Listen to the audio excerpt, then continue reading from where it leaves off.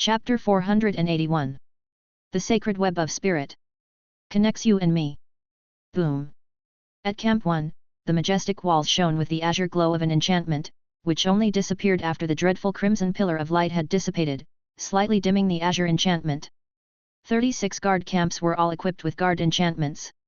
These were not the full-fledged city defense barriers, the battle zone lacked the conditions for that. However, these one-way guard enchantments were like the 1,000 prism large reflection of Yuan City, capable of blocking the majority of large-scale magic and long-distance attacks. Rakshas's eyes were open as he gazed into the distance. He could faintly discern the source of the potent crimson column, a war weapon floating above the monstrous tide, a giant eye. More than a dozen vast crimson eyes were arrayed in a spired formation. At the very center was the largest and most ferocious eyeball, with innumerable tendrils swaying and whipping around it. The giant crimson eyes on either end brightened. Red light began to transfer to the penultimate giant crimson eye, followed by the third to last. Their power was concentrating. When this power reached the core crimson eye, it would undoubtedly erupt. However, the giant crimson eye was an extremely advanced war weapon, capable of launching incredibly powerful attacks from dozens of kilometers away. This distance far exceeded the power of heaven and earth attack range of the legendary realm. Forming an assault squad to penetrate the tide and destroy the crimson eye would cost a great deal. The battle zone had more appropriate means. Camp 1 has captured the giant crimson eye turret. Targeting. Inside the command center, red lights flickered as operators stared intently at their instruments. Within Camp 1, positioning antennas flickered with a faint light, remotely interfacing with the equipment at the core fortress. Simultaneously, 1, 2, 3 wings of the Wind King rose into the air, their positions varying as they cast their gaze toward the distant crimson giant eyes. Coordinates, 473,866. Yuan suddenly spoke. Seeing the nearby operator hesitate, he repeated, coordinates 473,866. Yes. The operator snapped back to reality and rapidly typed on the panel, raising one control valve after another. Inside the war fortress, a large silver mechanical body began to hum, with thunder glow converging from 3 points toward the center and crackling noises erupting from the tip. A brilliant thunderbolt column pierced the azure sky, disappearing into the clouds. The next moment. Boom! More than 200 kilometers away, the dazzling thunderbolt seemed to teleport across space, striking down, one after another, directly hitting the location of the several giant crimson eyes. Half of the crimson eyes instantly vaporized under the thunderbolt. Crimson dragons intervened, shielding the remaining massive crimson eye weapons and retreating to both sides. Hit, a direct hit. 20 seconds later, the frontline lookout sent back a message. The operators couldn't help but look toward the commander of Yuan. Yuan had already received the message at the first instant. It was his first time using the thunder generator, a war weapon, but he was not unfamiliar with it. This weapon was somewhat similar to the Staff of Divine Right. Unlike the Staff of Divine Right, which could target directly, it needed various methods to assist in targeting. It didn't have the completely overhead perspective of the Staff of Divine Right, nor did it possess the immense destructive power of the Staff of Divine Right, which could continuously increase by integrating techniques. However, the Thunder Generator had its advantages over the Staff of Divine Right. It could be used more times and could barely be classified as a conventional war weapon. The roar of the Thunder Generator instantly destroyed the enemy's Crimson Giant Eye formation. Yet, within the monstrous tide, the second, third, and fourth Crimson Giant Eye formations began to roar in succession. Heavy rain poured down relentlessly. And in the entire Shattered Isles war zone, there were only 3 Thunder Generators. These top-tier superior class structures, which had been modified, had noteworthy lethality but also had usage intervals. Outside Camp 2. In the wilderness. Seemingly wary of the Thunder Generator, the enemy's Crimson Giant Eye formations were widely dispersed this time. Small but rapidly accumulating bolts of crimson light, one after another, bombarded the area. Outside was the flickering of crimson light, the wind roaring, and clothes fluttering. Amidst the thunderous sounds, 17's gaze was calm, brewing the polar star force within her. Starlight fell from high above, converging at her fingertips, on the bowstring. Seconds later. 1, 2, 3, 9 arrows shot out like a string of stars, piercing the air. Shoo! Heaven and earth, mountains, tides. They whizzed past, the tail's feathers shining like glowing crosses of stars. In a place beyond sight, the faint starlight suddenly burst into brilliance, the shining star blue crosses appearing in the pupils of the giant crimson eyes. Piercing through. 17 steadied the roiling polar star force within her, catching her breath. She wasn't actually adept at dealing with large targets, as it was too costly. However, she looked into the distance, where the bursts of crimson light had ceased, and the crimson eye array had collapsed. The tactical goal has been reached, while there's still time, I might as well take down as many as I can. She continued to draw her bow, closing her eyes. She wasn't the only city lord who single-handedly turned the tide, there were others like 17. At Camp 6. The Lord Fukeo, a direct lineage general of the Lord of Tian City, swelled in size, becoming a giant frog measuring dozens of meters in height. Water of heaven and earth gathered in the mouth of the colossal frog. Then, the giant water ball began leaping in the air, following some mysterious rhythm. The water ball blinked several thousand meters like teleporting, ultimately appearing around the crimson giant eye formation. Water of heavenly rhythm. The water sphere shrank and expanded 3 times before bursting open with a thunderous explosion. In an instant, nearly 10 unsuspecting crimson giant pupils were swallowed up, and even the crimson dragon, along with other legendary creatures, attempting to intercept the water sphere, were pierced through by the seemingly insignificant droplets. At this moment, a Soul Realm strongman revealed their dominance-level combat power. In the eyes of many warriors in various battle zones, the Lord Fukeo, an old hand at the Soul Realm, was seen as the first strongman of the battle zone, although the gap between him and other Soul Realm or tens of thousands meter level heaven and earth realm beings might not be very significant. Camp 3. Xia Yi still had a cigarette in his mouth. At the end of his line of sight, the crimson giant pupils were either dead or gravely injured by the assault of the quantum satellite cannon. If anyone was most capable of effortlessly crushing these giant pupil weapons, it had to be him. However, the enemy consisted of more than just giant pupil weapons. Crimson giants were already pushing forward relentlessly. From the sky to the ground, a dense tide seemed to suffocate one's breath, as if straining to strangle one's throat. No matter how powerful the quantum satellite cannon was, its lethal range was insignificant to the entire tide. But now, let me show you the warfare of machinery, Xia Yi declared. Activate. Xia Yi flicked his cigarette butt into the sky. The fireworks bloomed. On each artillery piece arranged within the camp, a faint glow flowed over. They appeared unchanged to the eye, but the feeling they gave was different. They became more lively. It was as if each gun was a living entity of fire. Mechanical evolution, epic. Description: endows machinery with evolution, significantly enhancing its abilities while granting it autonomous attack capabilities, regeneration, and the capacity for mind command by masters of such mechanical creations. Note: with sustained empowerment, mechanical creations can continuously improve. Note: Xia Yi can only grant evolution abilities to machinery he has personally modified. Note: creations endowed with the power of mechanical evolution are regarded as extensions of Xia Yi's power and can carry some of Xia Yi's special talents and skills to a certain extent. Xia Yi was indeed a true master of machinery.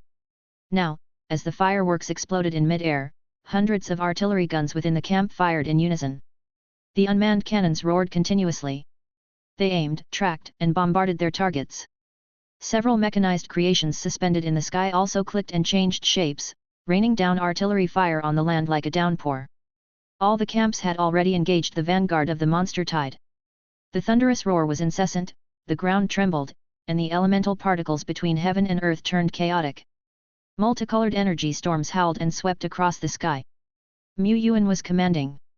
He was directly in charge of Camps 1, 2, and 3, all under the responsibility of the Tianyuan city generals.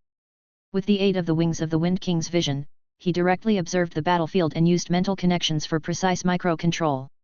In Camp 1, the army of the undead fought bravely, with the Rakshasa and Sario firmly holding off the monster tide's vanguard. The entire camp stood like a rock. The waves crashed against it, having to reluctantly flow around both sides. In Camp 2, one Treeman Lord after another stood tall upon the land. They were epic 3-stars level Treeman Lords, and besides Tree Demon Granny, there were 4 more. Even outside Tianyuan City, their strength was notably impactful. The archers' attacks, like raindrops, continuously harvested the charging monsters. Camp 3. The Lord of Frost built fortresses while Xia Yi's mechanical creations roared, carving out a spectacle of ice and fire double heaven amidst the monster tide. Lord Shepherd was simultaneously commanding the entire battle zone's camps, strategically deploying reinforcements from a higher level. All three vice commanders had strategic level access. At this time, camps 4 and 5 could still hold firm, but the Green Mountain Lord noticed some camps had begun to show damage. This is different from before. Dragon Sleep Valley is not using the monster tide to wear us down. The monster tide is just a cover for them, or a carrier for the spread of the red mist, he observed. Dragon Sleep Valley has launched a total assault. Beneath the Green Mountain Lord, a 4th Order Peak Scion-winged dragon with the vision-sharing skill served as his eyes at this moment. The Scion-winged dragon soared between heaven and earth, its sharp eyes scanning the land. The Green Mountain Lord was astonished to find that the defenses around Yuan City were exceptionally sturdy, a rare piece of good news. Yet other defenses were not as stable as they had anticipated. For instance, right now, a commander in the legendary realm at Camp 9 had been attacked by surprise and was critically injured on the spot. The entire camp's defensive line became critical. The Green Mountain Lord quickly dispatched the mobile forces at his disposal to support. Like the Green Mountain Lord, other frontier lords and pioneer teams present had species capable of vision sharing. Everyone understood the importance of these creatures, and wealthy lords had the means and ability to purchase them. However, not all vision-sharing creatures within any territory or team were strong. In fact, they were expendable troops that, while acting as the eyes of the lords, were quite vulnerable to dying in the field. At this moment, one after another of these vision-sharing creatures was getting injured or killed on scouting missions. As the monster tide broke through the first line of defense and poured into the depths of the battle zone from all sides of the camps, scouting by flying troop types also became dangerous. Even the Scion-winged dragon of the Green Mountain Lord no longer dared to fly far. Without the vision-sharing troops, the communication between the camps could only rely on tools or manpower. As the red mist spread, even communication via tools began to get interfered with. Messenger soldier, messenger soldier. How is Camp 9 holding up? Convey the orders to the chief commander of Camp 12. Tell Position 121 to hold on, reinforcements will soon arrive. The command center was somewhat chaotic. Position 121. There were roars and clashing sounds everywhere. The enemy and ally legends fighting high above had vanished, perhaps to another place, or perhaps they had fallen. The commander of this position, 4th Order Strongman Yuan, sent a high-order monster flying with his spear. He looked around, where the figures of monsters and living beings were now intertwined. He could no longer tell how many able-bodied soldiers were near him, nor did he know if he still had reinforcements. He just looked at the dead messenger soldiers, his eyes somewhat vacant. It was as if the world had been swallowed by monsters, and his position was the last island of resistance. How much longer can I hold out? Have I been abandoned by the command above? He didn't know. He had no way out. He could only continue to fight the monsters, with a mix of confusion, anger, and perseverance. At least, he was slaying monsters, which was the right thing to do. He no longer had the capacity to consider anything else. He had only one thought: kill. Kill. Kill. He was fighting. The remaining warriors on the position were fighting. In the distant camps, the defending soldiers were fighting as well. In the skies, the legends were also filled with the conviction to kill the enemy. Such a conviction, bit by bit, strand by strand, beam by beam, was like stars and yet like the galaxy. The convictions of countless soldiers resonated. Such resonance occurred from time to time, and usually, it was just a kind of resonance, but today, right now, the resonating convictions were like beams of light, shooting straight into the skies and connecting to the unseen mental skynet.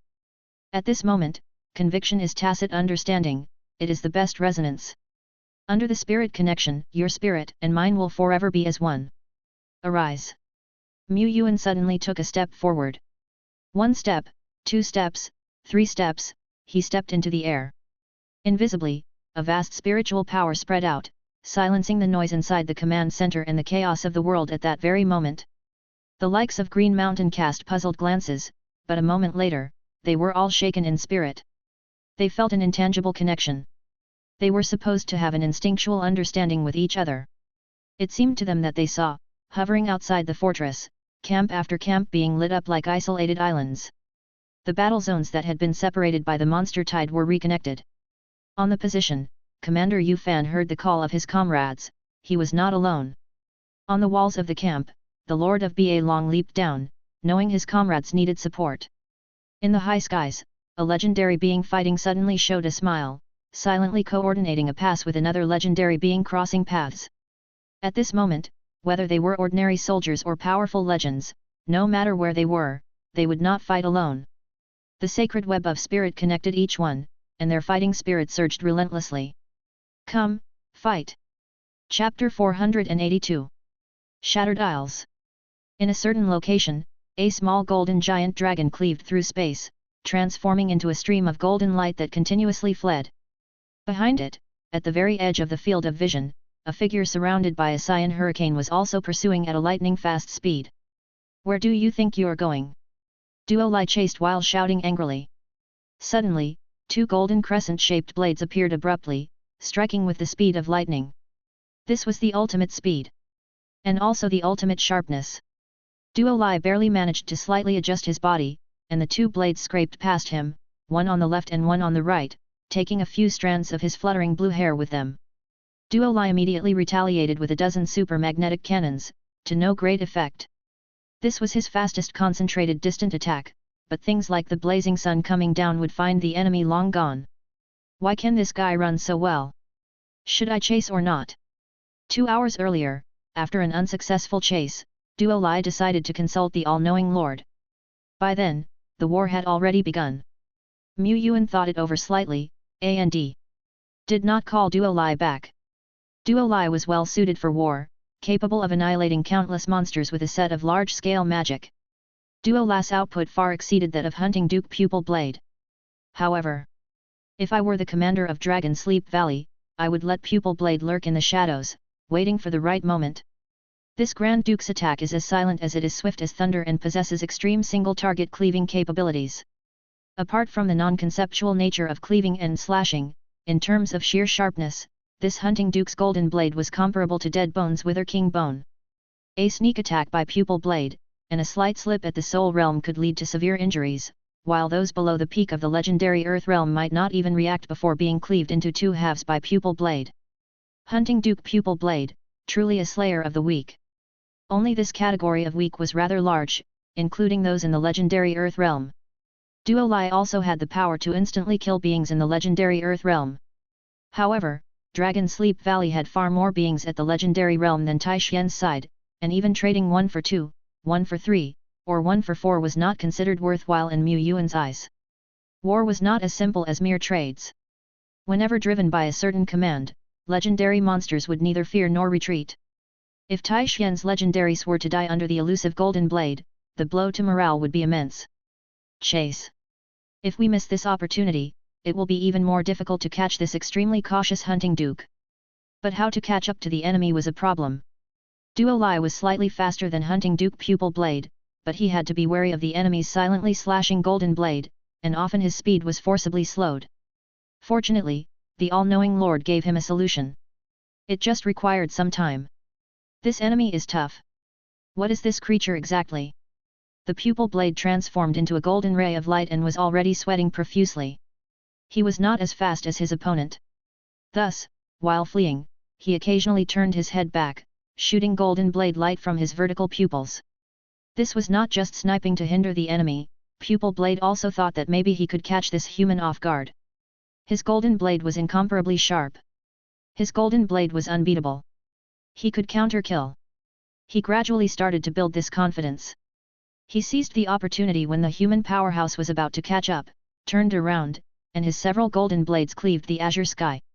Space split open. Heaven and earth split open. The swiftly pursuing human powerhouse couldn't dodge in time or maybe didn't even realize, and her whole body was sliced open, cut at the waist. She was split in half. Even a being at the legendary realm, being cut at the waist would at least result in severe injury. I have won this battle, ha ha ha. The laughter suddenly stopped abruptly. The human girl, split at the waist, quickly stopped bleeding from the severed area, and the blood that stained her robe at the break gradually faded and disappeared. Next, this human girl grabbed her severed lower half as if lifting a pair of loose trousers, suddenly hoisted it up, and reattached it. Snap!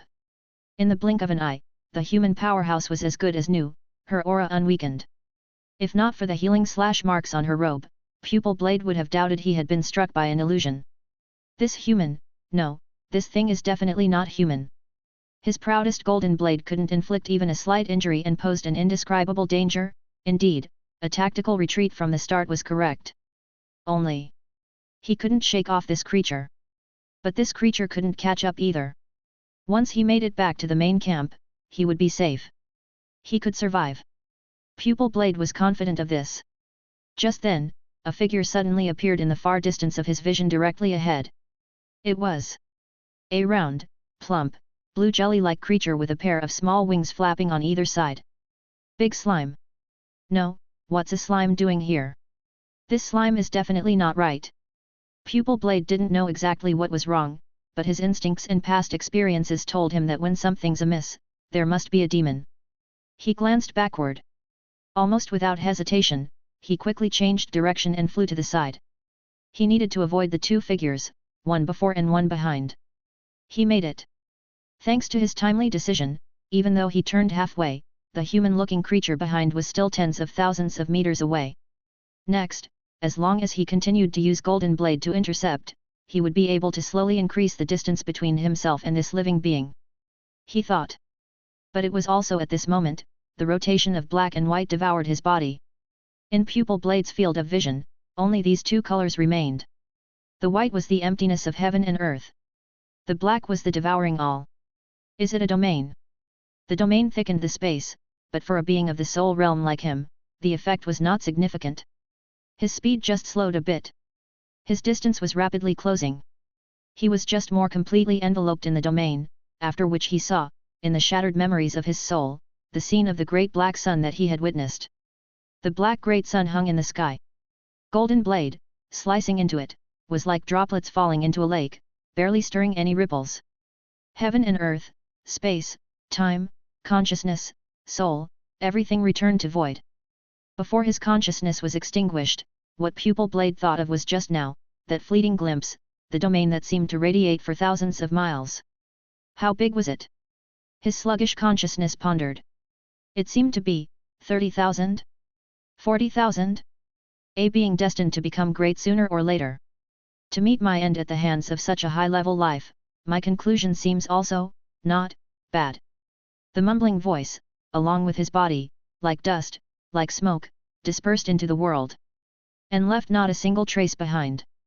At the same time, the major battle in the Shattered Isles war zone had entered a critical stage. With the web of spirit linking us, the entire battle zone became one unified entity. Support, coordination, countermeasures.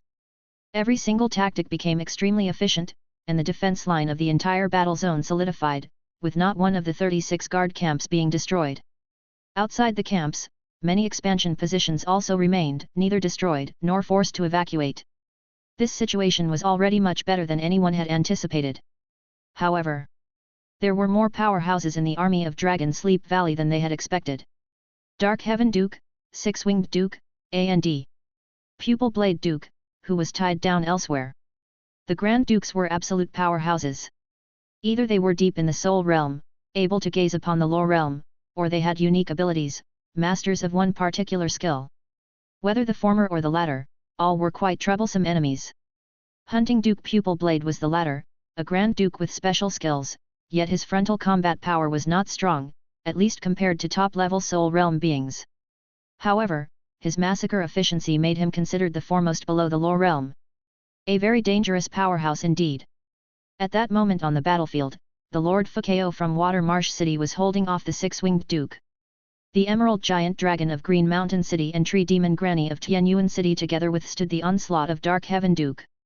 The Rain Dust Lord and her division generals were holding back 2 Soul Realm Crimson Dragons. After Yuta had slain 9 legendary monsters, he was occupied by a Soul Realm being from Dragon Sleep Valley. From ordinary warriors to legendary realm, countless people were fighting fiercely at this moment. The whole battlefield nearly turned into a grinder. Temporary troops recruited from the battle zone died in large numbers. Intelligent high-order troops, commander-level fighters, or professionals, even lords, there were casualties. The situation was dire. Currently, we can still maintain the defense line, but the enemy's aggression is too fierce, our line can only hold out for another half an hour at most. Tianyuan, organize a retreat. We need to shrink our defensive perimeter to make our defense more solid," stated the Green Mountain Lord, bloodied from a recent outing. Mu Yuan was sitting on the ground, maintaining the web of spirit with more than half of his mental strength. He said, "If we retreat, after this battle our territory in the battle zone will shrink, the miracle power of the entire Shattered Isles will weaken, the filth will continue to spread, and as one dies the other grows, it would just be a slow death." The Green Mountain Lord, being an old frontier lord, naturally understood this principle. Their war was not merely a fight between living beings and monsters. It was also a struggle of this world against the corruption. They were strong, so the world was strong. They retreated, so the world retreated. But even so, without contracting the defense line, a large number of casualties will soon occur, and then... He paused, "Even if we don't pull back, we will have to anyway. After all, the whole battle zone's defense line was built by various pioneer teams. Many lords and professionals, despite years of warfare, were not that fearless in the face of death. This was natural. Every person's life is precious. The pioneer lord of Taishan, his pioneer team was already made of veteran warriors. Even if facing enemies several or even tens of times their own number, the group still had the conviction to stand firm. But if the defense line could not be held, and collapse was a fact, lords would find it difficult to stand or fall with their positions. This was a flaw in the lord system of the eternal world. Once teams begin to retreat, the front line will collapse like an avalanche, and the casualties among the troops would be much more than these. Mu Yuan himself was a man who feared death, without the right or the standing to criticize others. All he could do was prevent this situation from happening. After the Green Mountain Lord finished speaking, he glanced at Mu Yuan, puzzled. "Why do I feel like you have confidence, like you've made preparations already?" "I did make a little preparation. In Shattered Isles war zone, just before the main battle area was established. Liu Lu, representing Tianyuan City, was in charge of the general direction of defense line construction. Back then," Mu Yuan said, "we need to overestimate our enemy, and we also need to keep the entire defense line intact to win a decisive victory. With this defense line establishment, we can make some preparations." He looked at Liu Lu. In terms of defense, Guard's abilities were unmatched. The power known as Heavenly God's Rampart was truly an absolute defensive ability. However, General Liu Lu was only at the juvenile stage of legend, and the Heavenly God's Rampart could not cover the entire battle zone. By his solitary effort, he also could not maintain this barrier for long. Liu Lu was not alone. Liu Lu can utilize the body of fearless giant mountain god ranking to build up huge, indestructible barriers.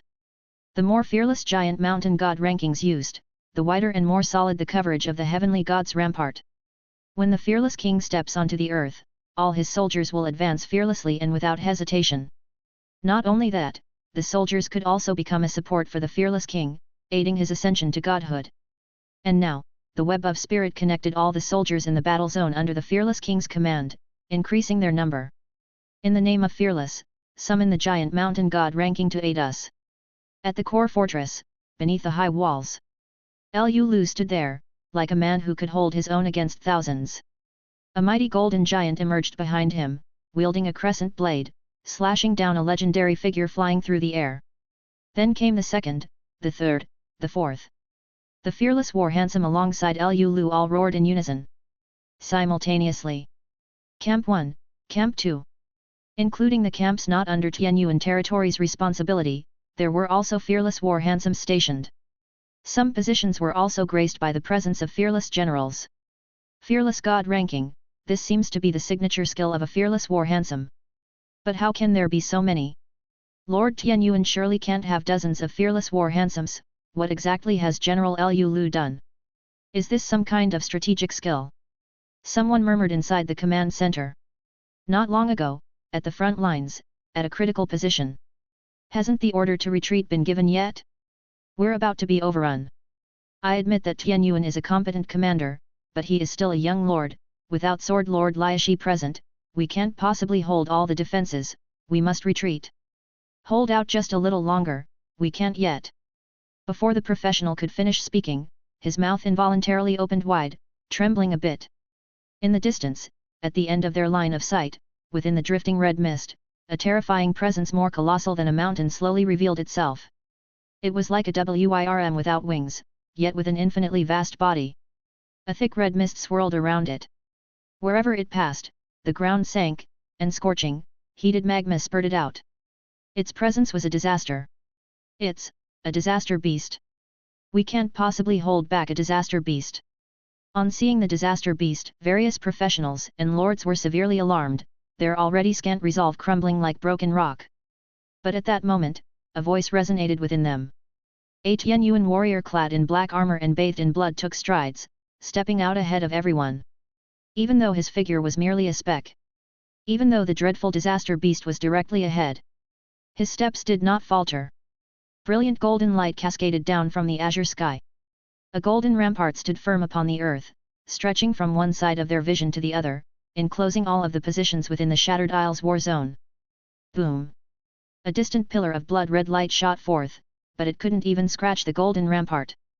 This was the trench that enemies would forever be unable to cross. It was like the light bestowed by the gods. In a trance, the soldiers felt no more fear. To hell with it. Chapter 484. Shattered Isles War Zone. 36 guard camps and dozens of positions outside, one after another, the blurry figures of golden giants stood towering on the earth, each leaning on a spear.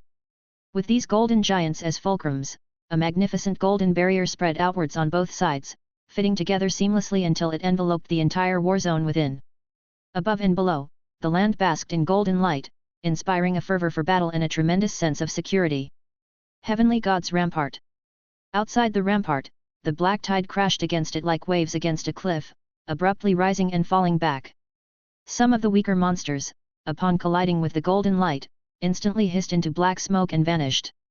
Further away, a dozen or more, even 20 or more crimson dragons amassed in formation, gathering power to launch devastatingly powerful red beams of light that still failed to create much of a ripple on the golden barrier. At that moment, a colossal disaster beast, larger than a mountain and resembling a crawling dragon, suddenly dug its feet into the ground, its huge and fierce head tilted up slightly, as a red energy orb charged with immense power slowly formed in front of its maw covered in bloody roots.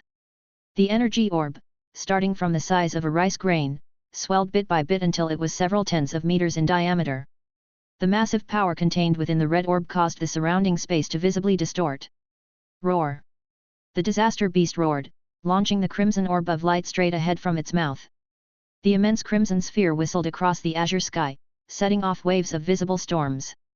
The monsters storming across the terrain were swept up by the storm the sphere brought forth, and the earth itself caved in to form a trough along the path of the crimson orb. The huge, terrible energy-charged red orb smashed into the golden rampart in the blink of an eye. It was unstoppable. Time seemed to stall for an instant, and in the next moment, the alternate red glow filled the entire field of vision, the whole world, a vast crimson hemisphere appeared above the land, swallowing up the soil, silt and monsters, leaving not a trace. Once the red hemisphere dissipated, only trails of smoke remained, and it became apparent that a large chunk of the black tide had been swallowed up, leaving a crescent moon shape. After all, in front of this half-pit, the golden barrier still stood, like an impregnable wall that enemies could never cross. Golden lights flickered. Giant shadows stood with spears.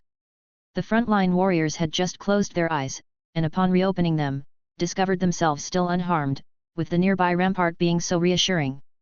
This golden rampart. They found it difficult to describe just how preposterous it was.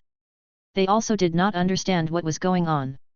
However, within the range of the golden rampart, there were still plenty of monsters, even those from the legendary realm, and the professionals and lords at the forefront of the lines quickly realized that this golden barrier was not just blocking the external attacks, but also acted like a huge enchantment, dividing the inside and outside into two separate worlds.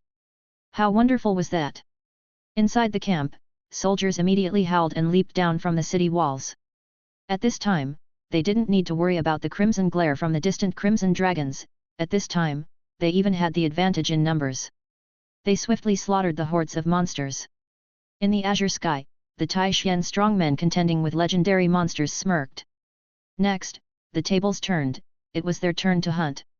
Previously, the Shattered Isles war zone was on the defensive, barely holding on against wave after wave of monster assaults. Many legendary realm monsters had already crossed the defensive lines of the war zone, attempting to tear holes from within, only to be held back by one mighty being after another. Among these formidable monsters, there were the only two Grand Dukes of the hunt, Dark Heaven. Earlier, the Dark Heaven Duke was held back by the combined effort of Green Mountain City's Emerald Giant Dragon and Tianyuan City's Tree Demon Granny. The warriors of Tianyuan City were always practical, never fussing over chivalrous knightly ideals. At that moment, Sario flew in from a distance, tearing open the dark clouds covering the sky and bellowed, "Old Irons, lend us a hand so that we may slay this fiend." This was a rare opportunity, and time was of the essence. Seeing quite a few dragon sleep strong men blocked outside by the golden barrier, the legends understood just how precious this chance for battle was.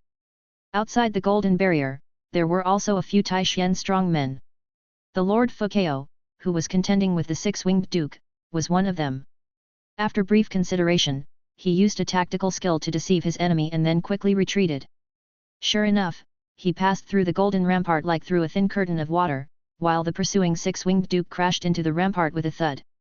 One of the top division generals of the battle zone, Lord Fukao, quickly joined the ranks of the justifiably overwhelming, crossed out, mass encirclement. Inside the command center, the briefly resting powerhouses also quickly took action. Legendary generals from some of the guard camps that weren't facing imminent threats also rose into the air. Many Taishian strongmen didn't hesitate to unleash their trump cards. Encircle, surround, exterminate. One by one, legendary monsters, one by one crimson dragons fell from the sky. Enshrouded in black smoke, the huge, fierce, and grotesque dragons with black smoke billowing from each pore also fell reluctantly from the sky. The next instant, his remains were swallowed by the attacks of 10 or tens of legends. With that, inside the range of the golden rampart, aside from a few scattered ordinary monsters, the main forces of the monster army were annihilated. The battle-weary legends from the legendary realm then turned their attention back outside the golden rampart. At this moment, they were astonished to discover. The durability of this rampart is astonishing. The enormous disaster beast had already charged to the golden barrier, using the simplest but most brutal methods: ramming, clawing, or tail slashing. The earth shook and trembled, and tens of thousands of miles around it were scorched to wasteland. Yet the golden barrier stood firm. This was undoubtedly good news. It was because of the existence of the golden barrier that they were able to withstand the enemy's onslaught, slay so many monstrous beasts of the legendary realm, and achieve such fruitful battle results. It also held back that incredibly terrifying disaster beast from outside. Otherwise, with just this one disaster beast present, not a single one of the 36 camps outside could have held up, they would have had to retreat within the core fortress. Also, because this disaster beast existed, the crisis was far from over. This was not yet the time to relax. They must take advantage of the barrier while it still stood and seize the opportunity to counterattack. Without the need for Yuan to make a reminder, these experienced old pioneers immediately understood what needed to be done. The armies of the battle zones, formed by various pioneer teams, may indeed be slightly inferior in terms of strict discipline and coordination, but they were second to none when it came to finding the right moment to fight and acting on their combat initiative. Legends of the battlefields rushed to the front lines. Thanks to the barrier's property that blocks enemies but not allies, they unleashed their firepower without any reservations. The disaster beast was massive. Even for those in the legendary skill realm, if they didn't hold some powerful concept of destruction, it would not be easy to kill a disaster beast. Those legendary beings below the skill realm could not even halt the advance of a disaster beast, at most keeping their distance to preserve their lives. However, when the disaster beast was blocked by the golden rampart, when a dozen, several dozens, or 100 to 200 legends could pour out their energy without fear, the enormous disaster beast became nothing more than a target for a beating.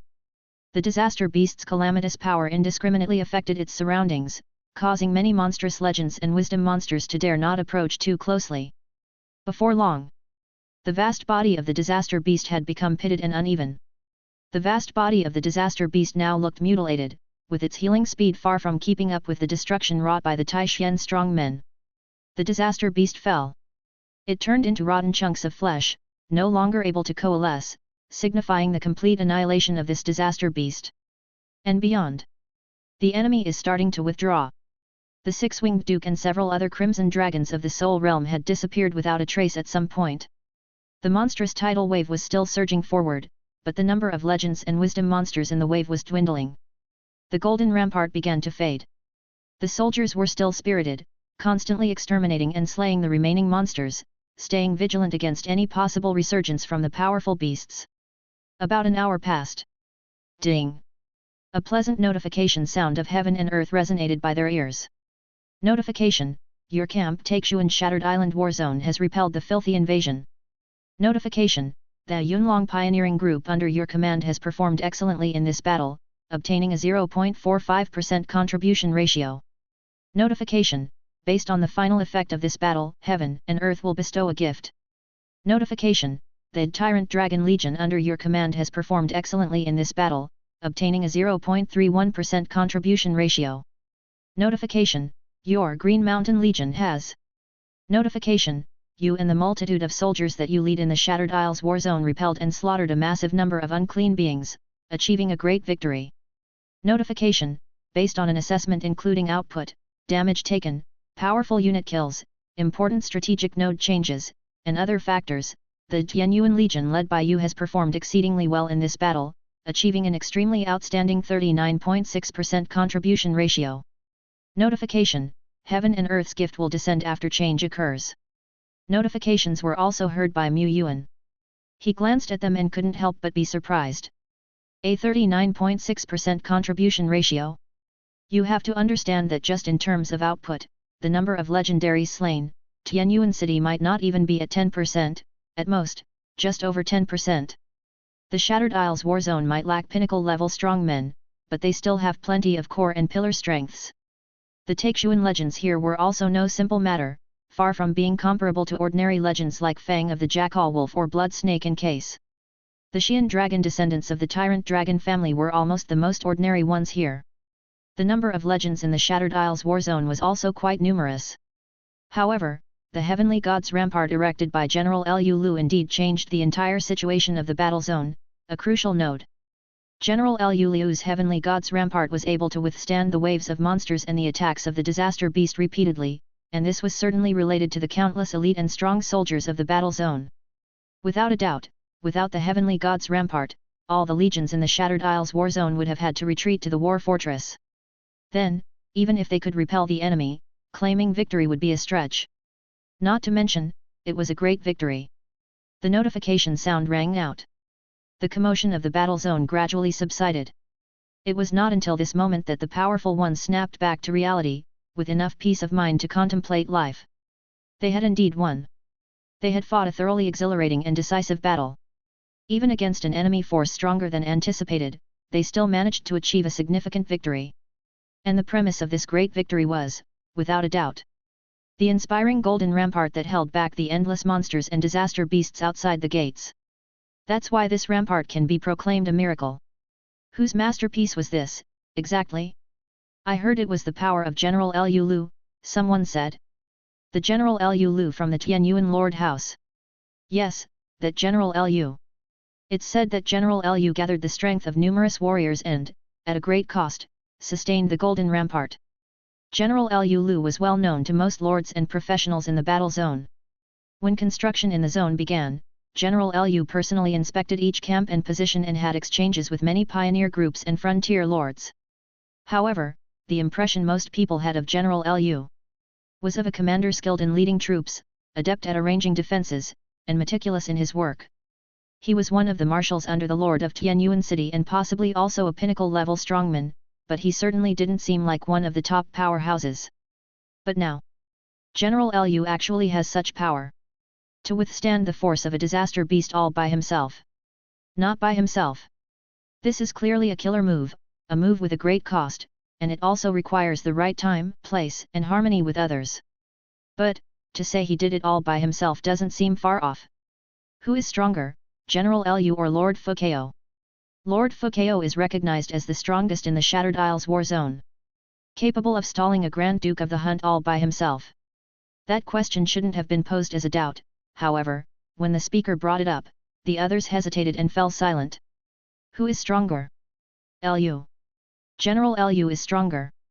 After all, General Liu is a strongman who turned the whole battle situation around by himself. Could Lord Fukao do that? I think it's General Liu. The golden barrier is too reassuring. It's just that I don't know if it can still be summoned in the future. With General Liu and the Tianyuan commander here, I think our Taixuan Shattered Island war zone has a bright future. Inside the command center, the Green Mountain Lord also gradually came back to his senses from the joy of victory. He couldn't help but recall a moment ago. The instant before the golden wall was erected. Why do I feel like you were confident, like you had prepared in advance? I did make some little preparations. Seeds of power had been planted in abundance during the construction of the defenses, and these preparations were no small matter. Having such a stable commander was reassuring. But he looked towards the lord of Tianyuan city nearby, who had seemed calm and unruffled with little emotional turmoil since the battle commenced, and a wild thought began to sprout in his mind. He blurted out, "Tianyuan, you don't happen to have any other contingency plans, do you?" After he spoke, he chuckled at the absurdity of the question. Another contingency plan? Mu Yuan gazed into the distance. Mountains undulated and mist swirled around them. He smiled silently. The war was over, but certain changes had only just begun. Shortly after the notification sound from the heaven and earth's gift, beams of cleansing light pierced through the mist, scattering the gloom and red mist that enshrouded the skies above the battle zone. The cleansing light continued to spread outward.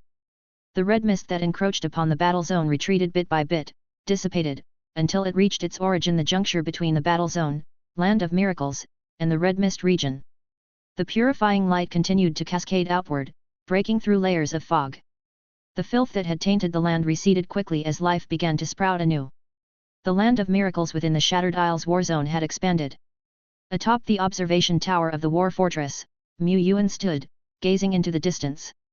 The land was scarred, dotted with pits and marks, but he, holding the authority over the battle zone, could faintly feel that the whole world, at least the battle zone and the surrounding areas, were rejoicing. In his view, the expanded Shattered Isles war zone was about 1.5 times the size of before. The positions they had established in this land of miracles would not be expanded further. Maintaining 36 camps was already enough, albeit barely. However, even if there was no expansion of the positions, the increased size of the land of miracles would significantly enhance its resistance to the corruptive invasion. With gains and losses, the next time they faced such a grand battle, the Shattered Isles war zone would be much easier to handle. The world outside the land of miracles of the battle zone also seemed to have changed significantly. Screech! Mu Yuan deployed the wings of the Wind King for reconnaissance. The sea water was murky, but it was no longer as pitch black as before, with only strands of red mist floating in the distance. Perhaps, the red mist in the entire Shattered Isles, except around the enemy's main base, had thinned a notch. This was his strategic objective. Although the alliance only expected to hold and keep the conflict within the Shattered Isles, seeking other opportunities later on, Mu Yuan hoped to uproot the enemy's vanguard army main base. This was the first step. As the changes in the Shattered Isles came to an end, the heavenly prompt sounded once again. Beams of splendid light descended, falling in front of frontier lords and chiefs of the pioneer groups. It was the gift of heaven and earth. Ding! Prompt: the XX Legion you lead has performed excellently in this campaign and obtained 2 blue, 2 purple, 4 light balls landed in Mu Yuan's hands. Prompt: you have obtained the permanent blueprint Dragon Rock City Wall, blue permanent. Prompt: you have obtained the permanent blueprint Fire Dome Cannon, blue permanent. 1 was the permanent blue city wall that Mu Yuan had long coveted. The Dragon Rock City Wall, cast with dragon blood, had high-order city walls that were as hard as giant dragon scales and possessed strong magic resistance. A city wall that combined practicality with aesthetics. Mu Yuan saw that carved above the city gate of the Dragon Rock City Wall was a colossal and majestic dragon head. Its eyes fiercely open, as if scrutinizing passers-by for any malintent. The Dragon Rock City Wall also has a certain detection capability and can provide a mental deterrent against visible enemies. Mu Yuan stroked his chin. Within the superior grades, the Dragon Rock City Wall is indeed a premium choice, not bad. He originally thought that the gift of heaven and earth was 2 blue and 2 purple, but these 2 blues were both permanent blueprints, the value of which was comparable to purple treasures. 4 epics. Is this the benefit of making an extraordinary contribution? The Fire Dome Cannon was not the building he urgently needed, but such a superior class city defense building was indispensable for any large domain. The cannon had a long range, powerful destructive power, and area coverage. Similar city defense structures were built within the Shattered Isles war zone because, with the human numbers far less than that of monsters, how could they withstand the onslaught of the tides? The true force in eradicating ordinary monsters was these city defense structures, these city defense weapons. Legends in the legendary realm countered the monster legends. Generals and elite warriors held the defensive lines. Temporarily recruited special forces filled the gaps in the lines in successive waves. Yuan would never complain about having too little firepower. He looked toward the other two epic items. One of them was somewhat familiar. Ice and Fire Double Heaven, Ice. Category, Complete building, no materials required. Description, an epic-level cultivation building containing a complete miniaturized world with unique icy scenery that can alleviate inner restlessness, calm the mind, and greatly enhance the concentration and enlightenment of cultivators during still meditation, increasing the likelihood of entering an enlightenment state and creating self-made skills and domains. Note, when the epic building Ice and Fire Double Heaven, Fire, merges with Ice and Fire Double Heaven, Ice, the capabilities of the building will be enhanced, and its effect significantly boosted. The fire region could temper the body and will, suitable for dynamic cultivation practices. The ice region allowed immersion in meditation, enhancing enlightenment, suitable for still cultivation practices. Each had its benefits and drawbacks. For instance, the ice region was limited to amplifying only still practices, but Yuan speculated that when the fire and ice regions merged into one, these restrictions would also be lifted, making the cultivation building complete and perfect. In a way, the ice region has a greater effect than the fire region. After all, at the legendary realm and lore realm, the insight factor is extremely significant. If we want to reach higher realms, we need deeper understanding of the entire heaven and earth, the whole world, and profound expertise in its laws. The ice region meets the cultivation needs of the top echelons. Of course, for someone like Yuta, who breaks through with brute force, the fire region is truly home. Yuan picked up the fourth light ball. Under the mysterious purple glow was a treasure resembling a floor tile. Eternal Golden Guard Soil. Grade, Epic. Category, Heaven and Earth Type Treasure. Description, Eternal Golden Guard Soil contains a piece of miniaturized heaven and earth. This heaven and earth does not offer favorable conditions for cultivation or agriculture but can sustain a certain number of living beings for a period. Ability, Eternal Golden Guard Soil can absorb a single target or group of targets within it, the absorption strength being moderate. Ability, Eternal Golden Guard Soil possesses a certain sealing capability. Chapter 485. Ability 3, Eternal Gold Guard Soil can change in size. When large, it's like a descending island on the land; when small, it's like a miniaturized model, resting in the palm of your hand, allowing for easy movement at any time. Reading the description, Yuan also revealed a smile.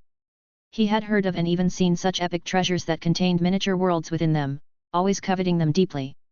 In the hands of his neighboring ally, Milena, there was a treasure of similar nature. Using such a treasure for transporting troops and ferrying ordinary territory citizens to various mining areas, work locations without direct rail access, would undoubtedly be convenient beyond measure. Yuan put the treasures away one by one. At this moment, many lords and pioneer group leaders in the battle zone were smiling. Each had garnered more or less a harvest. In this battle, they were the victors, and as the eternal world's land and sky have driven away the filth, everyone's rewards from heaven and earth's bounty were considerable. Of course, most frontier lords and pioneer groups had not made contributions high enough during the battle to just earn their favorite treasures from this one fight alone. That would be impossible. What everyone was looking forward to more was the bounty to come. The gift from heaven and earth had not ended. After the treasure's glow grew faint, what followed was like the celestial baptismal light seen during territory upgrades, gently descending like rain. The light was scattered, like a shroud of radiant rain enveloping everyone. The soldiers, weary in both body and spirit from the grand battle, looked up to embrace the brilliant light. Some spread their arms wide as the rain of light fell, as if strands of vitality seeped in, nourishing their bodies. In a flash, the fatigue in their bodies seemed to be restored by a large portion, and the aura around some professionals and troop types could even be seen rising at a visible rate. 4th Order Level 6. 4th Order Level 7. The baptismal light from the heavens allowed the strong to quickly grow stronger. This was also why many sought the battle zone. No one who returned from the battle zone was weak, both in spirit and in body. The 4th Order peak strong men also gained a slight boost in strength during the baptism, which was polishing, right up to the 4th Order limit. Only those at the 4th Order limit did not gain obvious benefits from the baptism apart from some recovery. They weren't annoyed, though. It is said that with more baths in the celestial baptismal light, they might one day suddenly establish their own domain, or ignite their light of will. If they haven't now, it's only because they haven't experienced enough baptisms. The ascent of the third and fourth order strongmen soon ended. But at this time, those in the legendary realm were still bathing in the glow. From both inside and outside the war fortress, around the 36 large camps, legendary domains unfolded one by one. These domains looked like giant bubbles, spread across the earth and sky, making the world surreal to behold. In reality, if the legends had not consciously controlled their domains from fully expanding, the scene would have been far more chaotic. The domains of those in the legendary realm were advancing. Every so often, one could hear excited exclamations that resonated through heaven and earth. "I've broken through, I've made it. Finally, I've succeeded. Ha ha ha ha." Among the Taishan strongmen, the younger generation, under 40, were not in short supply. If they practiced normally, and even if seldom obstructed by bottlenecks, how high could these young practitioners' realms be? Not very high. The Green Mountain Lord was young when he stepped into the Soul Realm. And Sword Lord Liashi was just a man in his 30s. Thus, the young strong practitioners were all veterans of the pioneer group. After several large battles, Yuan could call himself a veteran as well. And now, the domain is growing rapidly. He entered a cultivation building, with his domain expanding beyond the walls yet confined by him to the scope of a few cultivation quiet rooms. The domain only opened up a radius of about 100 meters. But Yuan himself could clearly sense that the limit of his domain was expanding. 20,000 meters, 21,000 meters, 22,000 meters. After he stepped into the legendary status, his natural domain growth had indeed been quite fast, yet it could not compare with the current rate of increase, almost rivaling that of the legendary evolution. It must be related to my distinguished war achievements and also to my boundless potential. Yuan noticed. Duo Lai, General Liu Lu, Ilo, and other legendary strongmen were also experiencing significant domain enhancements. His domain was like a realm of light, filled with colorfully dancing speckles. His domain tended toward assistance, but at his current stage, the direct utility of the domain was not as important as its size. As his domain expanded, his physique underwent a transformation with crackling sounds, his spirit elevated, and the energy within his body surged like the waters of a growing lake. His spiritual power spread out, effortlessly manipulating the elemental particles between heaven and earth, wielding the highest level of control. He saw the floating domain bubbles in the distance. He even felt that with his control over the power of heaven and earth, he could seal, suppress, or extinguish someone else's domain. Unconsciously, I have also grown a bit stronger. Having some power really does provide peace of mind. With that thought, Yuan took out thousands of soul crystals from his storage ring and scattered them above. His mouth opened like a black hole, an abyss, as he used his cache ability and top-level devouring to take this opportunity to strengthen himself once again. Afterward, he stood up, his body roaring like a furnace, and his talent for reaping what you sow allowed him to convert all his training into combat power with utmost efficiency. My combat skills may be average, but my combat numbers should be decent, right? Yuan only occasionally practiced with Duo Lai and Liu Lu, stopping before going too far. He didn't really know what kind of dominance he had when fighting ordinary legends.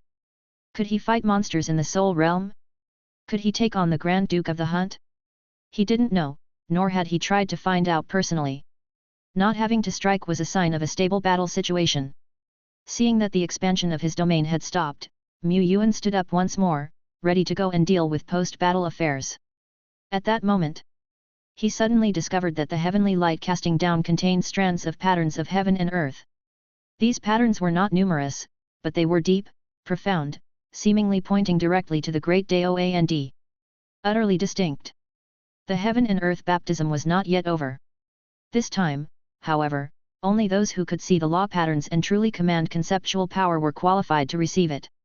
With just one glimpse, Yuan became immersed in it, unable to extricate himself.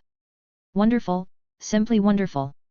At the same time, Duo Lai, Ilo, and General Liu Lu, several General Tianyuans, all entered a state of enlightenment and began secluded cultivation. In the Shattered Isles, outside the battle zone, on a high mountain still drifting with red mist, desolate and still. This place was still the root of contamination and catastrophe, but no monster could be seen. What remained were merely some monster carcasses that had yet to be cleaned up, among them the remains of a crimson dragon, even one of a 200-meter class giant. Around the carcass, on the silent nameless Haishan, stood an orderly, stoic army, moving with only the tap-tap of their footsteps sounding the Black Army. The Undead Army. They had already joined the battle.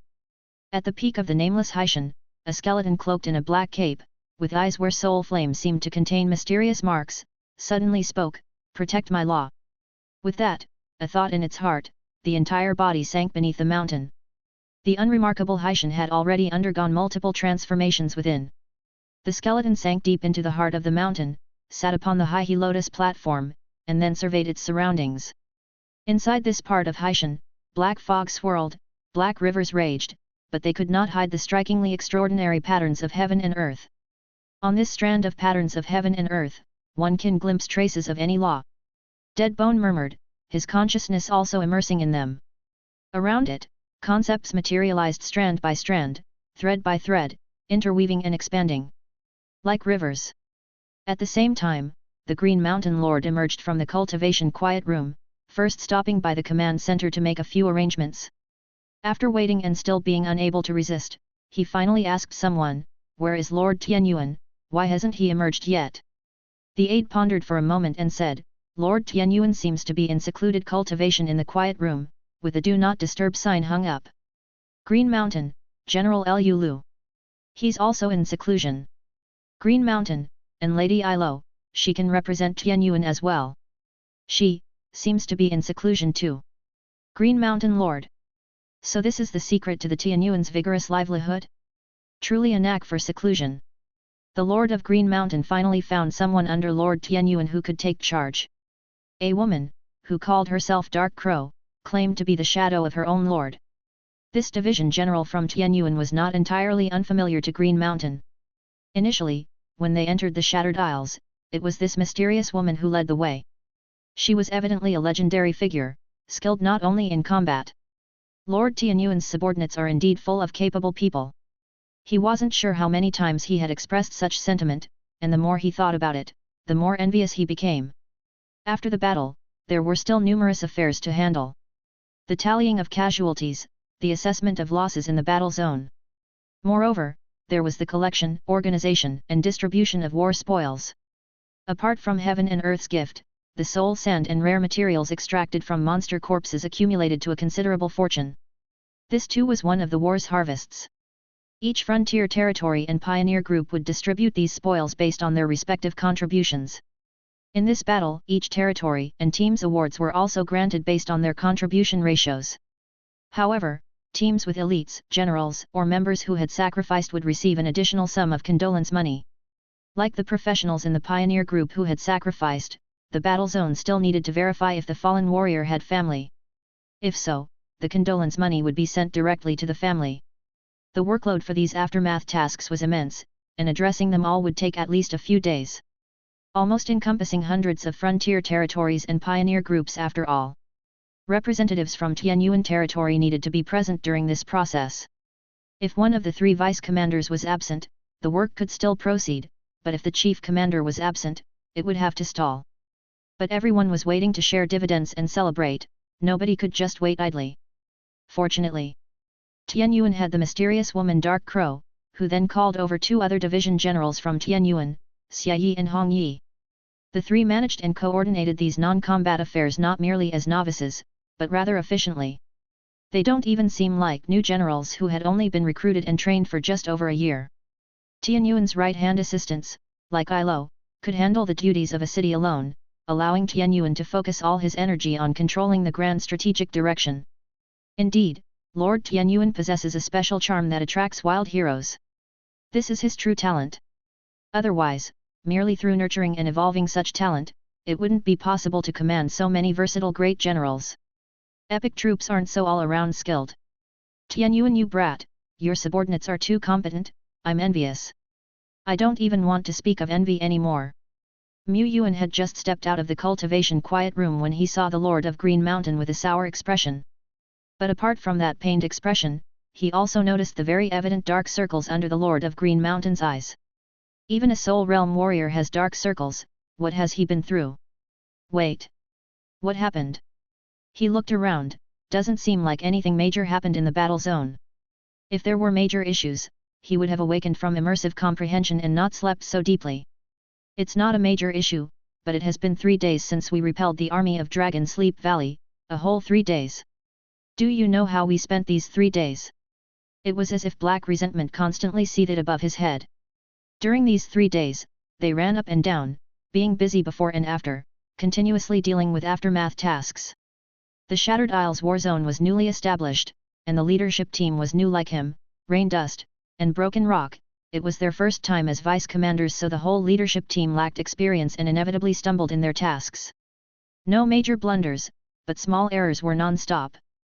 There weren't many completely trustworthy and dependable generals in Green Mountain City.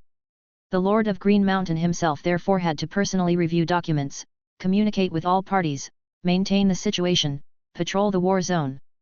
4 days and nights without rest involved in various tasks that he didn't actually like. Wouldn't he be exhausted? Seeing Tian Yuan looking fully refreshed as if he had just woken up, his resentment nearly materialized. However, upon reflection, the Lord of Green Mountain realized that even if he was as busy as a dog, his efficiency in handling affairs in Green Mountain City was the lowest among the 4 cities. What about Tian Yuan City?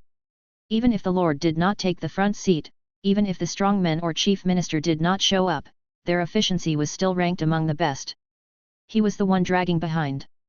He had no right to complain. Even Tian Yuan Lord's absence after the battle was something all soldiers and generals understood well. To raise the wall against the heavens, repel the formidable enemy forces, it was normal for Lord Tian Yuan and General Lu to be exhausted and in need of rest. The trivial matters of the war zone had vice commanders like the Lord of Green Mountain to handle them. The Lord of Green Mountain's expression changed over a dozen times in just a few seconds, and Mu Yuan couldn't figure out what was going on, so he just patted Green Mountain on the shoulder. "Young man, don't stay up, get some sleep early." The losses in the Shattered Isles war zone were not significant. After this round of battles, the will of heaven and earth in the eternal world was strengthened in the Shattered Isles, the corruption began to recede, and the powerhouses of Dragon Sleep Valley too suffered heavy losses, which meant that the Shattered Isles war zone had effectively withstood the enemy's offensive. For some time to come, there would be no major battles. All frontier lords and professionals relaxed considerably. Mu Yuan took this opportunity to return to his own territory to deploy the permanent blueprint and construct the epic building. The massive features of Ice Valley and Fire Valley stood prominently like landmark structures within Tian Yuan City. Chapter 486.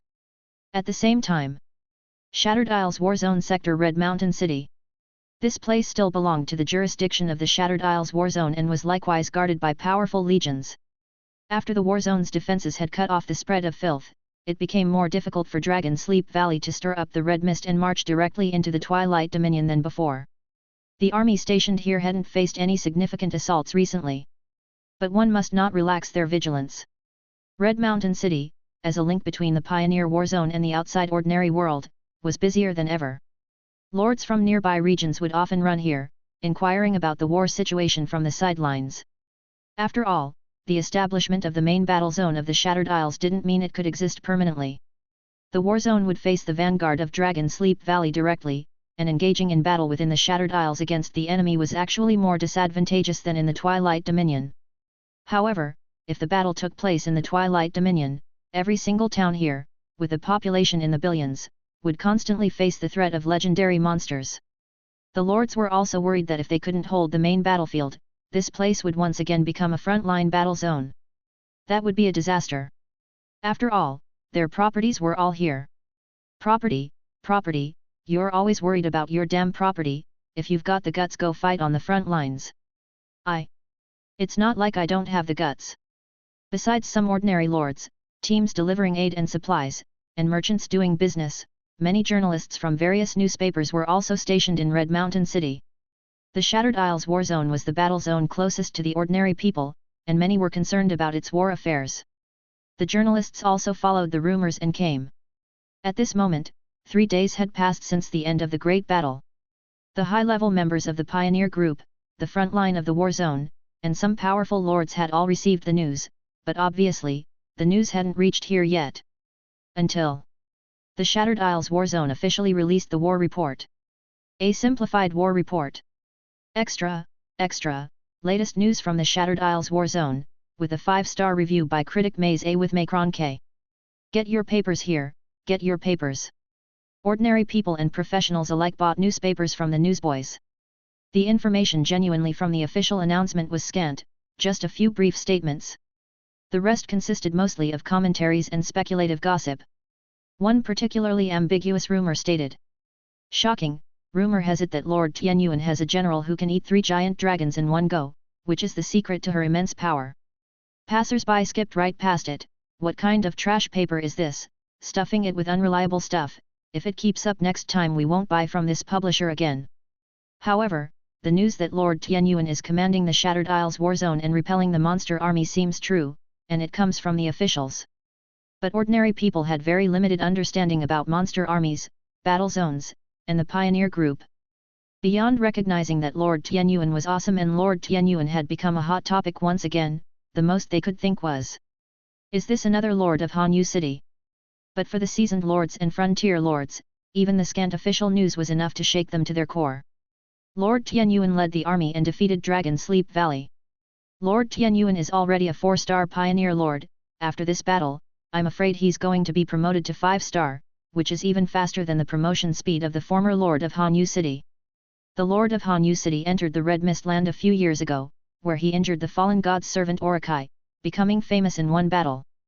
But this time, the number of Soul Realm enemies killed in the Shattered Isles war zone exceeds 5, including a Grand Duke of the Hunt. The significance of the Grand Duke of the Hunt was not any less than a fallen god's servant. While this wasn't solely Tianyuan's achievement, but I heard from a friend in the war zone that in this battle, Lord Tianyuan was the undisputed MVP. His generals were too brave and powerful, and I don't know where he managed to recruit such generals. Weren't they trained by Lord Tianyuan himself? I heard his unique talent can evolve troops to epic rank. Epic! I would be ecstatic to have just one epic. A lord exclaimed. But an experienced senior lord shook his head. There's always a price to pay for everything. Evolving to epic isn't as easy as you think, even if it were possible. Besides, epics vary in levels, and just by looking, you can tell these generals under Tianyuan are seasoned leaders. Could they really have been groomed slowly? The young lord suddenly understood. Cold Valley Mountain War Zone. The Lord of Hanyu City also just received the news. Tianyuan is so fierce, he's repelled Dragon Sleep Valley? Although it was just a vanguard army. But as an old war veteran and lord who spent most of his life battling with monster overlords, Hanyu was very clear on the value of the vanguard army of Dragon Sleep Valley. And what power did the Shattered Isles war zone have? No significant power. Under such circumstances, Tianyuan managed not only to achieve a great victory instead of a Pyrrhic one, which was quite telling. She wasn't clear on the specifics of the battle but had heard that the loss ratio was excellent, and a Grand Duke of the Hunt had been killed. Based on this, she could deduce much. This kid is fiercer than I thought, and he indeed has stronger generals in his hand. No, his rate of progression is breaking the record I've set. Originally, the Lord of Hanyu City only saw Tianyuan as a junior, but now she vaguely felt a sense of crisis. Despite being younger than her, if Tianyuan was to win a few more great battles and receive the gift from heaven and earth, with his and his generals' capabilities, it wouldn't take long to step into the lore realm. Just like her back then. She advanced into the legendary realm after 1 year and 3 months of cultivation. She immersed herself in the heaven and earth realm for 2 years. During that time, she had slain countless legendary monsters in the battle zone, receiving gifts from heaven and earth time after time. The further she progressed, the faster her speed of improvement. Her 2 years in the heaven and earth realm were spent solidifying her foundation. Afterward, she spent less than a year in the soul realm before stepping into the lore realm, soaring until now. She had to admit, Tianyuan was progressing faster than she had. And considering Tianyuan's current combat power and achievements, breaking through a major boundary wouldn't take long. It's more interesting when someone is chasing you. I must become stronger, at an even faster pace. That would be great. She picked up her sword and once again departed from the fortress. At the same time, in the Shattered Isles war zone, a desolate land draped with drifting red mist. Thud thud thud. The sound of a warhorse trotting on the ground came from a distance. In the dimness, as if a gate had opened. A knight clad in black armor appeared from a gate interwoven with black mist. He rode a tall warhorse. The warhorse, also clad in thick armor, didn't step on the ground but rather the air. Wherever it passed, clusters of cold flames blossomed and left a trail of long marks before slowly fading away. The gate of black mist also disappeared.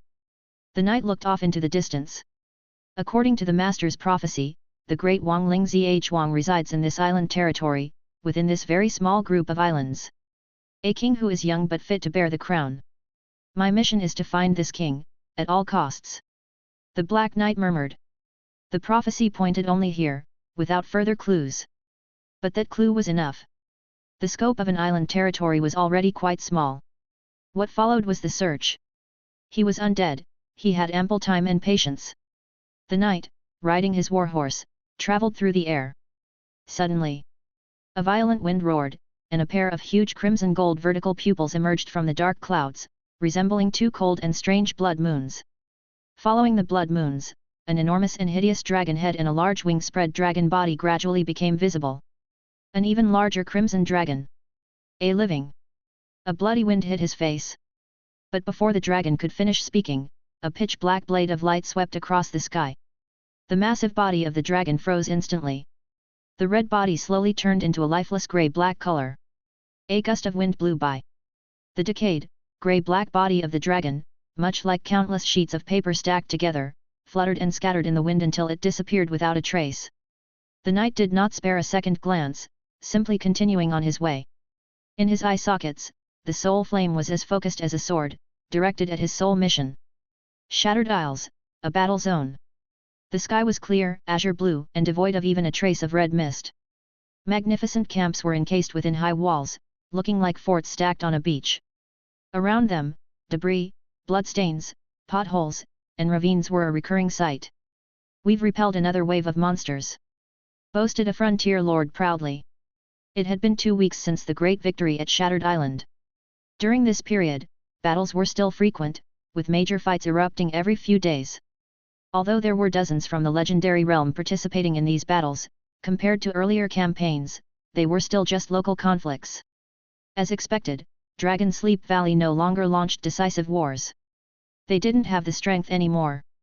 The pollution struggled to spread, and after erosion, the potentates of Dragon Sleep Valley found it difficult to set foot on this island territory. They continued with their previous strategy, aiming to plant more corrupt offshoots around Shattered Isles to enhance the red mist. Simultaneously, they adopted tactics like surprise attacks and stealth warfare in the battle zone. Every now and then, the camp guards faced fierce attacks from the enemy, and the defending soldiers and officers dared not be careless. Legendary battles outside the battle zone erupted from time to time. This is the norm for a battle zone. Yuan considered as he looked at the war report. He had previously collected publicly available war reports from other battle zones and knew that decisive war wasn't easily triggered, often only occurring once every few years, for a battle zone. Through repetitive battles, exploiting enemies' inaccuracies until a real war of annihilation could be launched. And in these localized wars, Shattered Isles War Zone had a slight advantage. Both Pupil Blade Duke and Dark Heaven Duke had fallen. Ice Burial Duke, the strongest, was unable to leave his main base. Despite still being at a disadvantage in terms of troop strength and high-end combat power, Shattered Isles used Spirit Seeds along with exquisite tactical coordination to frequently gain a modest advantage. Strategically, the enemy's rate of implanting corrupt offshoots didn't match up to their speed of eradication. This was winning. The rest would be a protracted war, where we repeatedly push back the corruption until our forces can surround the nest. Encircling and eradicating the core forces of Dragon Sleep Valley in this region, to utterly purify them. However, by then, we will need to confront Ice Burial Duke directly, the top-tier Grand Duke who wields the powers of ice and death, a figure of the Third Realm. This was the precondition for everything to go smoothly. Yuan never dared to be too optimistic in his planning, and he wasn't in a hurry with this strategy. There was no point in rushing. Even if the armies of Shattered Island could now assault the base of Dragon Sleep Valley, what then? Could they really fight Ice Burial Duke? Before that, we need to enhance our power. How to enhance it quickly? One way was through major battles, but there were none available right now. The second was through treasures and sacred lands. Compared to scarce treasures, sacred lands offered a better cost-to-benefit ratio. Inside and outside the Taixuan realm, there are several top sacred lands. Like his own site within the Great Blood Tree Forest at 10 Directions Island Domain, the Withering Flourishing Precinct, a marvelous place where flora continuously grew and withered, subtly embodying the way of nature while containing mysteries. For ordinary professionals and common strong men, such peculiar places held little value. But for those exacting control over such conceptual powers and keen on advancing their craft in the lore realm, it was an excellent practice ground. The Alliance controlled many such sacred lands, many of which were greatly beneficial even to common strong men. Some of the top sacred lands were coveted by world-level strong men. Such sacred lands were not solely controlled by Taixuan. Some were jointly held by several countries, others were governed by natural forces, with intrinsic rules. Entry requirements for such places were exceedingly high. But now, as a 5-star frontier lord and having earned substantial military achievements, he possessed the necessary qualifications. Taixuan Alliance, Xiandu. In the high tower meeting room. Several wills projected and materialized, one after another, bodies indistinguishable from ordinary humans. An old man with a pipe. A small old man wearing white robes with white eyebrows and beard. An elderly man, built like a tower but with grizzled temples. And you all heard about the victory in the Shattered Isles war zone, right? Of course, the young lads did well, they showed some of our old spirit. Back in the day? Some of us entered the eternal world in quite a sorry state, I still have the photos from back then. Ahem. With this decisive victory in Shattered Isles, we don't have to worry about investing more resources there, especially since, the fog tides have erupted again there. There was a momentary silence, faces turning grave. This is a sign. According to the Astronomical Society's predictions, there's not much time left, either the next red fog disaster moon or the one after, a great catastrophe will arrive. A great catastrophe. All present had experienced the previous one, before the Taixuan Alliance was even established. Yet, they had witnessed a vast force comparable to the present Taixuan Alliance disintegrate amidst the disaster.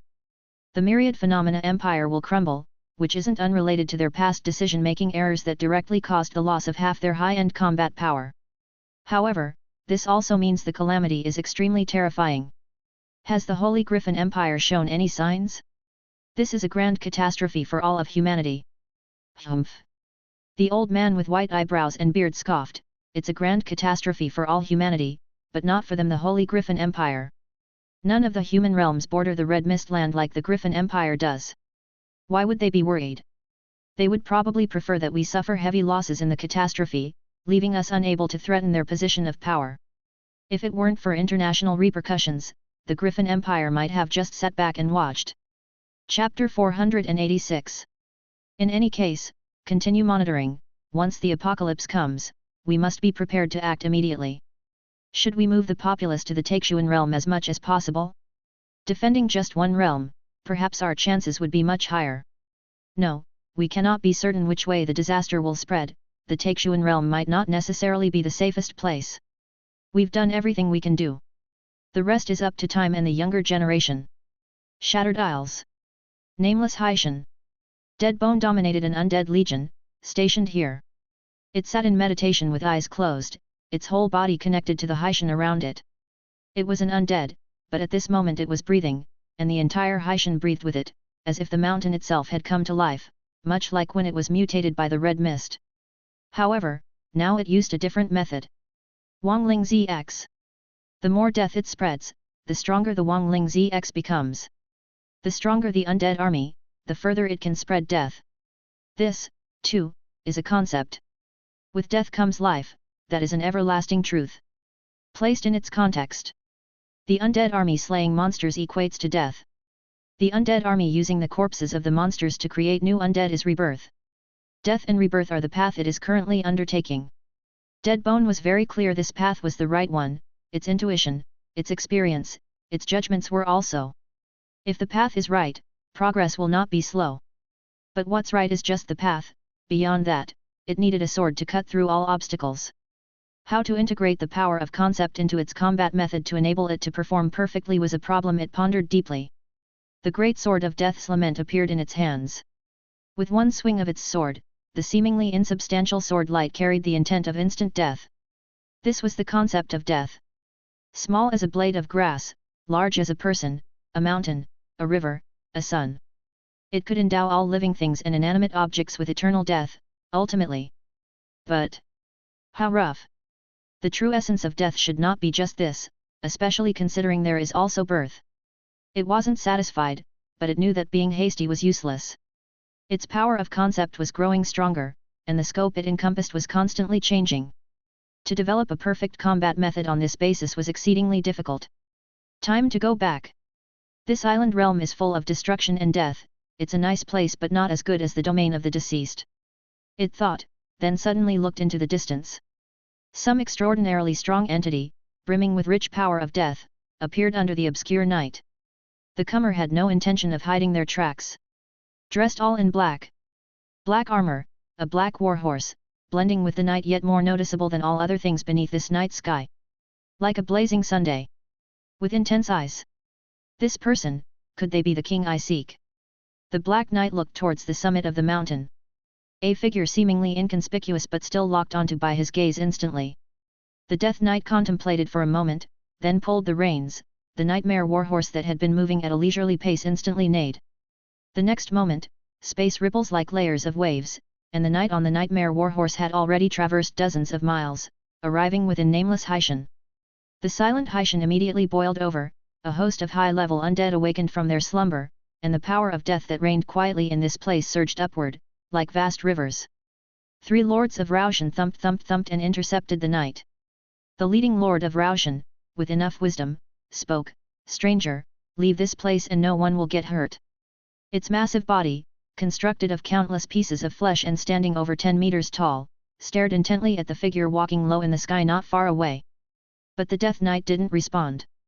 His gaze wasn't on these few lords of Raushan. He simply swung his sword, and the sword light was dim, like a breath casually blown by a commoner, with no intimidating force. Nonetheless, this faint sword light effortlessly cut through the black torrents of energy, the overlapping shadow shields in front of Raushan, and the extremely tough flesh bodies. The lower bodies of the 3 lords of Raushan were uniformly sliced apart, unable to recover in any way. Only the swollen upper half of the Raushan remained, rolling down the mountainside with a gurgle.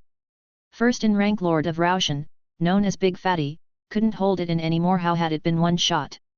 Boss save, spit! Brothers, get him! A frost giant dragon dove from the mountain peak, a shadow dragon leapt from the darkness, vampire Marquis licked their blades in the shadows, their red eyes slowly lighting up. The Death Knight looked around, his skeletal face seemed to be smiling. "Ah, the nostalgia!" he murmured. Once more he pulled the reins, the warhorse neighed, an invisible domain spread, enveloping the heavens and the earth, wrapping the entire Haishan and the surrounding dozens of miles within it. In an instant, everything seemed to slow down. The lords of Raushan, shadow dragons, vampire marquis, every one of the high-level undead felt as though sinking into a dream, their consciousness seemed to strip away. They were clearly surrounding this Black Knight, yet it seemed, they were still millions of meters away from him. Haishan, undead, heavens, earth, the world, all being stripped away. Only 2 figures remained. The Black Knight holding the power over heaven and earth, and, the sovereign atop of Haishan. It's the power of concept. Initially, against the lords of Raushan, the concept of severance was used. Thus, even if the sword light contained only a weak force, nothing could withstand it, and now. It was fear. The power of the nightmare domain, involving many aspects. Interfering with space, interfering with spirit. And the power of fear concept makes this already formidable power, even more unblockable. Even the undead, theoretically fearless, would still fear under the influence of conceptual power. Deadbone's resistance to conceptual power was not stronger than other undead. It was just that the power of fear could not exert its full strength directly through the nightmare realm. However, it possessed resistance on a mental level. An undead of the lower realm. Deadbone murmured. At this moment, battle was the only option. It raised wailing death, the black great sword from which tens, hundreds, thousands of black smoke clouds continuously drifted outward, causing the breath of death in the entire Black Mountain area to surge by hundreds and thousands in an instant. Domination. The more undead Deadbone dominated, the stronger its own power became. Similarly, under its domination, the undead could exert greater power. The frost giant dragon, shadow dragon, and lord of Raushan, these high-ranking undead roared. The lord of Raushan's body, wounded by the power of the concept, had healed in silence. Army spirit. The shadow of the army spirit suddenly appeared. It was a towering, white-boned peak with a great sword planted upside down at the summit, appearing to connect heaven and earth like a divine demonic sword. The army spirit hummed, filled with a disastrous aura. As one body, the undead broke free from the influence of the nightmare realm and charged at the Death Knight with roars. In the midst of Black Mountain, the knight rode his warhorse, defending against powerful strikes from all directions. Very strong. These undead not only coordinated silently but also accumulated the strength of dozens, hundreds of elites and launched an attack in an instant. He also dared not overlook it. After all, his body was not much stronger than those in the legendary of the Heaven and Earth realm and Soul realm. And among these attacks, there were also strands, wisps of formidable power not to be underestimated. Desolation. Once tainted, even dead objects would wither. However, he was a mighty one who had followed that great lord for thousands of years. Slash. He chanted softly. The black sword swept across the sky. Despite the army spirit resonating and the undead being in a life-sharing state, acting as one, a frost giant dragon froze on the spot under the black blade. Its huge body of dozens of meters long was split open on the spot, extinguishing its soul flame. The resonating army spirit was meaningless under this blade. This was the power of the Lore realm. He severed the resonating bond. Several legendary realm undead were cut down instantly. They fell in Black Mountain but revived in the next moment, roaring back into action. The Death Knight was not surprised. Because this was the essence of the king. He turned his blade, and space cracked audibly, forming a massive ring of void. The constantly collapsing fractured space halted the undead's attack. Then, the Death Knight sheathed his sword and leapt off his nightmare warhorse. He stood mid-air with a noble posture, slightly bowed to Dead Bone, and spoke. Respected Wangling Zh Wang, I, Death Knight Ulysses, pay my respects to you. I, Wangling Zh Wang? Dead Bone frowned. Although Bone too, Serio, and some others always jokingly called him Wangling Zh Wang, Dead Bone was well aware that it was just a simple skeleton. Even if it had now evolved to the legendary one-star life form King of Skeleton, it had little to do with Wangling Zh Wang. Moreover, if it hadn't been for being recruited and enlightened by the Lord, it would still be a muddle-headed little skeleton, perhaps already dead under the claws of some ordinary wild monster. This Death Knight really had issues in his head. Facing Dead Bone's silence, the Death Knight appeared as if he expected it and continued. You would be surprised, it's natural. You needn't worry, this time I am here by the command of the Silent Sovereign to welcome you back to our race. He said, you might have learned from inherited memories, we undead are one of the four major races of the eternal world, having produced great lords and kings. But, that is all in the past. Since the onset of the great contamination, our undead have been on the front line against this calamity and have withered away.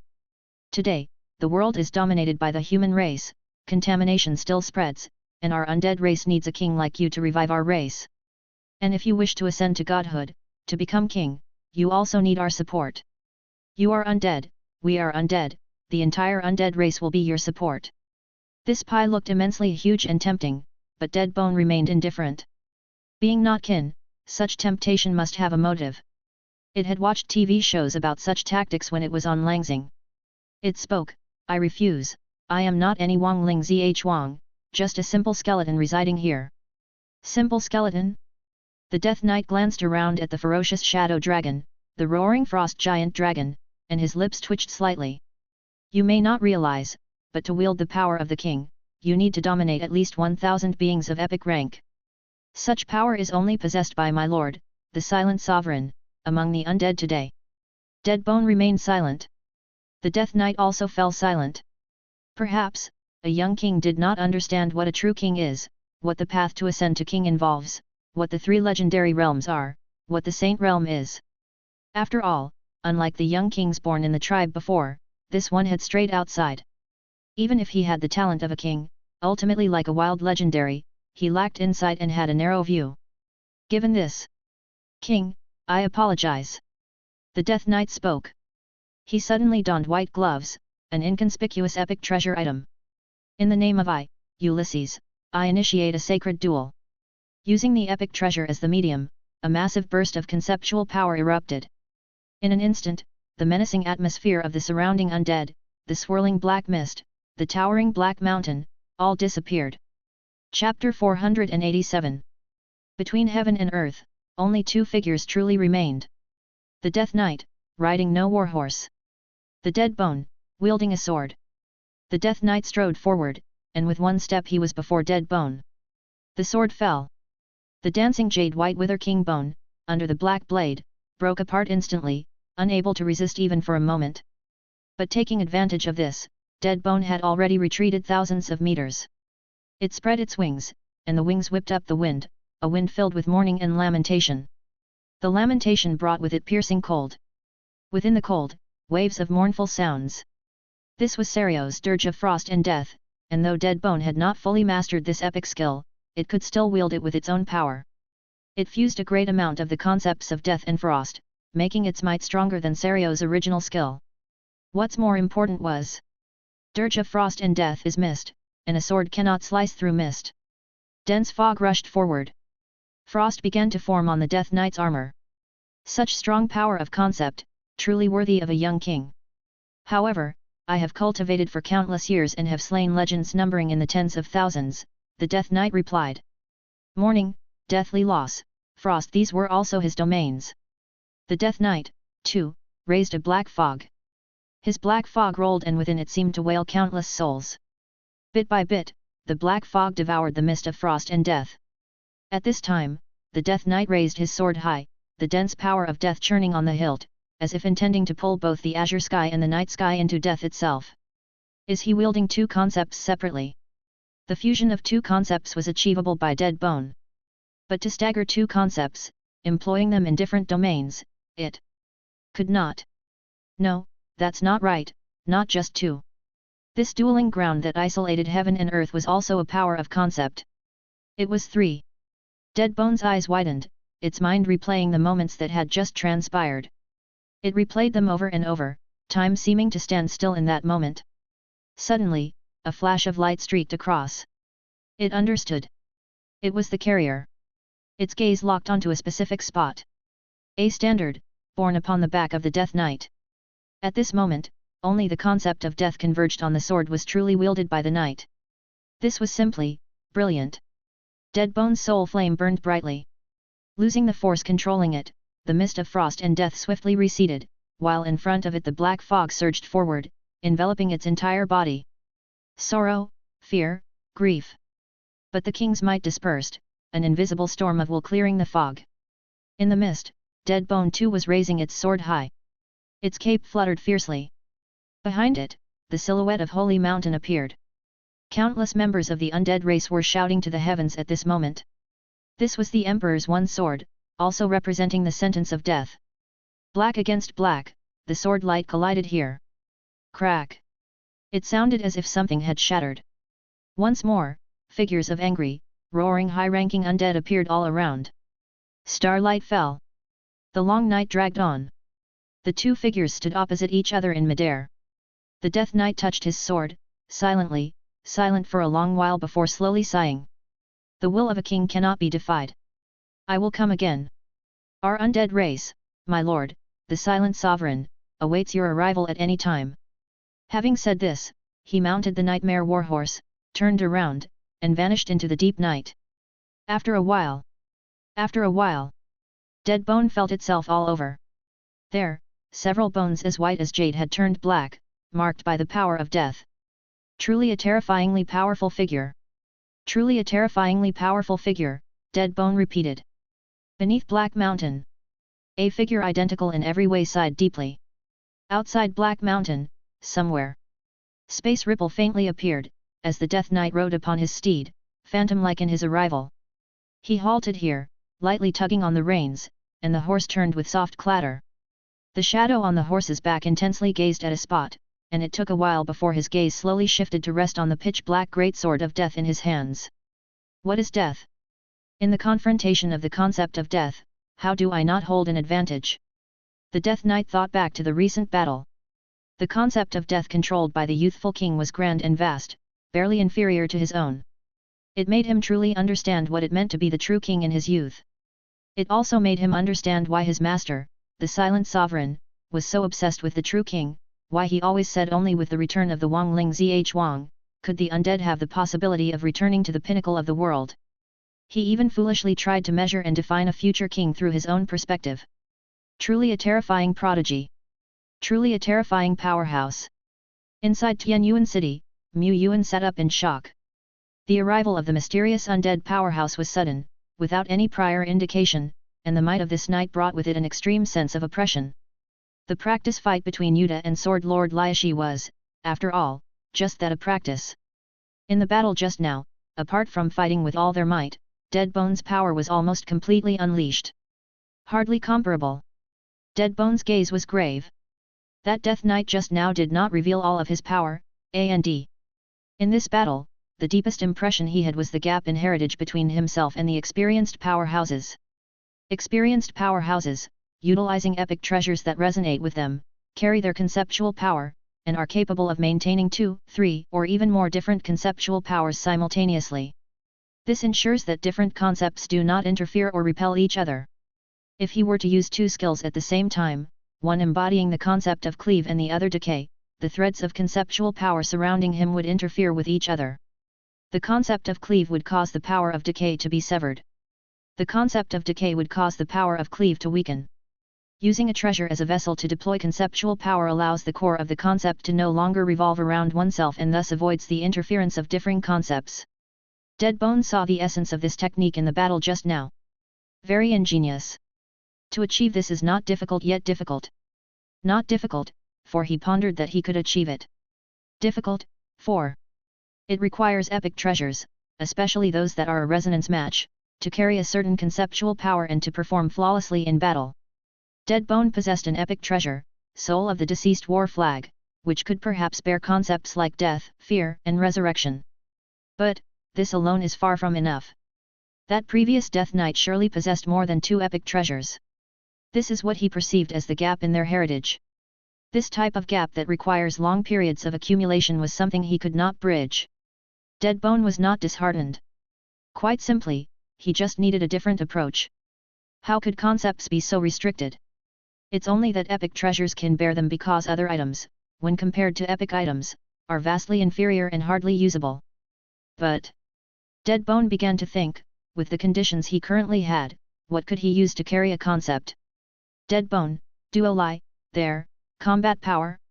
If they want to continue to improve, one depends on the realm, and this can be methodically cultivated.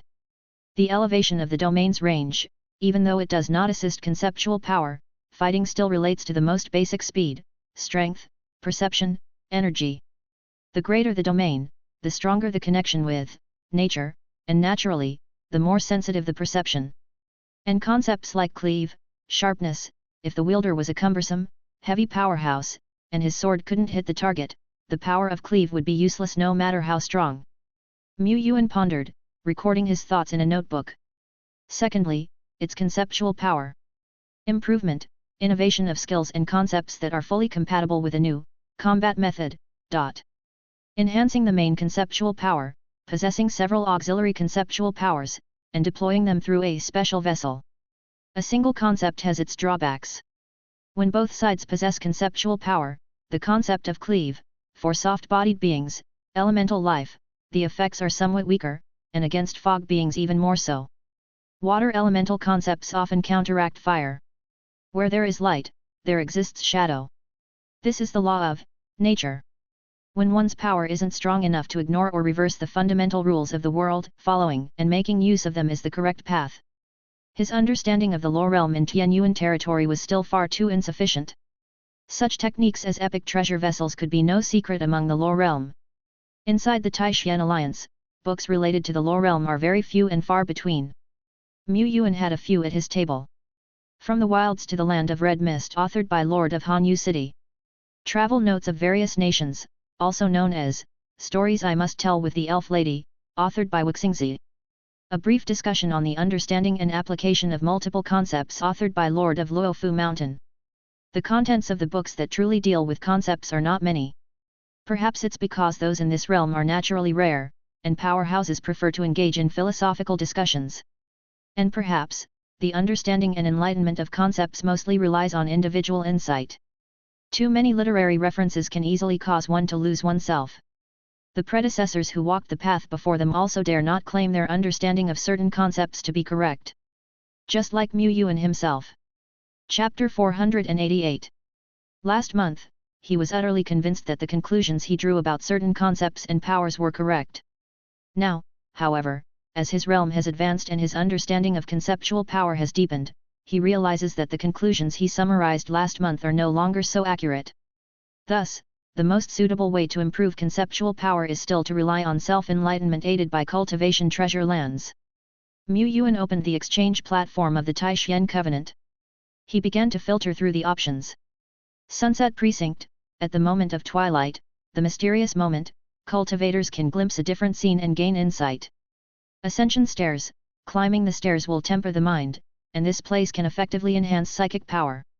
Dragonfall Waterfall. Destiny's Gate. Sun Profound Platform. Although these cultivation treasure lands were not his primary target, among them were places suitable for the Tianyuan division generals to temper themselves. For example, the Ascension Stairs were suitable for 17's psychic cultivation. Others could also forge their will there. Of course, there are many places suitable for will cultivation, and it's not necessary to choose this particular one. Like Dragonfall Waterfall, which could refine bloodlines and polish the body, was quite suitable for Yuta. Yuan pondered. Before long, his gaze settled on a particular cultivation project. Apocalypse Secret Realm. Explanation: a large-scale heaven and earth secret realm, born naturally by nature, managed and guarded by the spirits of heaven and earth, possessing the mysterious power that bestows revelations. Explanation: the Apocalypse Secret Realm has common areas and a core area.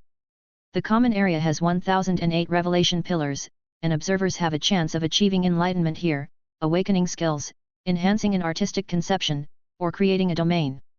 The core area possesses 36 apocalypse pillars, each with different functions, profound and unpredictable. Explanation: within the territory of the Taishuan Alliance, there are 2 gates that lead to the Apocalypse Secret Realm, located at Apocalypse Secret Realm Common. Eligibility: 2-star pioneer or individuals with special recommendation. Pioneers 4-star and above can purchase a limited number of special recommendation spots. Exchange price: Apocalypse Secret Realm Core. Eligibility: 5-star pioneer. Exchange price: the core of the Apocalypse Secret Realm also provides cultivators with revelations, putting them into an immersive state of comprehension and awakening advanced skills or even epic skills based on their own bloodline. But Yuan was very aware that these revelations themselves were the ultimate truths of the world. This secret realm must help everyone improve their power of concept, and it might even help Dead Bone, Duo Lai, and the others rapidly construct new combat methods while in a state of enlightenment. This is it. Yuan decided to first take Dead Bone, Duo Lai, and Ilo to test the waters. The Shattered Isles war zone still needs powerful figures to guard it. The rest can take turns later. He must first see if this Apocalypse Secret Realm is worth the cost. Yuan shared his thoughts with the group. Duo Lai always had a 200% interest in going out. Ilo immediately understood his arrangement. Got it. You want me to open a portal again, right? Okay, but I have to decide which stars to collect back first. Dead Bone originally had no interest in traveling far away for cultivation. It preferred to stay in its Wraith Sacred Mountain and practice ascetically. Yet, the emergence of the Death Knight made it realize that it had much to improve upon. It wasn't afraid of shortcomings. As long as it could identify the problem, it was confident in solving it. It's just that sometimes, it was unaware of the problem. It had to go out and gather more information. However, Dead Bone said, that Death Knight might still be watching me. I can't leave directly, I'm not confident I can deceive such a powerful being. But that wasn't a problem. A few days later. Shattered Isles, Black Mountain. With the undead and Sophia's cover, Sophia in a black robe arrived within Black Mountain. Here, the black mist swirled around, and the shadow of the Wraith Sacred Mountain provided protection, rendering even low realm strong beings unable to cast their gaze here. I'll just open the Star Gate right away. Ilo said. The Star Gate opened effortlessly within Black Mountain. Dead Bone left an avatar outside and crossed the Star Gate itself, vanishing into the Black Mountain in the blink of an eye. Beyond Black Mountain, 1,000 miles away. The Death Knight sensed from afar the changes in the Death Network. The young king still remains on that unremarkable little hill. What exactly does he want to do? For the young form of a Wangling Zhuang to stay in such a remote place, it's somewhat a waste of his talents. He was unclear, so he could only wait. Wait for an opportunity that could change the young king's mind. Thud, thud, thud. The passage was long, like a divine dragon lying across the land. People tread on this divine body to ascend to the 9 heavens. Ahead, swirling mists enveloped the view, with the scenery within slowly coming into sight. Dozens, hundreds of majestic and peculiar mountains stood tall, piercing into the clouds. Each mountain was incredibly steep, like uneven and irregular pillars. They were the pillars of heaven, supporting the firmament. Impressive, isn't it? I was also stunned the first time I came here. These seemingly pillars of heaven are the Apocalypse Secret Realms Revelation pillars, totaling 1008, said a bearded burly man. Yuan didn't know this person, and the latter probably didn't know him either. However, in this place, the fact that both were of the Taixuan people was enough to make them somewhat closer to each other. After all, Yuan entered from the channel entrance of the Taixuan realm. Around him, this wasn't the only entrance. Just within his view, there were at least dozens. Some passages were visibly crowded with figures moving through the mist, while others were eerily quiet. Further ahead, an enchantment woven from countless light patterns spread upwards and sidewards, blocking the path. In front of the enchantment, armored warriors with white armor and swords, topped with a pure white halo, stood guard. They stood there in silence, like sculptures. In front of the path guarded by the white-armored warriors, cultivators holding tokens passed through, officially entering the secret realm. The bearded burly man walked forward. Suddenly, a grey shadow swept by his side, racing towards the only gap below the enchantment with the speed of lightning. Boom! The grey shadow hit an invisible barrier. An armored warrior standing by pointed his sword from a distance, and the grey-clothed figure froze in place. The next moment, he disappeared. "He's been shifted out of the secret realm," said the bearded man, shaking his head. "Probably a young man from some small place, trying to find a loophole. But little does he know this is the heaven and earth secret realm, with no loopholes to exploit. It's quite rare to see such a thing, interesting to observe, though." Yuan was also broadening his horizons. The bearded man pulled out his token, about to pass through the barrier gate. Suddenly, another grey shadow swept in from behind. It was another strong presence. A black line suddenly shot out from his hand, streaking through the air with a whoosh and snatching the token the bearded man had just taken out. The grey-robed figure grabbed the token, ready to step through the barrier gate. "It's a legend," Yuan mused to himself. He certainly noticed the grey shadow, yet did not intervene. Because he realized that the bearded man had long been aware of it and allowed the figure to take the token from his hand without interference. As expected, the grey-robed man who had just snatched the token was frozen in place the next moment. Second offense against the rules, first-level punishment administered, and hereby limited from entering this secret realm and other related heaven and earth secret realms for the next year, announced a voice.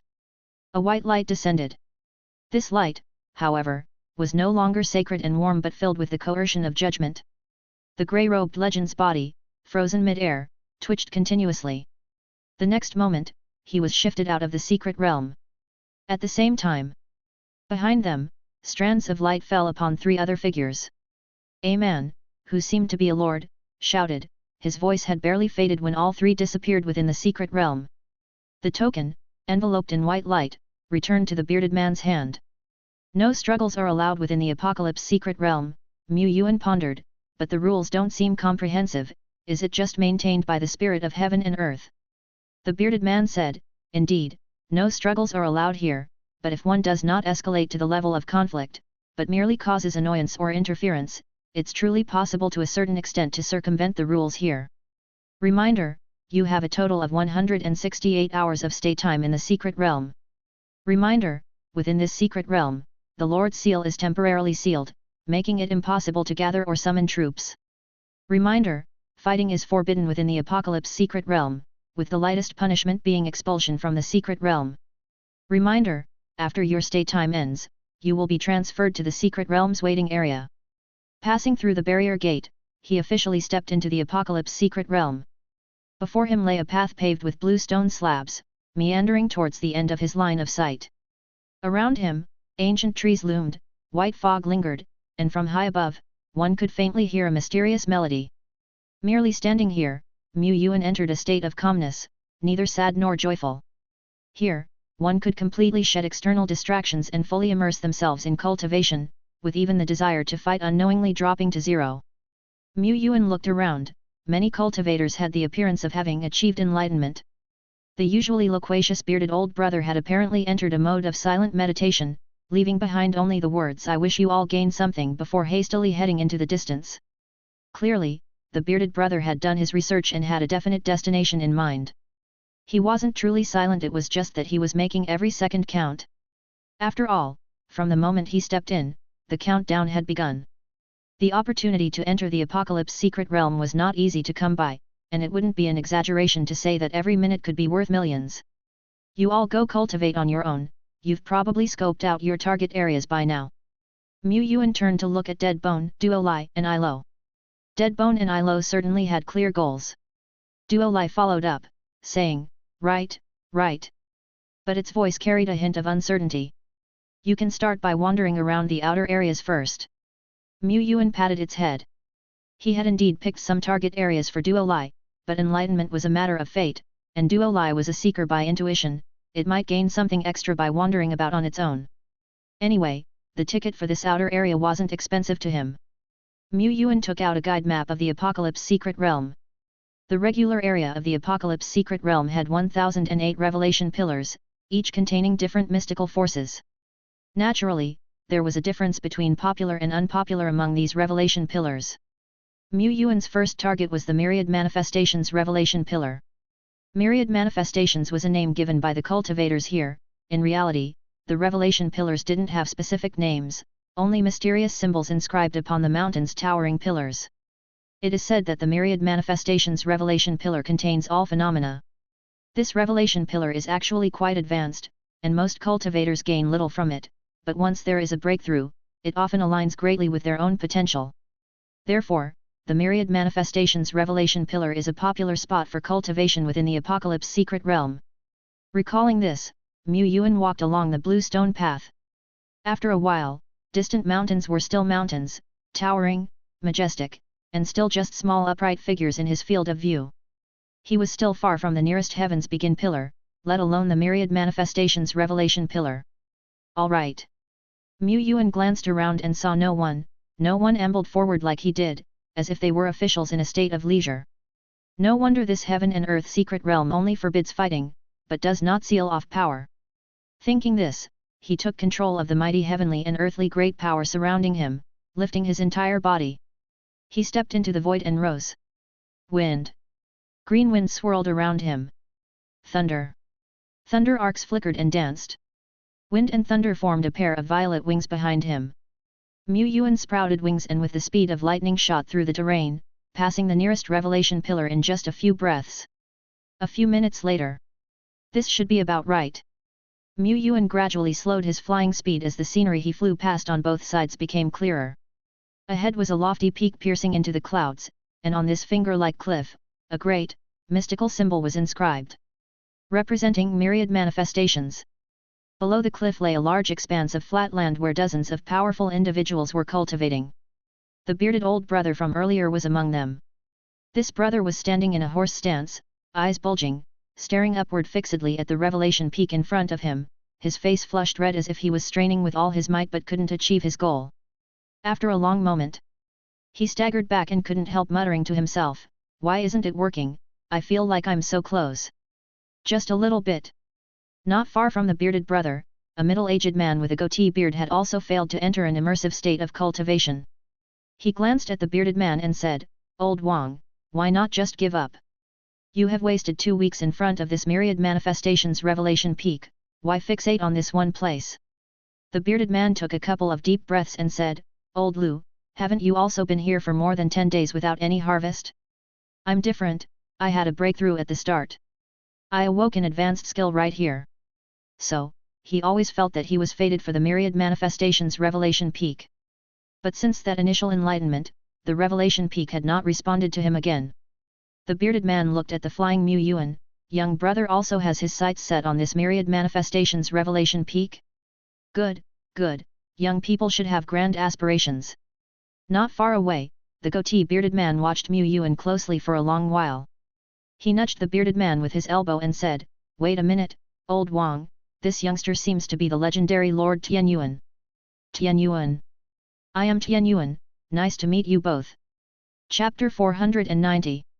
Mu Yuan wasn't surprised that the man with the mutton chop beard did not recognize him, nor the one with the goatee was familiar with him. The name Tian Yuan might be familiar to many, but he was no superstar. It was not to the point where he could be recognized walking on the street. Even when he participated in the last military parade, he was just one of the many representative lords. Besides, Mr. Mu had never appeared in public nor promoted himself.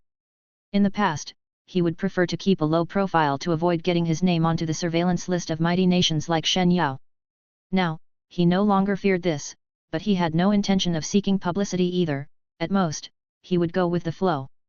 Contemporary lords, particularly the younger ones, might pay some attention to him, but the mutton chop and goatee brothers were elder warriors who had struggled through tough times. Mu Yuan didn't dare to assume superiority. The men may not have recognized him, but the one with the mutton chop beard evidently had heard some of his feats. He expressed his surprise. "Young man, not bad. I've heard about you, you won first place for our nation in the Dragon Courtyard. Remarkable." He gave a thumbs up. "This year, our Tai Xian managed to recruit more WIRMs and giant dragons to the Dragon Courtyard than previous years, thanks to your great contribution." The mutton chop brother grew even more enthusiastic. He went on about continuing to bring glory to Tai Xian and driving the monsters away. Mu Yuan replied earnestly, "It is my bounden duty." Since this was a place of cultivation, the three did not engage in extended conversation. The mutton chop and goatee brothers were gearing up for a tough battle at the myriad manifestations Revelation Peak. Mu Yuan prepared to start observing. At that moment, he felt a strong gaze fixed intently upon him. He frowned slightly. When he glanced over, he saw a young man with golden hair, blue eyes and a nose like an eagle's beak. When Mu Yuan looked over, the young man with the eagle beak nose did not avert his gaze. He looked straight back. The scorching gaze was like swords and flames, howling towards him. Hostility. Combativeness. But who exactly is this person? It's Fire God Fiery Blaze, also known as Lord Shenyao. Fire God. In the eternal world, even if it was just a title, the word God was not something just anyone could be adorned with. However, in Mu Yuan's perception, the young man with the eagle beak nose was indeed strong. He was like a blazing sun, too intense to stare at directly. He is one of the 7 super lords constantly promoted by the Shenyao Empire. The goatee brother, still unable to reach a state of meditation, noticed the situation and came over. "Our Tai Xian has you and the Lord of Hanyu City, both with grand reputations, right? So the Shenyao Empire has pushed forward these 7 super lords, each of them quite young, to show that their national power is stronger than Tai Xian. Showing off, grandstanding. But setting aside the showmanship, as far as I know, those 7 lords of divine radiance do indeed have substantial abilities." Mu Yuan also remembered. This super lord project had only been launched 3 or 4 months ago, and Ilo had mentioned it to him. Mu Yuan had glanced at the public information. Among these 7 lords Shenyao, the youngest was around the age of the city lord of Hanyu and the oldest seemed to be in his 40s or 50s. Indeed, none of the 7 could be underestimated. In Shenyao, the fire god Fiery Blaze and the others had already become household names, and even outside of Shenyao, their fame had spread far and wide. Now, many people on site had recognized Fiery Blaze. People of divine radiance gazed intently, their eyes growing more fervent and cheeks gradually flushing with admiration that went beyond boundaries. "Your generations are the worst we've ever seen in Shenyao. First, you were outperformed by a woman from Taixu and Cold Moon, completely left behind, and now even the younger generation from Taixu and Tianyuan has surpassed you. Waste. But the fact you are standing here means you aren't complete wastes, so what remains for you is to prove to me, and to Shenyao, your worth and your strength." More than half a year ago, Hail of Fiery Blaze Heal was selected for the Super Lord Selection Project. He learned that the Empire would invest a substantial amount of money to cultivate and promote 7 young lords to boost national pride. Out of these 7 slots, 3 were already predetermined for the 3 young lords with the most significant background, fame and power. He and other outstanding new generation lords could compete for the remaining 4 slots. This was an immense opportunity.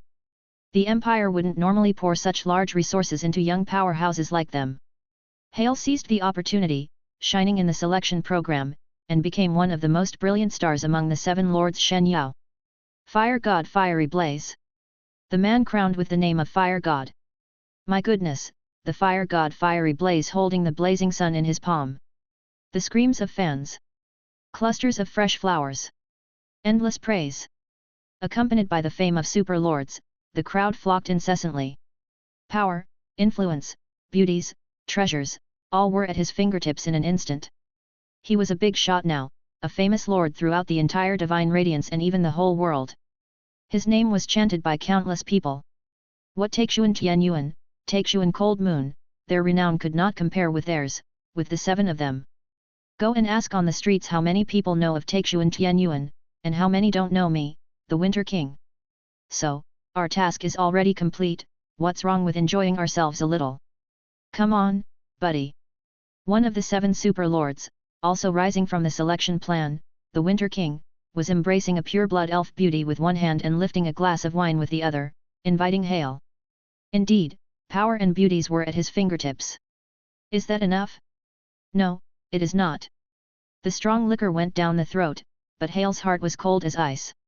How did the likes of Taixuan Cold Moon and Taixuan Tian Yuan gain their fame? They fought for it time after time. They had carved their grand reputations through the entire Dragon Court. Not by creating hype or showing off.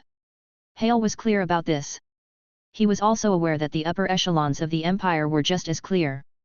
Their power, their fame might be loud enough among the common folks, but in the international community, among the powerhouses of other countries, it was still not enough, far from enough. He needed to defeat a renowned powerhouse of Taixuan head-on. Any means, any method would do. He had to surpass the strong ones of Taixuan, only thus could his title as the Divine Radiance Super Lord and his name as the Fire God truly fit. He would also receive more resources from the Empire. If the opponent were Tian Yuan, the victory would hold even greater value.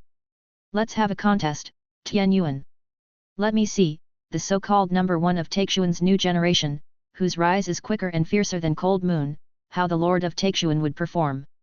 Don't disappoint me, I hope you're as good as I imagine. Because I will be better. That was his confidence, his determination.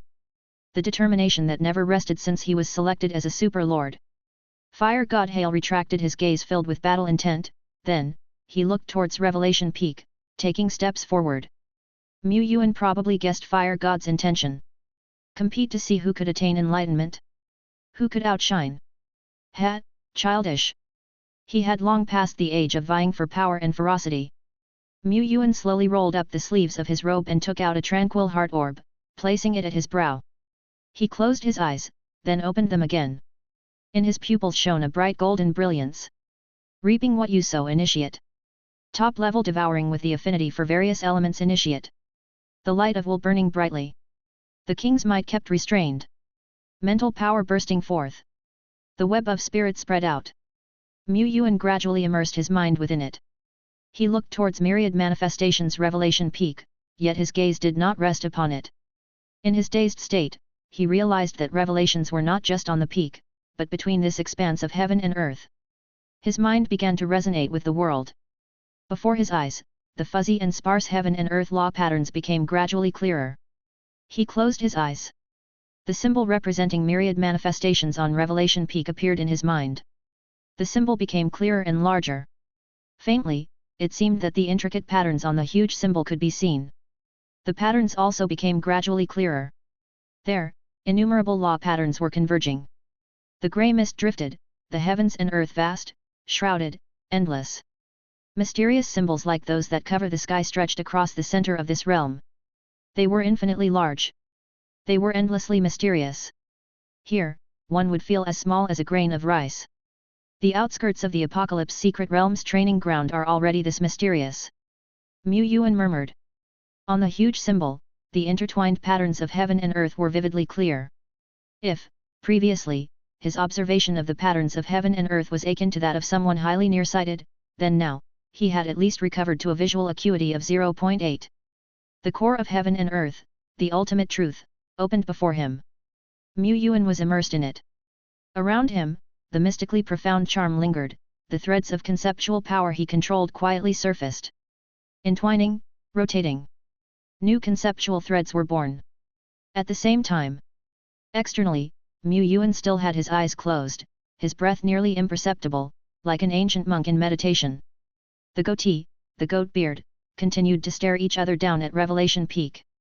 Dozens of cultivators around them were either scratching their heads like the two men, focused in demeanor, or having an appearance of great enlightenment. Suddenly, a cultivator exclaimed, "I've realized it, I've realized it." He suddenly stood up, his celestial level artistic conception moving the surrounding heaven and earth, stirring up the winds from all directions. This was a celestial level conception. The intangible conception influenced the surroundings, birthing celestial phenomena of the conception. If one in the legendary realm possessed a celestial level conception, their mastery over the power of heaven and earth would also rise significantly. He's broken through. Just entering a celestial level conception isn't all that impressive, but seeing someone else break through was even more painful than one's own regression. This statement caused further uproar. Fuck. Some cultivators were disrupted in their rhythm, glaring angrily at the enlightened young man. But fighting was forbidden within the secret realm. The shouting youth did not violate the rules of the secret realm. After all, around Revelation Peak, those truly engaged in deep cultivation had already disregarded external affairs, sitting quietly like statues.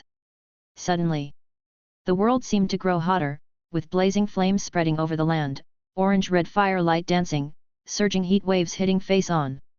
Who would use such a wide-range technique in this place? Are they sick? No, it's not right, this isn't a technique. The fire blazed intensely, unbearably hot.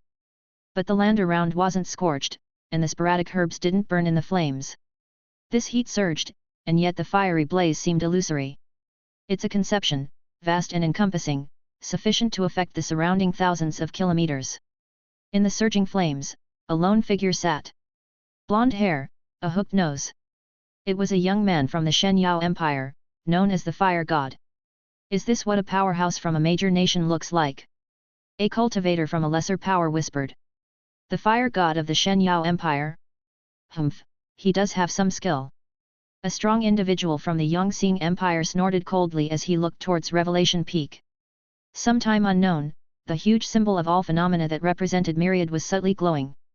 At one corner of the massive symbol, the light gradually became brilliant, a swath of orange-red spreading out like flowing flames from the symbol of all phenomena, leaving a magnificent mark on the towering Revelation Peak. This was resonance. The goatee's expression turned solemn. This Shenyao powerhouse is experiencing enlightenment. His enlightenment even triggered the resonance of myriad manifestations. Revelation Peak, a kind of acknowledgement from heaven and earth. The goatbeard said, Shenyao Empire's resource monopoly is much more severe than our Taishan, but their super-lord plan invested massive capitals, allowing naturally gifted individuals to seize the opportunity and rise with the wind. Blazing Fire God is one of them. The plan of the Shenyao Empire was indeed formidable. Just like now, Blazing Fire God indeed greatly enhanced the prestige of the Shenyao Empire with this performance. When Blazing Fire arrived, he even posed as if challenging Tian Yuan to a fight. Tian Yuan. Goatbeard looked at the young man, who wasn't much older than his daughter. His face was young, yet it bore no traces of immaturity, and his hair, uncut for months, nearly reached his shoulders, making him resemble a battle-hardened warrior. No, not just resemble. This young man was indeed a battle-hardened warrior. He sat there quietly, like an old monk, even as waves of fire swept nearby, brushing against his robe, yet he kept his eyes closed without so much as a furrowed brow. However, Goatbeard and Goatee exchanged glances, nodded slightly, and readied themselves to approach and shield against the fire waves. This might not work. Tian Yuan might not be in enlightenment already. But how could they let a braggart from Shenyao Empire strut around unchallenged? The two men walked forward but suddenly uttered, "Oh." They were still in the same place. No, they walked towards Tian Yuan, but as they closed the distance to a certain limit, what seemed close, was as if worlds apart. Around Lord Tian Yuan, a mysterious force was lingering, increasingly burgeoning. The fire receded. It was as if space itself had intervened. Tian Yuan sat not far away, yet seemed perched atop a mountain cliff, unreachable. The raging fire waves appeared as if seized by a giant hand, suspended in mid-air. Around Lord Tian Yuan, only emptiness remained. A brilliant silver light appeared on myriad manifestations. Revelation Peak, spreading to the other side, leaving a thick bold mark. Tian Yuan also resonated. Ding! Reminder, observing myriad manifestations. Revelation Peak, you have gained some insight and awakened the quasi-epic skill A World Away. A World Away. Description: within your field of vision, spatial distances can be selectively condensed. You may step for miles with a single stride, or reach any corner of the world. Chapter 491. This involved a skill related to space. Space abilities were extremely rare, even among legendary beings and epic lives, the majority could hardly possess space skills. However, space skills were not unfamiliar to Yuan. Duo Last Dimensional Pocket, Spatial Devour, Space Tearing Seal. Ilo's Starry Sky Gate. 17's 10,000 Arrows Treasure. Epic skills such as the Death Remains Territory, River of Stars, and Underworld Ghost Market also involved space. Yuan's own main abilities were the Mental Skynet and the same frequency, shared skills combat method extending from it, which similarly delved into space. He observed the symbol of all phenomena. At first, he did not know what to realize from it and thus naturally comprehended a rather decent skill. He had gained some insights. But Mr. Mu, having gained a little, now ignored the system notification sound ringing by his ear. He increasingly immersed himself in his cultivation. He also gradually understood the direction in which his combat method, his system, should be perfected. In this space of consciousness, the vast web of spirit dispersed. The web almost materialized, its threads of spiritual power cast far and wide. At one node, spiritual power turned into flame. At another node, spiritual power turned into frost. His spiritual power, having evolved, could now interfere with reality, accomplishing tangible tasks through intangible force. But such crude interference, altering reality, was too inefficient in utilizing spiritual power. His improved method was sharing, synchronization. Using a controlled troop type as an anchor, he synchronized the techniques he deployed. A blurred figure appeared around Yuan. It was a mage. He stretched out his palm, and the blurred figure mirrored him, also raising its hand straight forward. In front of his palm, a fireball condensed. In front of the blurred figure's palm, a fireball also materialized. He could turn such synchronization tenfold, 100-fold. Using this power as a stepping stone, Yuan grasped the concept of same frequency. Empowered by the power of concept, his range of synchronization rapidly expanded. Now, without relying on controlled troop types, creating something out of nothing was one of its capabilities. But such synchronization still had limitations, like a longer preliminary time for setup, and a synchronization limit that was still not high enough. Just as he could not use a single skeleton soldier to bear the blazing sun he synchronized over. It was too limited. He felt it was not sufficient. At this moment, from the giant symbol of all phenomena, Yuan had already glimpsed some secrets. His inspiration surged, his web of spirit constantly transformed, the mingling power of concept around him intertwined, entangled. He sensed that within his body, an incredibly mysterious power was about to be born. With his supreme innate talent, relentless effort, he would realize a skill more advanced and mysterious than a world away. An epic skill. However, the awakening of an epic skill, its acquisition, was not enough through realization alone. To achieve an epic ability, either it concurrently awakened during a bloodline evolution, or one had to encounter a great opportunity and absorb the vast power of a precious land, awakening it. Only with both realization and power combined could it be obtained. And the Apocalypse Secret Realm, although a top-notch precious land, only possessed the ability to enlighten. In front of the myriad manifestations revelation peak, breaking through boundaries, awakening a quasi-epic skill was already the limit of human effort. Was that so? Yes, but also no. Yuan only felt barriers arrayed before him, sensed a profound skill about to awaken, yet it was firmly stuck. But he could break through it. With my light of will, with my supreme innate talent, let me break through. The light of will buzzed. From within the depths of his soul, his bloodline, a point of golden spiritual light emerged. The great force from a high-positioned bloodline. This spiritual light shot straight for the crown of his head, the in awakening skill, stuck before, immediately supplemented with the last and most crucial element. Ding! Notice, you have gained insights from observing myriad manifestations revelation peak and have awakened the epic skill Mind Chess Net by expending a strand of bloodline spirituality. Mind Chess Net, epic.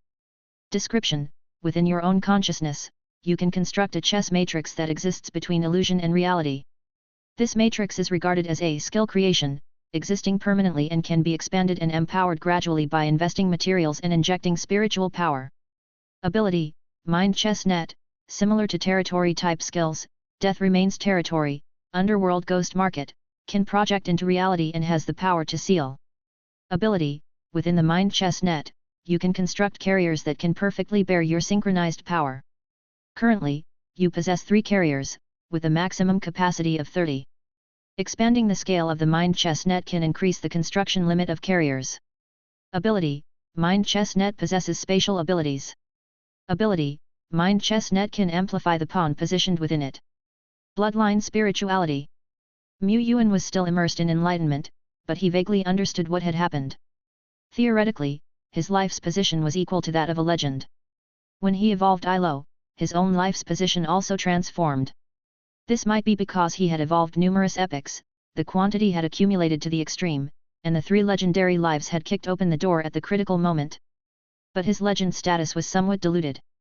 He lacked legendary power, and even epic ability if one does not count the rankless special talent, mental Skynet. One might say he is not a legend, yet he possesses traits only found in legendary lives. With just his heaven and earth realm body, he could glimpse the ultimate truth of heaven and earth, the law pattern of heaven and earth. His domain, too, expanded continuously with his breath, seemingly boundless. Yuan called himself a pseudo-legend. Now it seems his legendary status isn't so diluted, his body contained some supreme and exalted power. This power, when triggered at the right moment, would create miracles. Awakening an epic skill, isn't that a miracle? Yuan thought, his mind continuing to delve deeper. Fiery blaze hail, slowly awakened from his immersive training. Has it been 2 days already? This time I've awakened a quasi-epic skill and made a breakthrough in artistic conception. The gains are quite significant. Previously, he possessed only 1 epic and 1 quasi-epic skill. With another awakening, his tactical system would be more robust, his overall combat power, his inherent potential, had all significantly improved. Could these gains be considered significant? It was only 2 days, after all. Hale knew well that these major gains were because he had transformed the accumulation of this period into achievements, and that it would be difficult to achieve gains every time hereafter. He looked toward Revelation Peak. On the towering mountain peak, the orange-red pattern he resonated still branded brightly, proud and prominent. However, on the other side of the symbol of all phenomena, a silver-white pattern was spreading outward, its brilliance matched the other. Another strong being had caused the myriad manifestations Revelation Peak to resonate. Who could it be? He already had an answer in his mind. He looked in a certain direction, a young man sitting on the grass was enveloped by a power of profound mystery, the space around him twisted, forming a vast enchantment. And this power was of the same origin as the silver-white pattern spreading next to the all-revelation symbol. Indeed, it is Yuan. A man's name, a tree's shadow, possessing domination-level power during the Dragon Court conflict, rising like a comet, must be extraordinary. But I am no less. Next to the all-revelation symbol, the orange-red and silver-white each highlighted their colors, each displaying their edge. Yet he was, after all, a few years older than Taixuan Tianyuan. He should be stronger. He shouldn't be complacent but self-reflective. Hale suppressed the faint pride and complacency that had sprung in his heart, his eyes filled with battle intent once again. The next moment, his eyes widened. On the towering majestic myriad manifestations Revelation Peak, lights burst forth, the brilliant silver pattern spreading on it. Its brightness was so dazzling that it made the huge symbol of all phenomena seem somewhat dim. Equally dazzling was Taixuan Tianyuan, sitting at a distance. Around him was a chess matrix shimmering with bright light, seemingly with countless soldiers positioned within, howling skyward. At the base of the myriad manifestations Revelation Peak, some cultivators' eyes widened in disbelief, while others were utterly disheartened. This is illogical. Fiery Blaze Hale murmured. In front of such a Revelation Peak, managing to comprehend a quasi-epic skill was already the limit, requiring innate talent, accumulation, and fortune none could be lacked. He made the symbol of all phenomena resonate, and imprinted a mark upon it that could last for 10 to 15 days, this too was the limit. The limit of common sense. Taixuan Tianyuan, had he surpassed common sense? He dared not believe it. But upon reflection, as a Greenhand Lord representing Taixuan in the wars at Dragon Courtyard and even dominating the entire battlefield, wasn't that surpassing common sense? He had already transcended common sense. Truly a monster. Is our goal really to defeat such a monster? Hale clenched his fists, gazing at the distant figure. After a while, he slowly unclenched his fist, then clenched it again. This time, his clenched fists no longer trembled, as solid as rocks. So what if it is? Yuan is a blue star human, and so am I. If he can do it, I might be able to do it as well. Giving up is the act of a coward. The strong should directly confront the strong. Although Yuan is extraordinarily talented, it doesn't necessarily mean he will lose. The enlightenment at the revelation peak is just a trivial point in their long journey of cultivation. He will win. At this moment, fiery blaze Hale was radiant, the light of will shining brightly from his eyes. His will had ascended. He had achieved another breakthrough. Like a true god of fire reborn from the flames, he was destined to reach the state of extreme peak. The battle had just begun. Yuan awoke from his immersive cultivation, furrowing his brow slightly. He stared at the huge symbol of all revelations woven from myriad patterns of heaven and earth, his brow furrowing even deeper after a moment. Not enough, still not enough. It's lacking something. Since awakening the mind chessnet, Yuan continued to indulge in the delights of cultivation. His realm was still improving. He felt incredible as he peeled back the veils of heaven and earth, striving to grasp the truth. But at a certain moment, his exploration could no longer advance. The perfectly clear patterns of heaven and earth on the symbol of all revelations at that moment, still weren't clear enough in his eyes. He was like a seeker constantly pushing forward through the fog of heaven and earth, only to discover when delving deeper that he had reached the profound limits of this path and beyond lay only vagueness and darkness. Clear from a distance.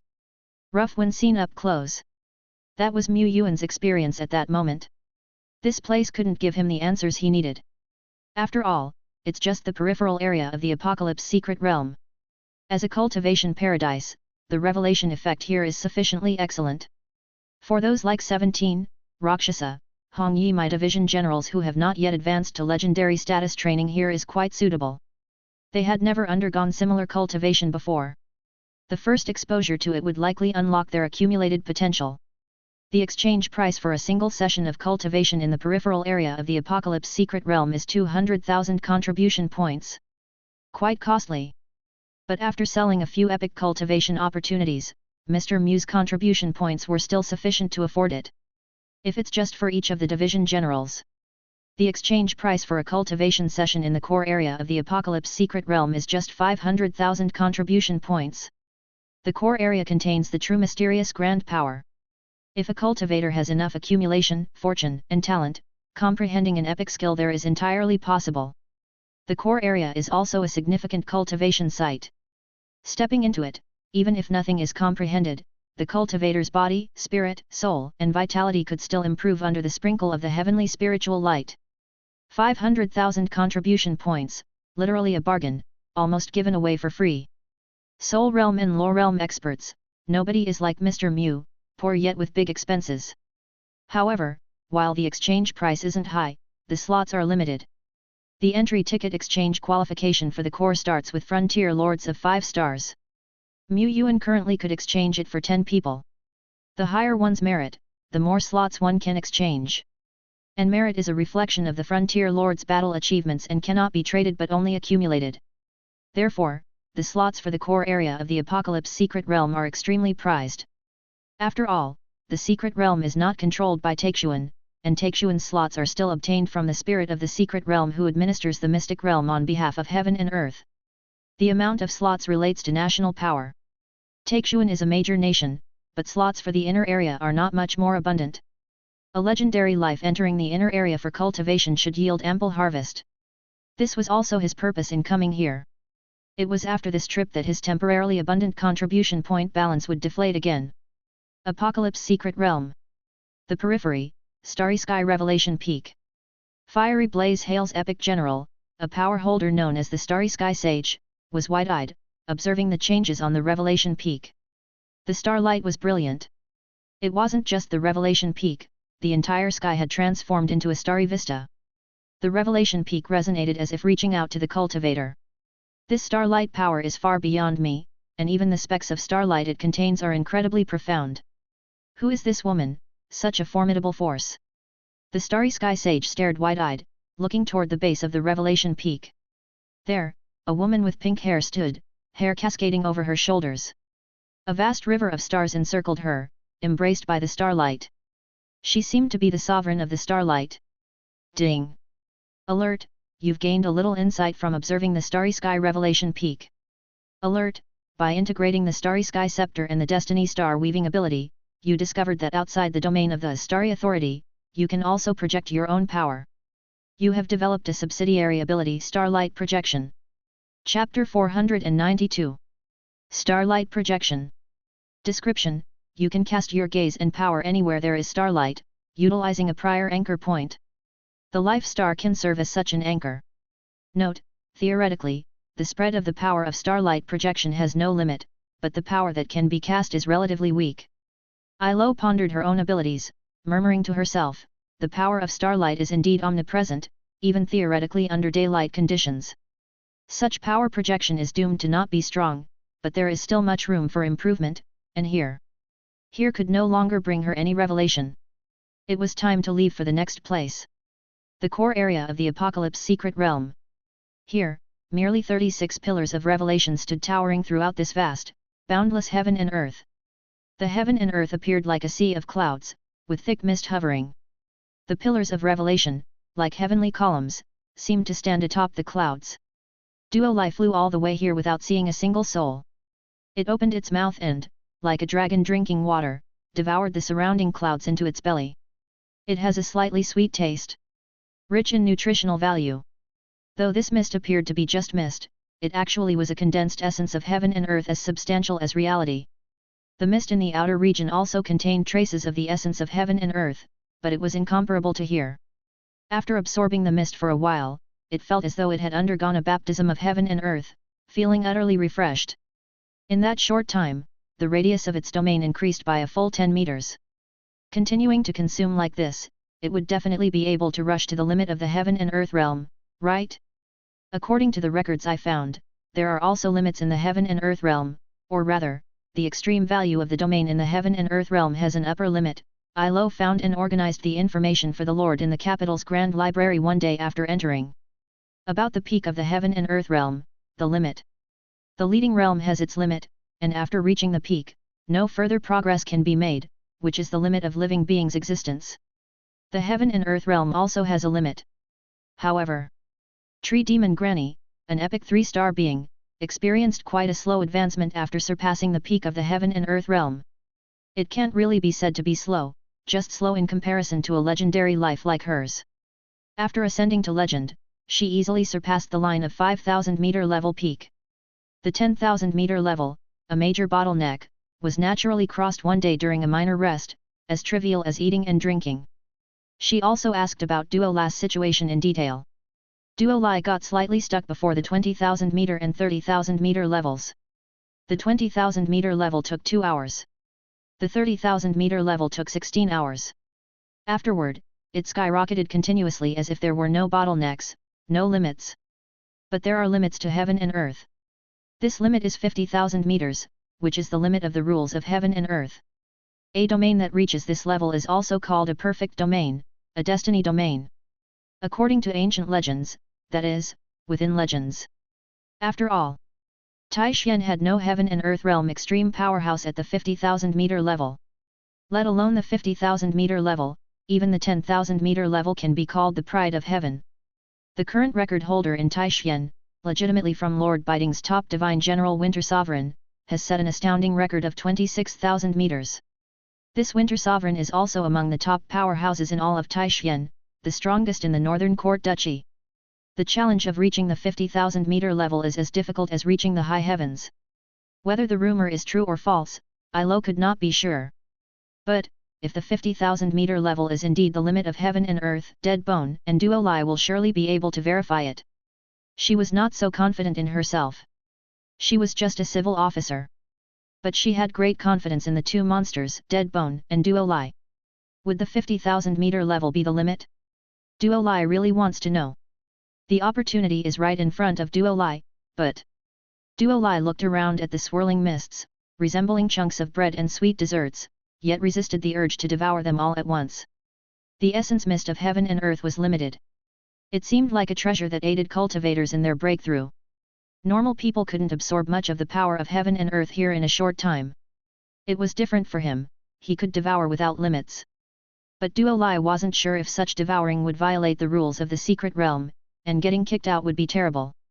Worse, it might even implicate Lord and Brother Deadbone. Thinking of this, Duo Lai swallowed, struggling yet firmly restraining his restless heart. He flew all the way to the pillar of revelation representing space and sat down on a cloud rock. The world was lonely, only the sound of swirling mist could be heard. In this empty, vast expanse, Duo Lai sat alone, feeling so restless it was almost unbearable. It was too empty. Duo Lai glanced at the surrounding mists, shifted positions restlessly, and finally just lay down on the cloud rock, propping his chin with his hands, staring at the distant pillar. At the same time, above the pillar, a translucent figure with a halo signifying the manager of the secret realm looked down. Another cultivator has stepped in here, choosing the extremely difficult path of space. Wait, this cultivator is only at the heaven and earth realm, just the heaven and earth realm. What was the heaven and earth realm doing here? Such a waste of opportunity. Even during the glorious era of the Bright Empire, this apocalypse secret realm was a rare place of cultivation, coveted by many in the lore realm. Of course, the apocalypse secret realm also has a significant improvement effect below the lore realm, but how much accumulation and insight can one in the heaven and earth realm have? Coming here was a waste. How was the allocation of quotas handled by the outside nations? The manager was just thinking this when he suddenly exclaimed, "Hey! Wait, she is in the heaven and earth realm, but not just that, I can't even fully perceive her. This human is no ordinary person, no wonder she could step in here. Let me observe more closely." The once powerful being of the Bright Empire, now an unnamed remnant soul and manager of the secret realm, became interested. In his long and boring remaining life, this was a bit of fun he could find. In front of the pillar of revelation, Duo Lai was just staring blankly. He tried to be serious, but his thoughts continued to drift, wondering what Lord was doing, what he would have for dinner tonight, thinking about. As he thought, a mysterious space melody began to permeate around him. Unknowingly, he was resonating with the pillar of revelation. Or rather, the pillar of revelation was being resonated. A mysterious power emanated from it. This intangible, formless, elusive mysterious power was now, strangely, flowing into Duo Lai's body like water flow, trickling steadily. "Oh, I have realized," he said. Although he wasn't clear how he had realized or what exactly he had realized, he just had. Prompt: you have absorbed, the monolith of space. The power of concept of the space tiering concept has significantly increased, epic skill space tiering seal has been enhanced, allowing for the materialization of up to 5 seals from 3. Prompt: you have absorbed, the monolith of space. The power of concept of spatial devour has experienced a breakthrough. Prompt: you have had a sudden insight and improved the use of spatial devour, enabling it to function over long distances. Prompt: from the spatial devour skill, you have developed a new skill path, spatial devouring whale. You can use the power of concept to materialize and maintain a whale with the ability of spatial devouring, letting it devour everything from afar on your behalf. Not only did the power of concept greatly enhance the skill's power, but it also expanded the scope of application of the epic skill, allowing for actions that were previously completely impossible. For example, the concept carrier that Brother Deadbone spoke of seemed to fit this big clumsy whale, didn't it? Duo Lai thought distractedly. The mysterious melody around him grew more intense. His resonance with the pillar of revelation also became stronger. He was breaking through. The surrounding essence mist of heaven and earth rushed towards him. The essence mist of heaven and earth in the core area of Heavenly Beginnings mystic realm was meant to assist cultivators. If a cultivator benefited from this place and seized the opportunity to create an epic skill, the law steel would resonate and provide the strength needed for the cultivator to overcome this considerable barrier. Breakthroughs, completing a corner of conceptual power, advancing skills, and other benefits were all opportunities a cultivator could gain here. Countless powerful beings dreamt of cultivating in this place. Yet, numerous others sought a spot, a chance to cultivate, but failed to obtain it. After all, the power of the core area could be depleted, and once the number of cultivators increased, the supply and demand of the entire mystical realm could not be maintained. At this moment, Duo Lai resonated with the monolith of space. The conceptual power of space actively dispersed from it, the intangible concepts becoming tangible and substantial under duo las, devouring heaven and earth, crunching and absorbing them, transforming them into nourishment for devouring. The space-tearing seal, spatial devour. The advancement of these two epic skills also triggered the operational rules of the Apocalypse secret realm. The essence of heaven and earth howled forth. This was the nourishment provided for the two epic skills. However, Duo Lai did not need nourishment.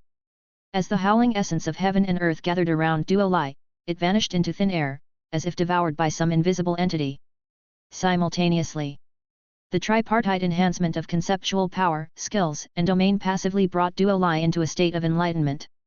Instinctively operating devouring heaven and earth, it utilized its top-level devouring talent. In a flash, even more essence mist of heaven and earth converged, the entire region of the monolith of space vibrated and resonated. To trigger such a massive scale of heaven and earth siphoning is rather unusual. The caretaker murmured, then suddenly widened his eyes. Wait a moment.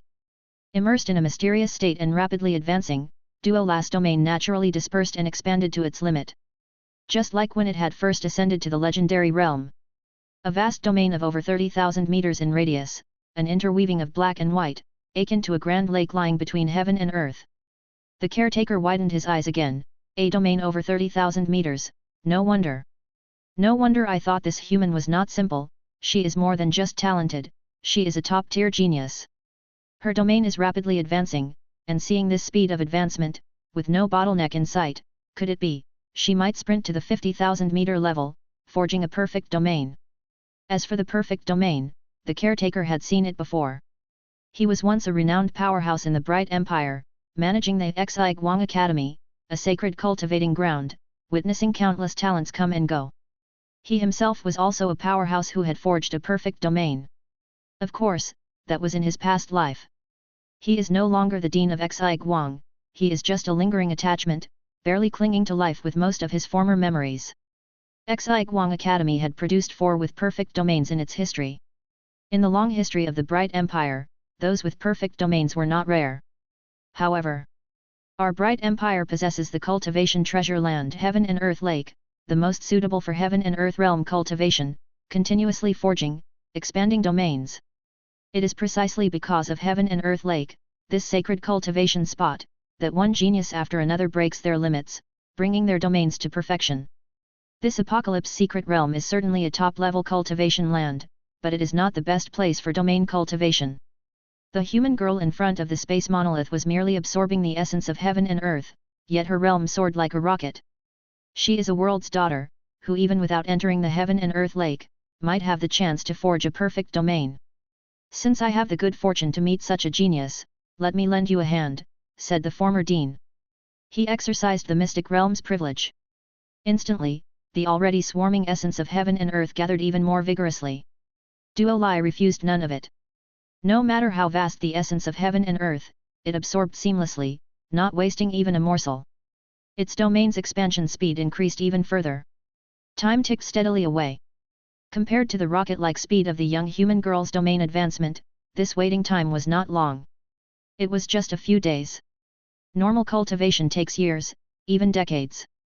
But even with her fast advancement, the former dean worried whether she might get stuck at some point, perhaps around 45,000, just shy of 49,999. It wasn't impossible. In the past, a prodigy from the Bright Empire rose smoothly, invincible among his peers, renowned worldwide for his potential for the Saint Realm. Yet, this prodigy was stuck at a domain limit of 49,999 meters, unable to advance further for over a decade. To think, he had traversed 99.999% of the path in just 1 year, but the remaining 0.001% was futile no matter the effort. Ultimately, this prodigy couldn't forge a perfect domain. Burdened with regret, he advanced to the Soul Realm, eventually becoming just a mediocre power in the Low Realm. As for the young human girl before him, her black and white interwoven domain continued to grow, devouring the skylight and stilling the clouds. The former dean watched closely. 46,000 meters. 48,000 meters. 49,990, 50,000. Almost without pause, her black and white domain grandly expanded to the 50,000-meter level, and at that moment, the vast domain suddenly contracted, retracting to just 10 meters around Duo Lai. Even though the domain contracted, its influence on the surrounding heaven and earth, its control, its dominance, remained as before? No, it was stronger.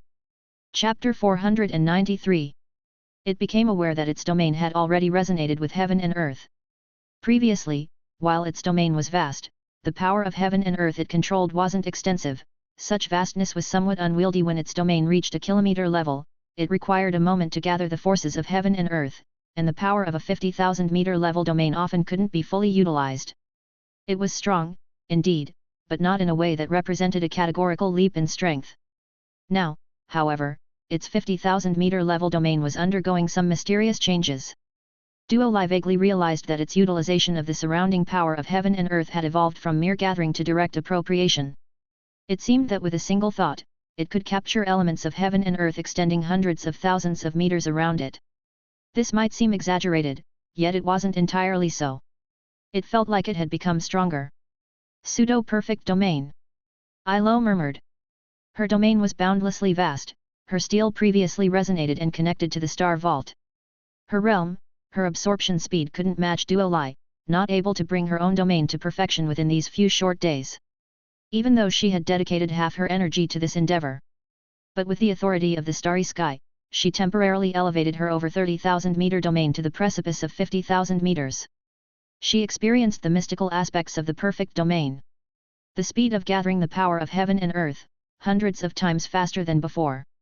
A 5,000 meter level domain can begin resonating with heaven and earth, influencing and suppressing legendary figures below the peak.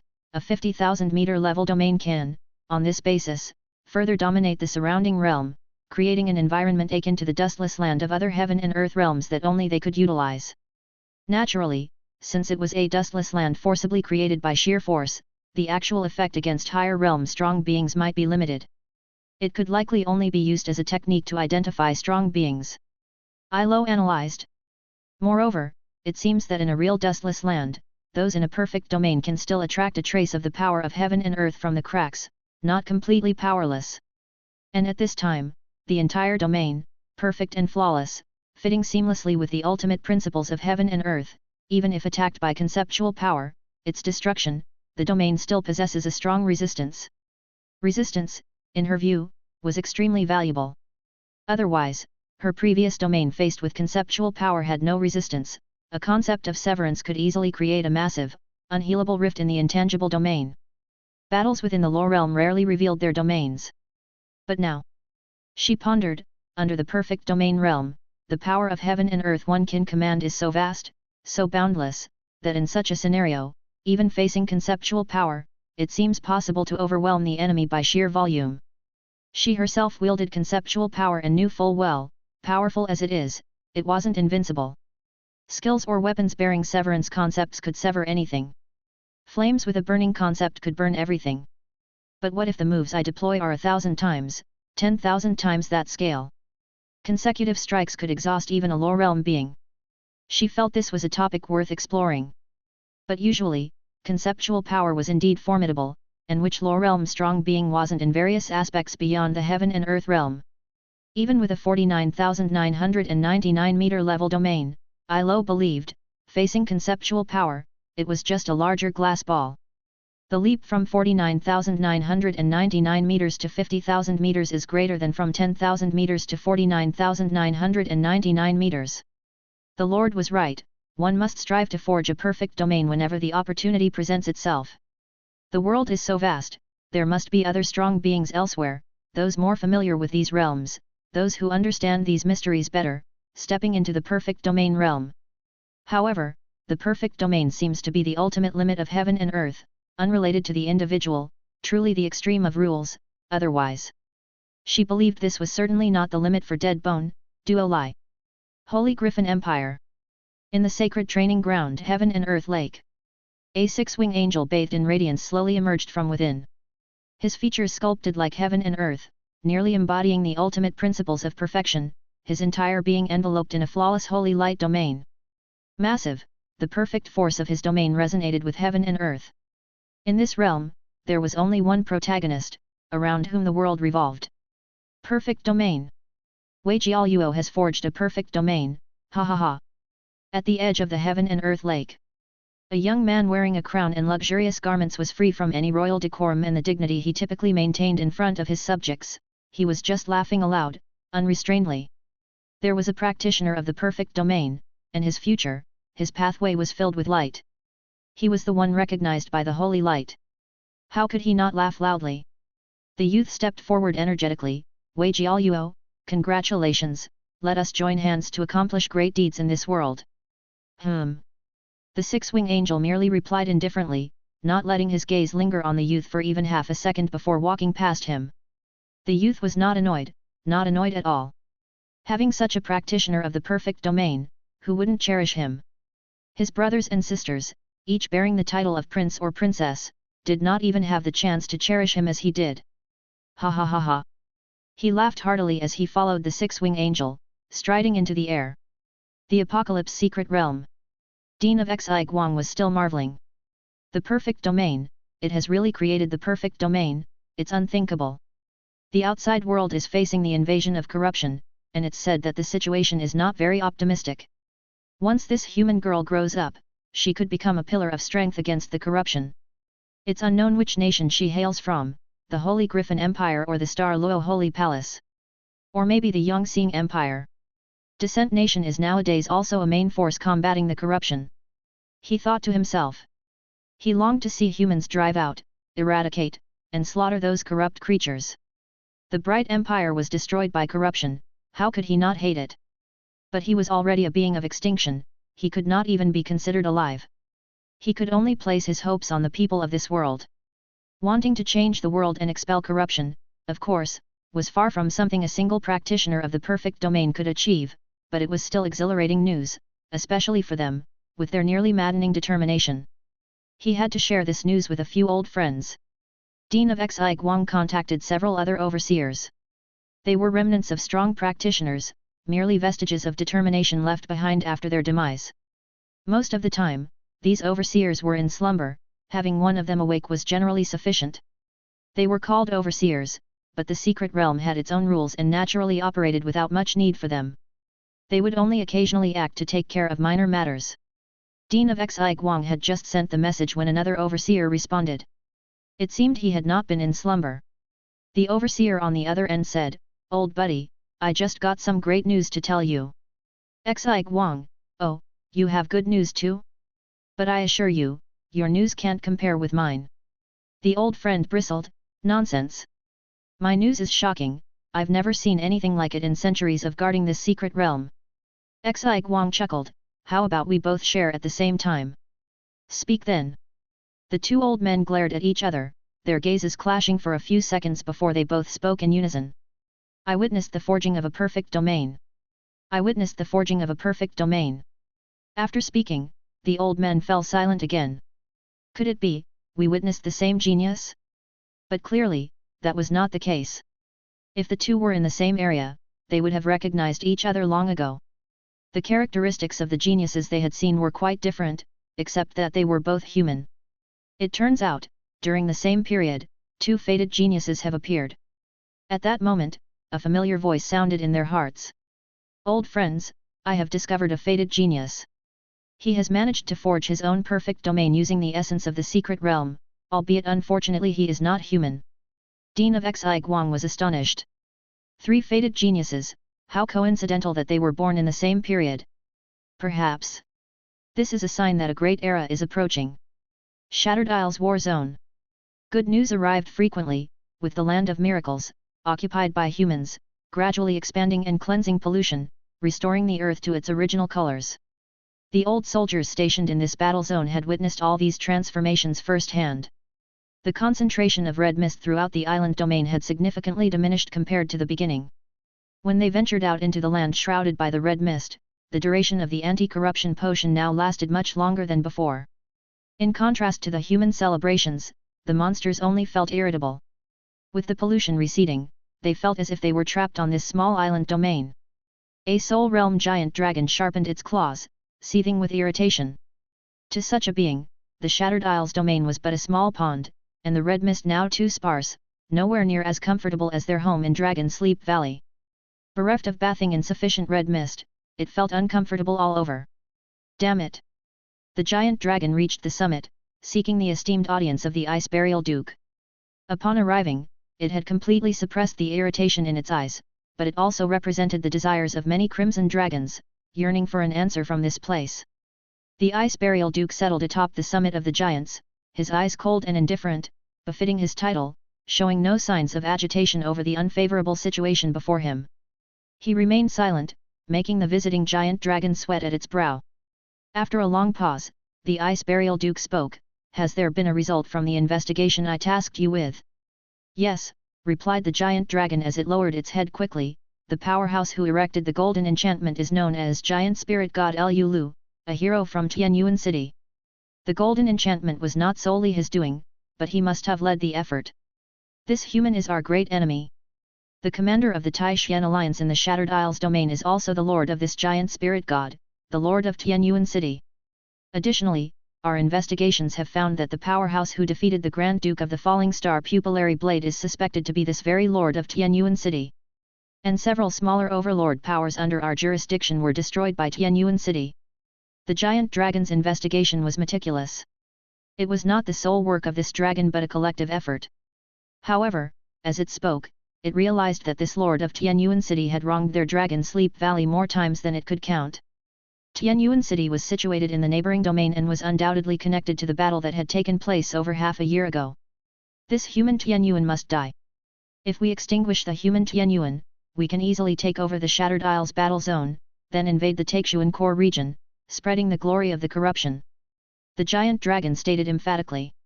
Having finished, it slightly raised its head to glance at the Ice Burial Duke. The Duke didn't seem surprised, as though he was already familiar with the information, and simply said, "Continue the investigation, especially concerning the domain of this lord of Yuan City. Miracle lords rise due to their domains, but their domains are also their vulnerabilities." The giant dragon nodded understandingly. Yet, it couldn't help but ask, "Without a surge of the mist tide, we cannot enter the 10 Directions Isle domain. Besides, Yuan City has already displayed formidable strength, and the human battle zone is not far from Yuan City. I fear that only a supreme being like yourself, my lord, can effortlessly crush this human domain, but there was no opportunity. The Duke couldn't even reach the human battle zone in the Shattered Isles domain, let alone the harsher environment of the 10 Directions Isle domain nearby." Nevertheless, the Ice Burial Duke remained unconcerned. "Just do as I said. After all." He gazed into the distance, murmuring in his heart. At the same moment, at the northernmost point of the 10 Directions Island domain, past the realm passageway in the land of the red mist. Here. Swish swish swish swish. One after another, enormous, ferocious crimson dragons descended upon this area. "I am Grand Duke Goldblade. I am Grand Duke Blue Sand. I am Grand Duke Long Yan." 3 Grand Dukes of the Hunt arrived together, overlooking the assembled forces below, a vast and dense army of monsters. At the very front of the army. 1, 2, 3. Jackal men, snake men, dinosaur people, winged folk. Over 100 legendary realm beings knelt midair, offering their most loyal respects to the 3 Grand Dukes. At the same time, at the Institute of Scholarship in the Holy Griffin Empire. At most, within a year, we will face a comprehensive rise in the red mist tide. But even at this stage, some areas adjoining the land of the red mist have begun to show signs of rising mist tides. Submit the observation results to the Imperial Parliament. Whatever happens next is not for you or me to decide. In the battle zone of Giant Amber Mountain, here lies a neutral territory. As the name implies, this battle zone is not controlled by any great nation. After all, the various domains standing tall within the Giant Amber Mountain region are nominally independent of any faction. Some domains have formed small nations, city-state alliances, or organizations, yet have not received formal recognition from heaven and earth. These small nations and organizations vary in strength, and very few large domains exist.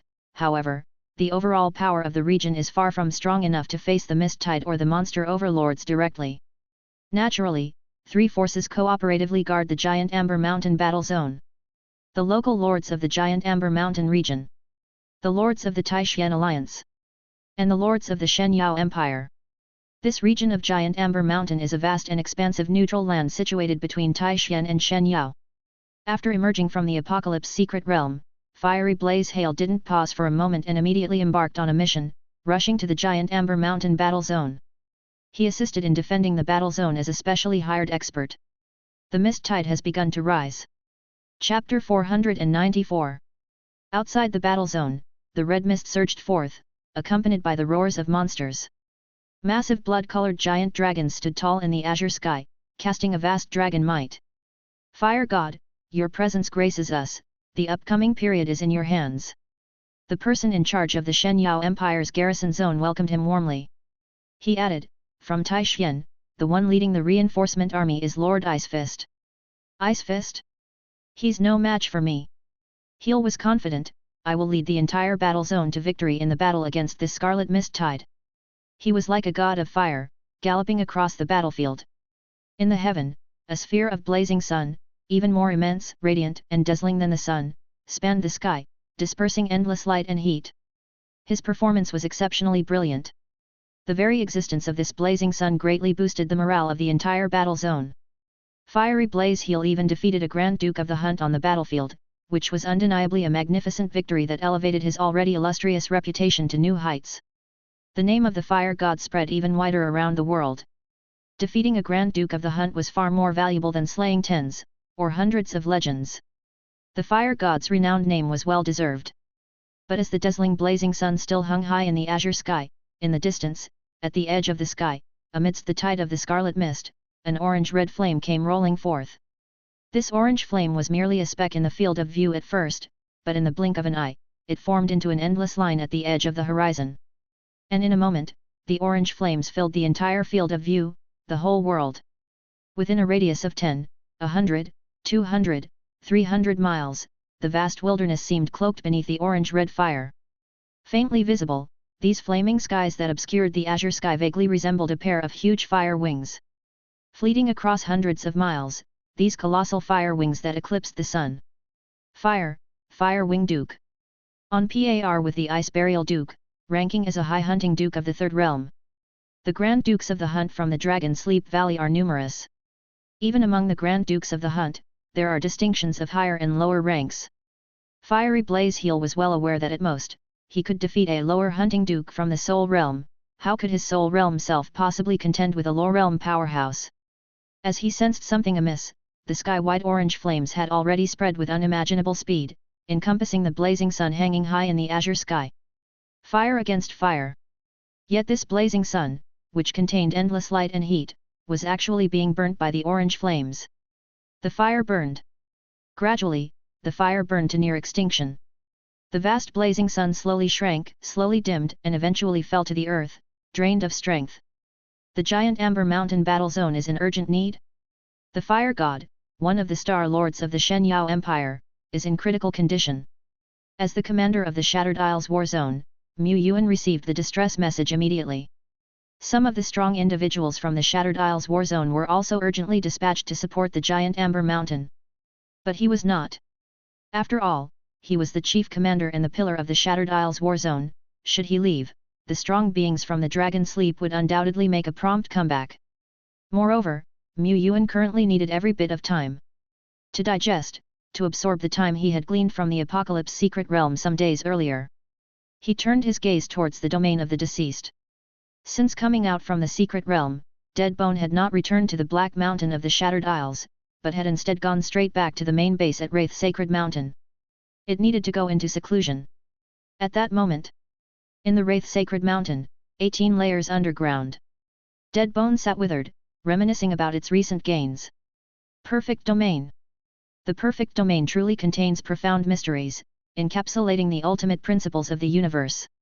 Apart from the Perfect Domain, it also made some progress in skills. Based on the epic skill Wraith Sacred Mountain, it perfected the Gate of the Netherworld, a skill it had been researching but lacked the power to complete. Gate of the Netherworld. Description: you can open a gate to Wraith Sacred Mountain at any time, with undead life passing through it at minimal cost, while non-undead life expends significantly more. With the intent to combat disaster beasts and prevent their advance, Deadbone also enhanced an older version of a skill. Giant Human of Death Remains, Epic. Note 1, created from the Wither King bone and the Earth's dead bones, a massive giant capable of holding endless power of death. The larger the amount of bones the giant Human of Death Remains contains, the bigger its body can grow, possessing several phase forms. Note 2, improved by the hero, Dead Bone, the epic giant human of death remains can exist perpetually as a bone construct, stored within the core bone. At the same time, on the perpetual construct, the giant human of death remains, Dead Bone inscribed the conceptual powers of toughness and desolation. Just like that day, when the Death Knight used an epic treasure to dual control and wield conceptual powers, the giant human of death remains creation, completed in just a few hours through the channel of the Apocalypse secret realm, was the second line Dead Bone could control at the same time. It had realized the concept it had conceived just over 10 days earlier. Of course, dual line operation alone was far from enough. It couldn't compare to the rich experience of established powerhouses. It held the wailing death in its hand. With a mere thought, dazzling golden light shone forth from its pupils. This golden light was brilliant, each thread woven from resolute will made manifest. Golden willpower entangled the wailing death, turning it into a sword of gold. King's Sword of Lament. Dead Bone had planned to inscribe its second type of conceptual power on this golden greatsword, but quickly discovered that the sword, interwoven with the will of a king and based on the wailing death, possessed the power to directly counteract concepts. The will of living beings held infinite possibilities. This, too, was a gain from the Apocalypse secret realm. The King's Sword has the ability to directly destroy concepts. At critical moments, it can serve as a trump card. On the soul of the deceased war flag, I've also inscribed a kind of conceptual power making it 4 lines. But, it's still not enough, far from enough. How can Dead Bone go up against true lore realm adversaries if it doesn't accumulate a dozen, dozens, hundreds of methods formidable enough to counter the lore realm? One must not underestimate the experienced powerhouses like Ice Burial Duke and Fire Wing Duke who have lived for hundreds of years. It needed to prepare many more strategies.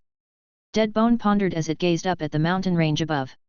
Its combat power was made up in large part by the Wraith Sacred Mountain and also by the Sea of the Undead. Last time, when it battled the Death Knight, it had not truly used the power of the Wraith Sacred Mountain, but the performance of its undead subordinates was undeniably limited. It could still gather power from its undead, but the advantageous number of undead beings went unused. Dead Bone was contemplating.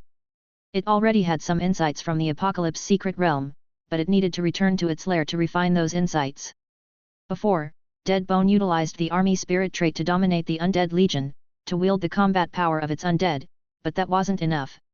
The army spirit could integrate 1,000, several thousands of elite troops into one entity, sharing life and death. But conceptual power could sever the resonating threads of the army spirit. Moreover, 1,000, several thousands? Compared to the massive undead tide, that's just an insignificant portion. The advantage of the undead tide lies in its numbers. Massive, fearlessly fierce, capable of resurrection after death, and endlessly numerous. With that in mind, Dead Bone rose to its feet, appearing at the main peak of the Bone Mountains, the summit of the sacred mountain. The earth trembled. The undead awoke within the mountains and came as pilgrims. If one were to look down from the sky, they would see small and large black dots converging from all directions, quickly forming a black tide. Like a surging wave, even colossal beings like bone dragons were mere drops within it.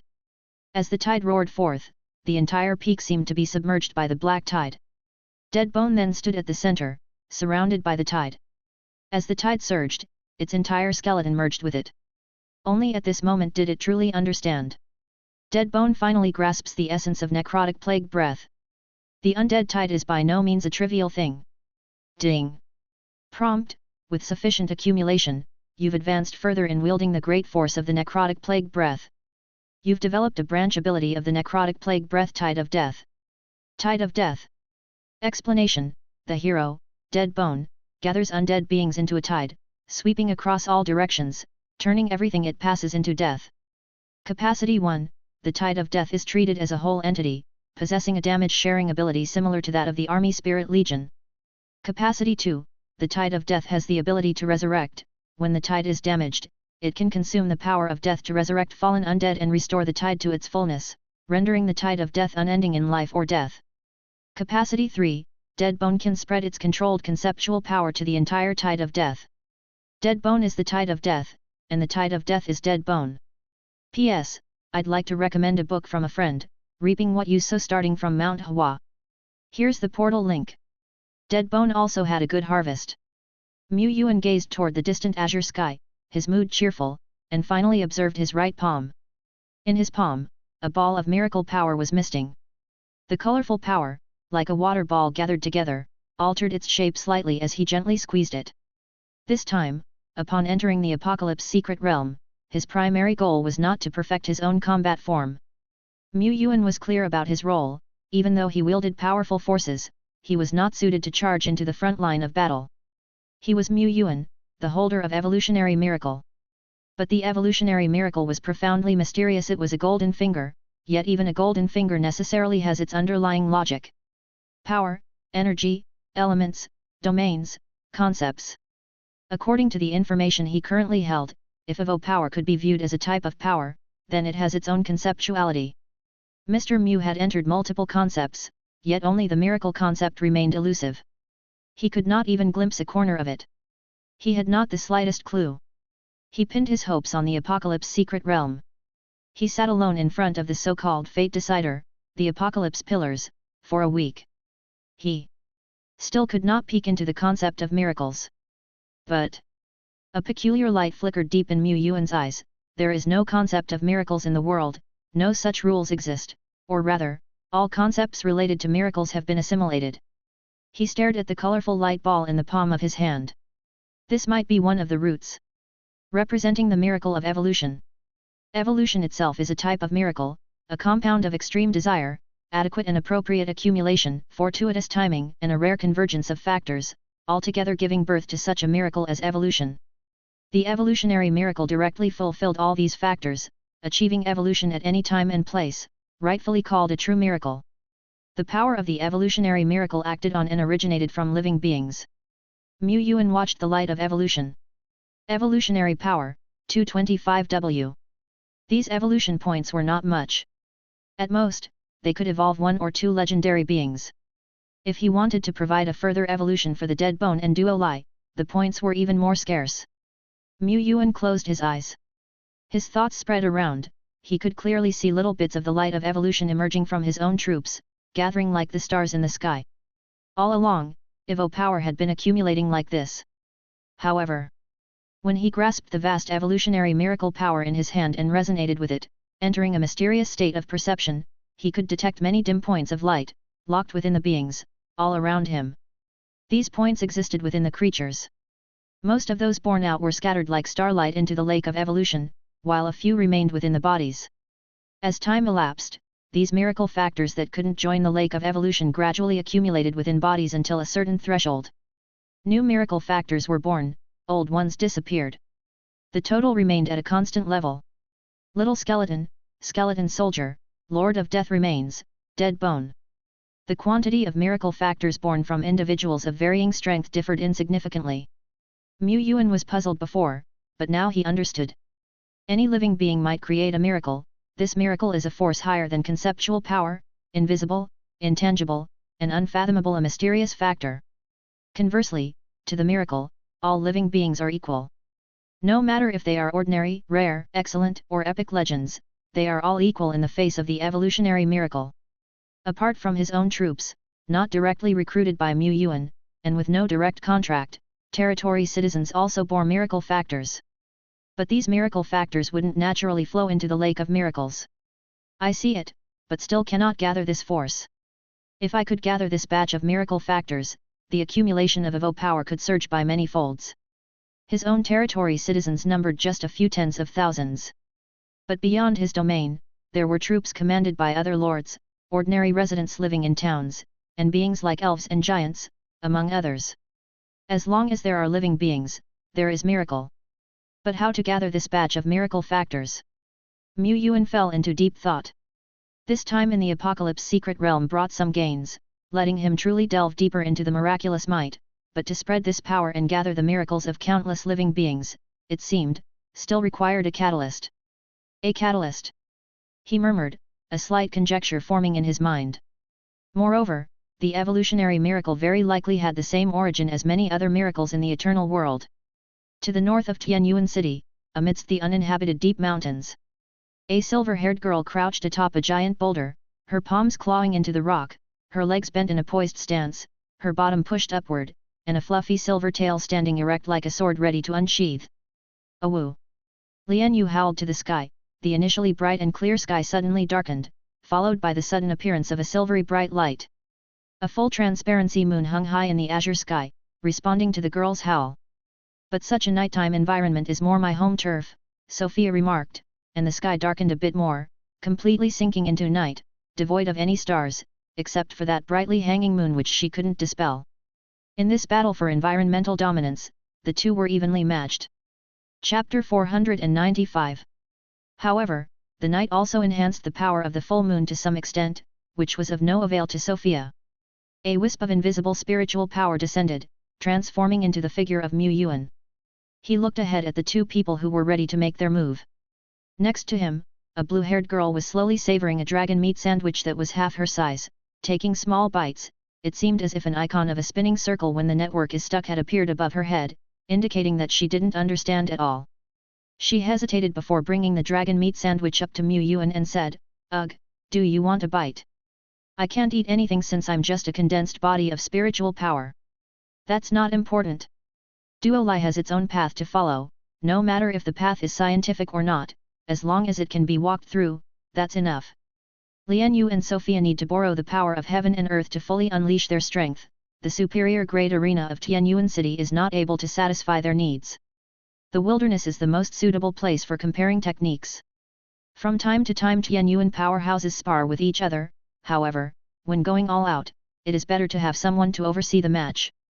And Duo Li, who was idling, crossed out, and adjusting its state, was dragged over by the two of them. "I'm starting now."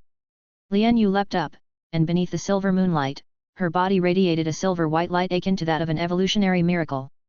Wrapped in the silver moonlight, Ling Long's body swelled countless times in an instant, and a majestic and noble moon silver wolf emerged from the silver-white moonlight in the blink of an eye. In front of her stood the diminutive girl dressed in black, with black hair. The black-dressed girl spread her arms, and tens, hundreds, thousands of black feather, red-eyed night ravens flapped their wings and flew out, immediately gathering to form a tsunami like black storm. The black tornado reached up into the night sky and ravaged the ground below, a natural disaster capable of destroying cities and lands. At the next moment, swoosh! The silver moonlight, like tearing cloth, ripped the black storm apart, causing it to fray and scatter through the air like scraps of fabric. But after the storm, Sophia's figure had disappeared. She had merged into the night. There. Lian Yu trusts her intuition. The giant wolf did not hesitate as it stepped into the air and wheeled around, its claws swiping through the air with the power of the moonlight stirring the heavens and earth. In the roaring storm, the girl in the black dress under the cover of night gradually became visible. Relying only on intuition? That's crazy. When she was at the 4-order level, such concealment was enough to fool legends nearby. Did her stealth techniques have some flaws? Was her scent leaked? Not at all. If Lian Yu said it was intuition, then it was intuition, not any false tactic. Your illogical way of fighting is really like having a cheat, crow. Her figure shattered beneath the silver giant claws. The broken black feathers swayed in the wind. An identical figure of Sophia appeared more than 1,000 meters away, still hidden in the night. As expected, the fur on Lian Yu's forehead instantly stood up, her intuition radar working once again. But if I use this move, how will you respond? Sophia's mouth curled upward, and with her arms spread she appeared to stand upon a black cross in mid-air. And around her, initially, gathering to form the dark crow storm and then being torn apart, the remaining black crows had at some point spread to every corner of this realm. Some black crows were still splitting, from 1 to 2, 2 to 4, multiplying continuously. The basic conditions had been met. So, one night raven elongated its shape, transforming into the form of Sophia. Black hair, black dress, and identical in poverty. Hundreds of Sophias appeared across this realm, each maintaining a considerable distance. Yet these were merely incarnations with her appearance. Not the true body. Lian Yu's gaze remained fixed on the number 1 Sophia with arms spread. Intuition locked on. But the next moment, the fur on her forehead trembled ever so slightly, and Lian Yu's gaze swiftly shifted to another Sophia thousands of meters away. Then her shape shifted again, her gaze this time focusing on a black-dressed girl tens of thousands of meters behind. Her gaze continued to shift, becoming faster and faster, her eyeballs moving so rapidly they seemed on the verge of breaking. Duo Li, biting onto a piece of dragon meat, thought hard for half a second but then gave up and asked, "What's the matter?" It seemed that Duo Lai also could not discern Sophia's true body. He tapped Duo Lai's head and said, "You can swallow that down first." Ooh! Lian Yu's intuition hasn't failed her, she indeed precisely captured Sophia's true body, but Sophia, through the talent of the incarnation of the Nether Raven, continually shifts her true body. Lian Yu's intuition was too precise. But because she could rely only on her intuition, she was completely dumbfounded by Sophia's spectacular maneuvering. Lian Yu's eyes were nearly spinning as she overloaded and howled before dashing forward. The moon silver wolf flickered continuously, shredding one black-dressed figure after another. The black feathers drifted in the air. The moon silver wolf leapt into the sky, merging her form with the full moon. Immense power surged through her as she tore through space, extinguished elements, and the endless moonlight cleaved the entire realm into pieces. After a while, "Ugh, I can't do it anymore, awoo." The wolf girl who had reverted to human form lay on the fragmented earth, raising her arms high in a sign of surrender. She had lost. She was completely drained. Yuan was somewhat surprised. It turns out Sophia won, and moreover, it was a flawless victory, with no injuries. When it comes to sheer combat power, Lian Yu is undoubtedly superior to Sophia. However, Sophia had superior tactics, making full use of her own strengths, and eventually wore Lian Yu down to death. If Lian Yu had tactically retreated, Sophia wouldn't have been able to stop her. This battle revealed some of Lian Yu's shortcomings. She seems somewhat powerless when facing a roundabout-type opponent. That's not entirely accurate. In Tianyuan, Sophia's ability to preserve her life is ranked either second or third, barely competing for first. Her only weakness is, at the moment her true body is discovered, being swiftly slain by a powerful enemy before she can shift her consciousness away. She is an assassin-type powerhouse. What she fears most is also an assassin-type foe. With her explosive power and speed, Lian Yu might just be able to seize the opportunity. Her weakness lies not so much in her abilities, but rather in her disposition and strategy. However, the weaknesses of Sophia and Lian Yu only exist in a one-on-one situation. Sophia often infiltrates enemy lines for reconnaissance, usually alone. This is a problem. But Lian Yu often does not operate solo when out on combat missions. To compensate for her weaknesses, teaming up with two general-level powerhouses from the Tianyuan division is more than sufficient. Oh! Next time. I will definitely win back. Lian Yu spoke between breaths. Sophia pulled her up, "Although we've known each other for a long time, I won't go easy on you during our sparring." "Oh wow! No problem, that's how it should be." True to the crescent moon raven. She took Lian Yu's hand and began to walk out, then suddenly stopped to tidy up her slightly disheveled hair and dress. "Lord is here too. How could I miss such an exciting fight?" Yuan lifted the crystal of image retain in his hand. You might ask, how does an entity of pure consciousness have a crystal? There's nothing that can't be found in the dimensional pocket. He placed many things in there. Duo Lai might not know everything that's inside the dimensional pocket, but Mr. Mu is well aware.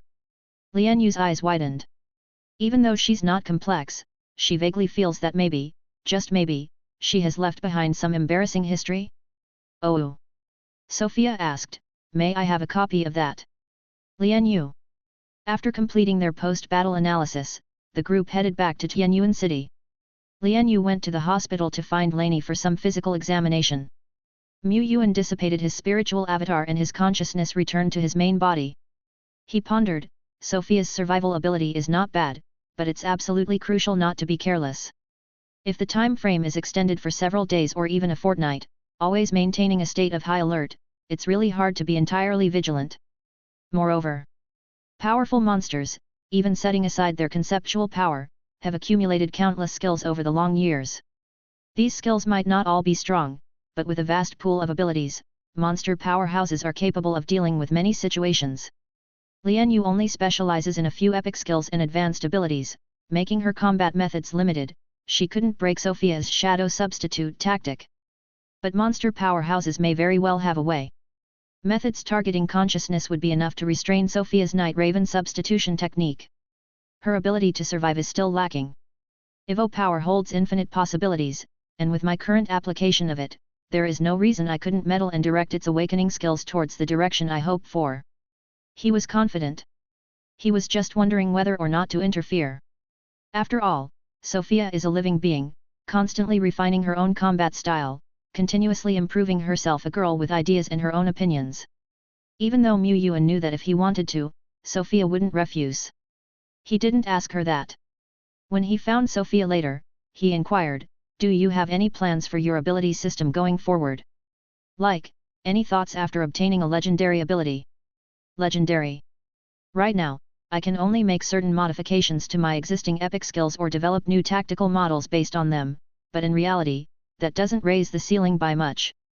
If I could awaken a legendary power, I'd definitely want to awaken an ability that enhances my survivability even further and allows me to extend my reach wider. But our awakening abilities are based on our own bloodlines and job rank, aren't they? This power comes from Lord. But scientifically speaking, it is Lord who excites and elevates their potential. What abilities they can awaken still depends on their own bloodlines. She looked at her own Lord.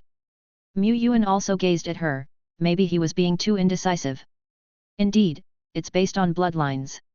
However, as long as our desires and thoughts are strong enough, a miracle will definitely happen. The wind blew into the city lord's mansion. Night gradually enveloped everything. That night, black was the color of miracles. Chapter 496. Dragon Hillock Fertile Land Secret Realm, the designated evolution ceremony platform in the Tianyuan territory.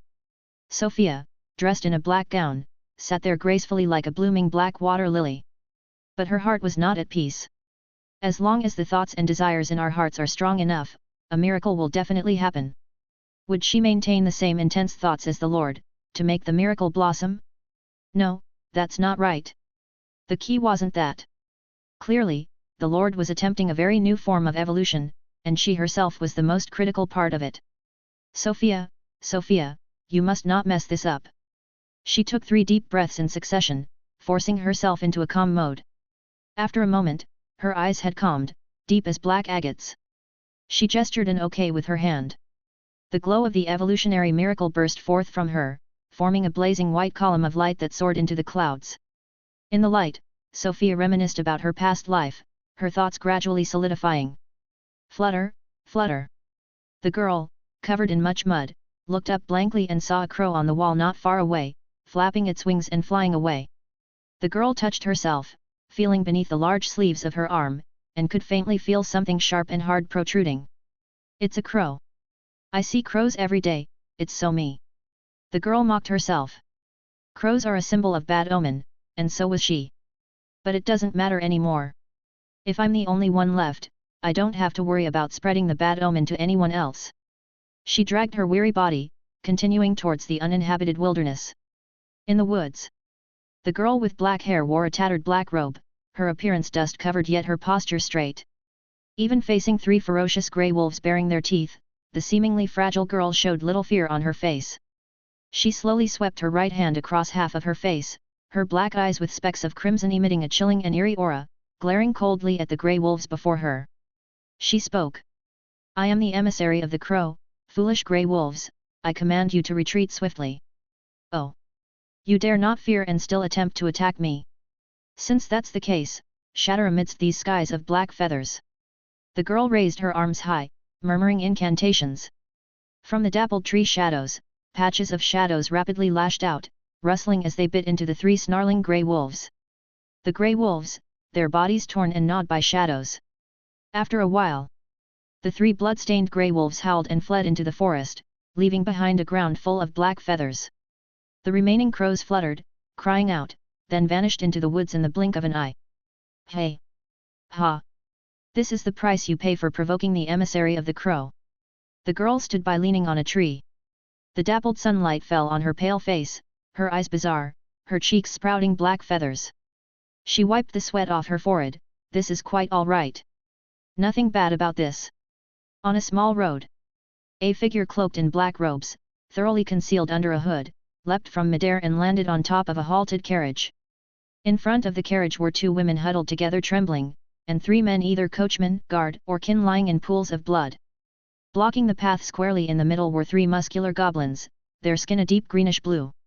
The goblins jabbered, their eyes fixated on the 2 trembling human females, exhaling snorts from their nostrils, saliva dripping from the corners of their mouths.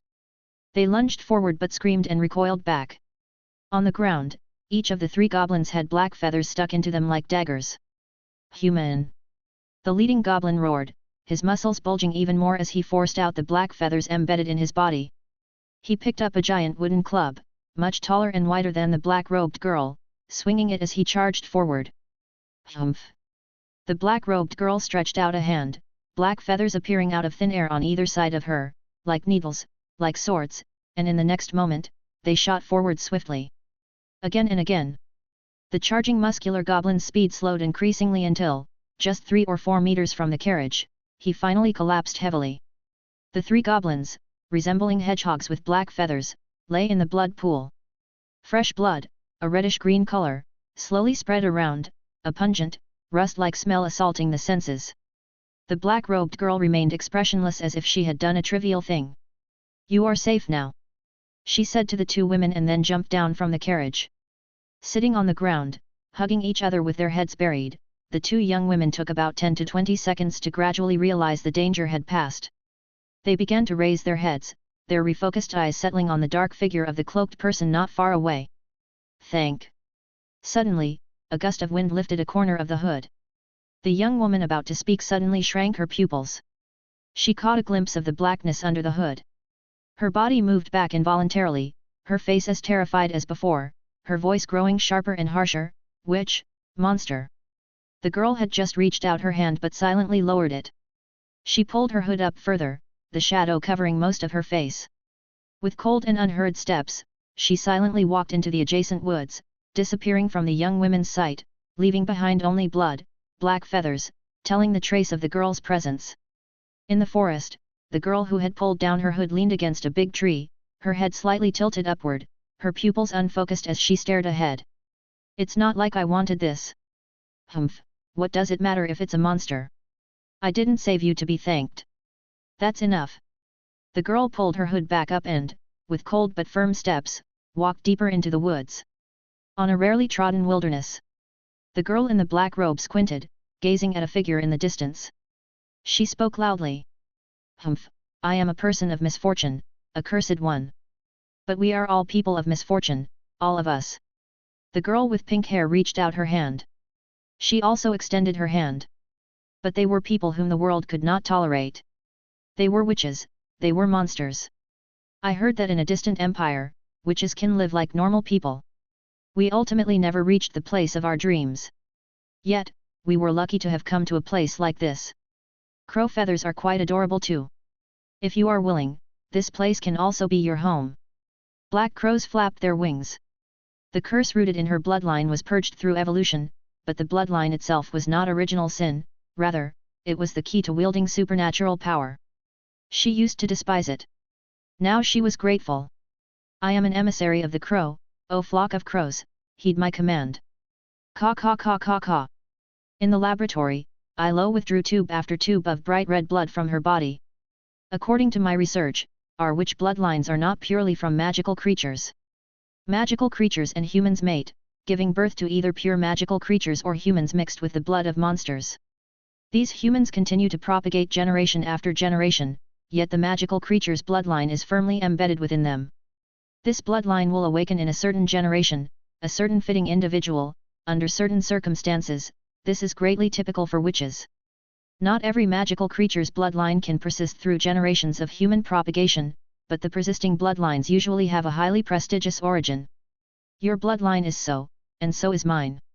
Sophia was neither Duo Li nor Lian Yu, her knowledge was not as profound as Ilo's, but that did not mean she couldn't understand at all. She was not illiterate. "Are you saying?" "Yes," Ilo said, "it can be roughly explained that some high-level entity disperses its own bloodline, contaminating and giving rise to many magical creatures. These creatures propagate and, through a series of events, give birth to witches like us. Even if it takes tens or hundreds of generations, the awakened bloodline in us witches is not inferior." She was of an excellence bloodline. Sophia and the others also possessed rare bloodlines. Rare, already a mark of genius in the common human world, it's just that the Eagle Kingdom was backward and ignorant. The evidence is ourselves. You've noticed too, right? With your epic 3 stars rank, you already have the power to forcibly create offspring with the Black Crow bloodline through empowerment. And if, disregarding the empowered one's survival, you spread the bloodline power widely, it could be called contamination. It's not the typical filthy contamination we often speak of. This kind of contaminated offspring is controlled by the source of the bloodline, and there are still some aspects that I haven't figured out yet. Our successive evolutions might also be directed towards the source of the bloodline. But don't worry, when Lord granted us the miracle of evolution, the unstable factors of this bloodline power were surely purged. Otherwise, when our bloodline was promoted to epic, it would have probably attracted the attention of the bloodline source, an unknown existence. Sophia was not worried at all. She used to worry about these things, but now, she simply saw power as a weapon. What people need to do is wield that weapon. There was only one thing that upset her now. I've applied many times to scout at the main base of the Dragon Sleep Valley Vanguard Army, why does Lord keep rejecting me? If Lord wants to eradicate the army of Dragon Sleep Valley, shouldn't we understand the enemy's arrangements? She sighed. Ilo exclaimed, do you really not understand? With our Lord's style, he would not let you go to such a dangerous place until you had developed absolute life-saving abilities. You, too, must cherish yourself, you are no longer the lone Nightcrow envoy on the wilderness. Someone would be concerned. Someone would worry. She had family, a home. Therefore, she had to infiltrate the main base in Dragon Sleep Valley, she must possess such power. At this moment, the thoughts in her heart and the emotions filling her chest were exceptionally intense. The light of evolution surged into the night. The night too was effervescing in celebration. The domain was expanding, reflecting with the darkness. Nether Raven Storm, Phantom Night Eyes, incarnation of the Nether Raven all advanced during the evolution. It was also at that moment. Ding! A prompt tone arrived on schedule by Yuan's ear. Alert, your hero Sophia bathed in miracle radiance, evolved into the legendary one-star life form Master of Night Crows, and birthed the legend power Lord of Crows. Lord of Crows. Description, a symbol of the Lord of the Black Crow, wherever the Lord of Crows points his finger, crows screech and the heavens and earth invert. Ability, Black Crow constructs created by the Lord of Crows possess the ability to absorb external energy autonomously, capable of an almost perpetual standby. Ability, under the domination of the Lord of Crows, Black Crows and Black Crow constructs have a slight chance to sprout wisdom. Wisdom monsters controlled by the Lord of Crows possess the ability to cultivate and improve themselves. Ability, the Lord of Crows can descend in the form of consciousness descend upon Black Crow constructs or some related Black Crow items, statues, totems. This descent ignores spatial distance and the stronger the construct, the greater the power the Lord of Crows can exert. Ability, when the body of the Lord of Crows falls, he can revive by seizing Black Crow constructs within the range, currently 5,300 kilometers, substituting death for life. The stronger the substitute Black Crow's power, the more power the Lord of Crows retains after revival. If the Lord of Crows weakens to a certain degree, the ability to substitute death for life cannot be triggered. Ability, the Lord of Crows can retain a strand of his consciousness in a Black Crow construct. Should the Lord of Crows completely perish, he can be reborn within the Black Crow construct. This ability requires the soul realm to use. Yuan gazed up at the deep, profound night sky. A miracle, it seemed, echoed back. Master of Night Crows, you symbolize the pinnacle of crow life. In a deep part of the wilderness, shrouded by strands of red mist. In the center of a large monster tribe, a lifelike statue of a black crow was being worshipped. Below the statue, a black crow with crow wings growing from its back was kneeling forward with both hands raised high. Hundreds of wisdom monsters followed the chieftain's actions, kneeling in unison and presenting offerings. Such acts of worship had been performed many times before. But this time, the chieftain suddenly felt surprise, joy, ecstatic joy. God of Crows, Lord God of Crows has responded to us. In the obscurity, the chieftain seemed to be in a mysterious land shrouded in grey mist. He felt as insignificant as an ant. At the end of the heavens and earth, a majestic and revered figure stood tall, looking down. The chieftain dared not raise his head. Otherwise, he might have realized that this noble figure with indistinct features seemed like a delicate human girl. In a secluded place deep in the wilderness, free from the drifting red mist. Inside the ancient village shrine, a crow-shaped statue was also enshrined. Old men prayed there, but only as a matter of formality, seeking peace of mind. Just because this statue had been covered in dust, silent for hundreds of years. Yet now, the long silent statue stirred with barely noticeable light. Red mist land, somewhere. Withered trees twisting vigorously, black crows lingering. In the depths of this strange land, a grand and ancient temple stood. An existence, neither human nor bird but oddly noble and dignified, closed its eyes and muttered faintly. Strange, faith, seems diminished. Chapter 497. A single black crow, 2 black crows, 100 black crows, 10,000 black crows.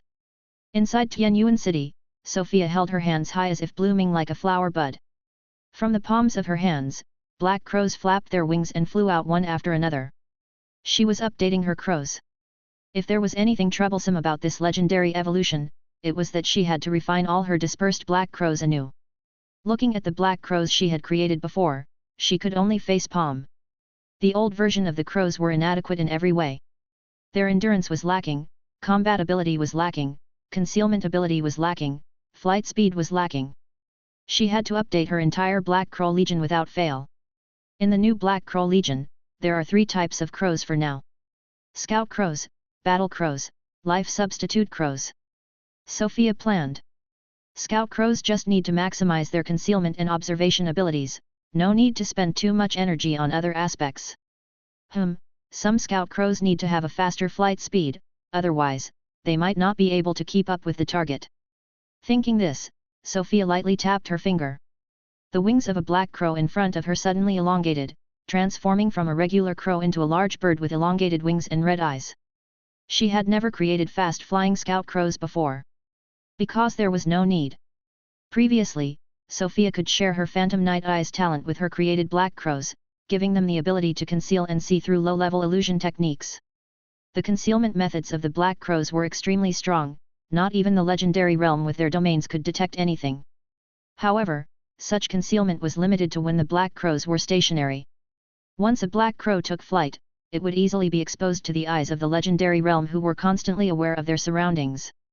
Therefore, Sophia used to pre-arrange black crows to stand guard, treating each black crow like a fixed camera. But now, even in flight, the black crows possess an extremely strong concealment ability, even stronger than the previous stationary state. After all, she had grasped a trace of the power of concept. Not the power of concept that came from using an epic skill for a brief moment, but a concept she truly controlled in her own right. One of those was concealment. The black crow constructs couldn't really possess the power of concept of concealment, but even a youthful version, beggar version, incomplete version, or fragmented version of concealment concept still caused the hiding ability of the black crows to surge dramatically. It would be quite difficult even for the heaven and earth realm or soul realm to detect the black crows. And your Phantom Night Eyes talent has been enhanced during the evolution.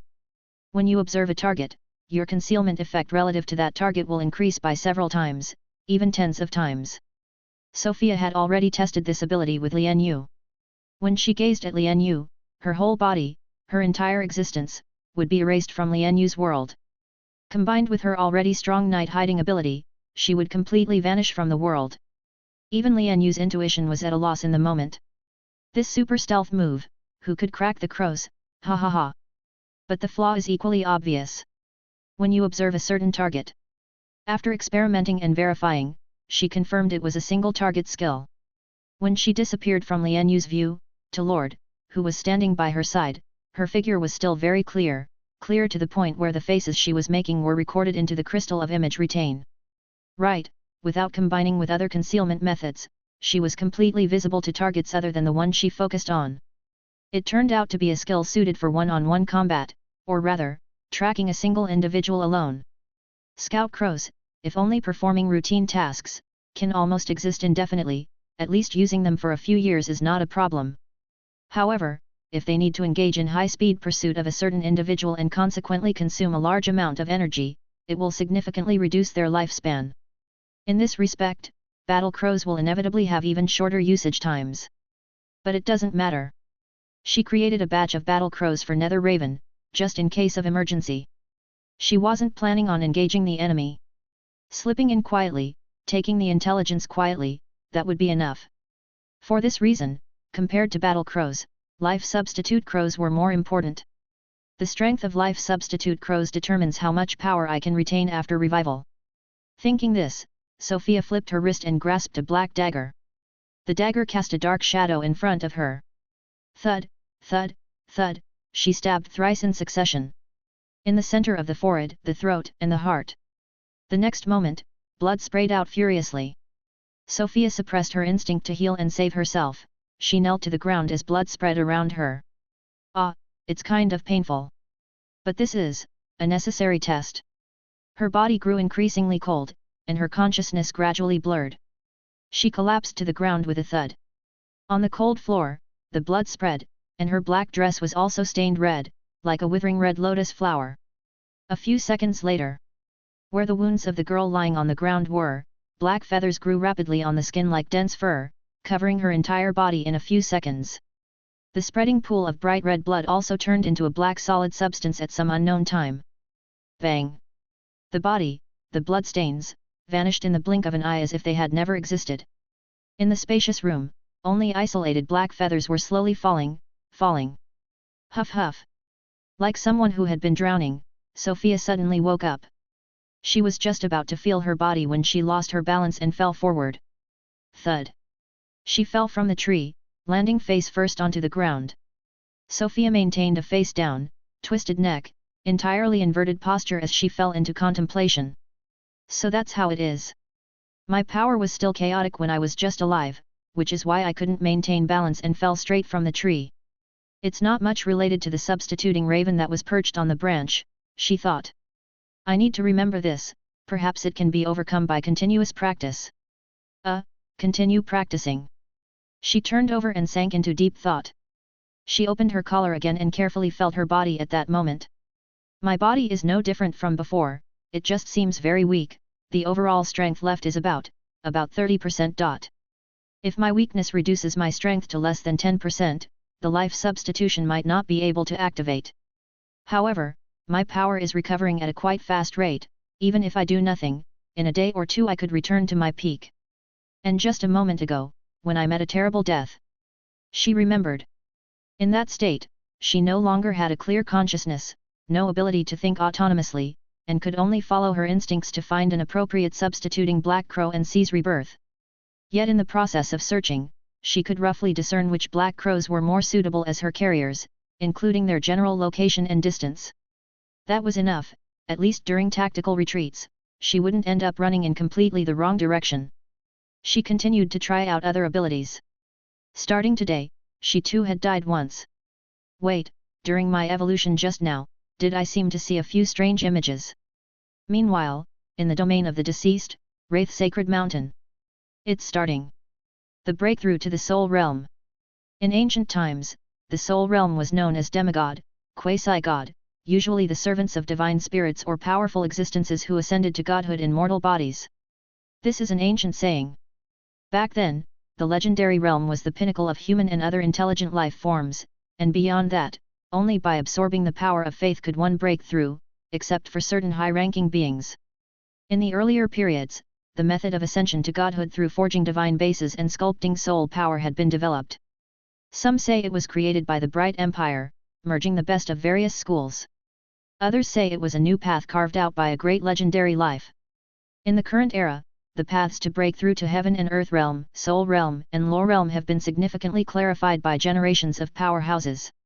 In comparison to ancient times, these major realm breakthroughs still maintain a very high failure rate, and once failed, one could end up severely injured or even dead. The breakthrough to the soul realm is not as dangerous as the breakthrough to the heaven and earth realm. The breakthrough into the heaven and earth realm requires fourth-order limit powerhouses to burn their lives, achieve extreme sublimation, thus leaving no path for retreat. By comparison, stepping into the soul realm only requires the forging of a divine base and the sculpting of a soul. A failure? It's merely minor issues like foundational damage, soul wounds, and temporary mental disorder. However, compared to the fourth order stepping into the heaven and earth realm, the breakthrough process from the heaven and earth realm to the soul realm lacks much support from Taishian. Injury from failure is unavoidable.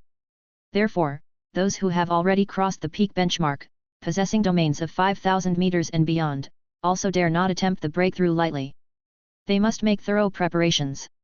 Once the foundation is damaged by a failed attempt, the hope for a next successful breakthrough becomes even more remote. Dead Bone also made a lot of preparations. Due to the scarce reference materials for breaking through to the soul realm, the preparations that Mu Yuan and Dead Bone made were all-purpose measures. Mu Yuan brought approximately 20,000 mostly soul crystals that could be mobilized from Tianyuan City to this place, along with several large boxes of various dark shadow system treasures that are beneficial for cultivation breakthroughs. Dead Bone's preparations were also straightforward. It had all the undead from Bone Mountains gather near the Holy Mountain to stand by. Several wells of death on Holy Mountain were also filled to overflowing standards. It could at any time draw energy from the Holy Mountain and undead tide. With everything nearly ready, it could begin the breakthrough. The audience for Dead Bone's breakthrough was very small. Only Mu Yuan, Duo Lai, and the avatar of Ilo were present. Duo Lai could break through at any moment as well, but Dead Bone requested that it try first. Originally, Mu Yuan planned to have more generals from the Tianyuan department observe this breakthrough process, even though Dead Bone's breakthrough might not hold much reference value. Alas! The battle in the Shattered Isles war zone had flared up again, and there were signs that a legendary monster had crossed into the domain of 10 Directions Island. All these were draining the resources of Tianyuan City, forcing many division generals to deploy to specific areas. The breakthrough has begun! Duo Lai exclaimed. Mu Yuan stood at the peak of a mountain tens of thousands of meters away from Wraith Sacred Mountain, gazing into the distance. The clouds suddenly gathered swiftly. Dark clouds continued to converge, and a black storm howled. Vast, icy, silent, a domain filled with an endless aura of death suddenly unfolded, reaching an extreme limit of 50,000 meters. A perfect domain that merged with heaven and earth. The undead bathed in the domain's deathly powers boiled continuously. Arise! Faintly, one could hear such a murmur. Mu Yuan could see a glow of will soaring into the sky. A fierce will linked mind and soul, constructing the bridge of heaven and earth.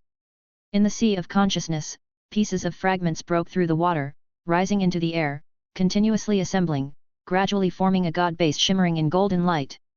The whole process was very natural, without the slightest delay.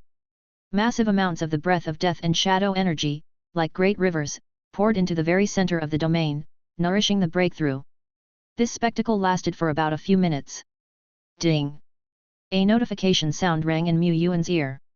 Alert! Your hero Dead Bone is attempting a breakthrough in the soul realm. This alert had not completely played before a ding sounded and the next alert followed immediately. Alert! Your hero Dead Bone resonates with the domain, communicating with heaven and earth, beginning to forge a god. Alert! Your hero Dead Bone has during the breakthrough forged a perfect divine base, willpower, spiritual power and soul power have greatly increased. Alert! Your hero Dead Bone is now attempting to. Alert!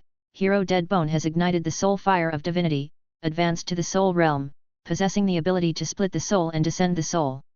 It's over, the breakthrough has been achieved. Mr. Mu, gazing into the distance, spoke. Ilo. That was the breakthrough? In some ways, it was expected. But the power of heaven and earth around us is still gathering. Duo Lai said. That's because Dead Bone is still transforming. Mu Yuan said. Just like when one first steps into the legendary realm, there's a transformative period lasting half a day to a day. The transformation time in the soul realm might not be that long, but it exists.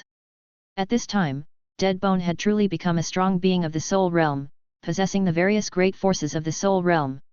Even if disturbed and the transformation interrupted, its realm will not fall, but such transformation opportunities are rare, akin to a baptism by nature. Mu Yuan, accompanied by Duo Lai, continued to protect the law outside the holy mountain. A few skeletons clacked and clacked over, bringing some, pitch-black characteristic food from Bone Mountains. Please, enjoy. Then, thank you very much. Mu Yuan patted the skeleton's skullcaps.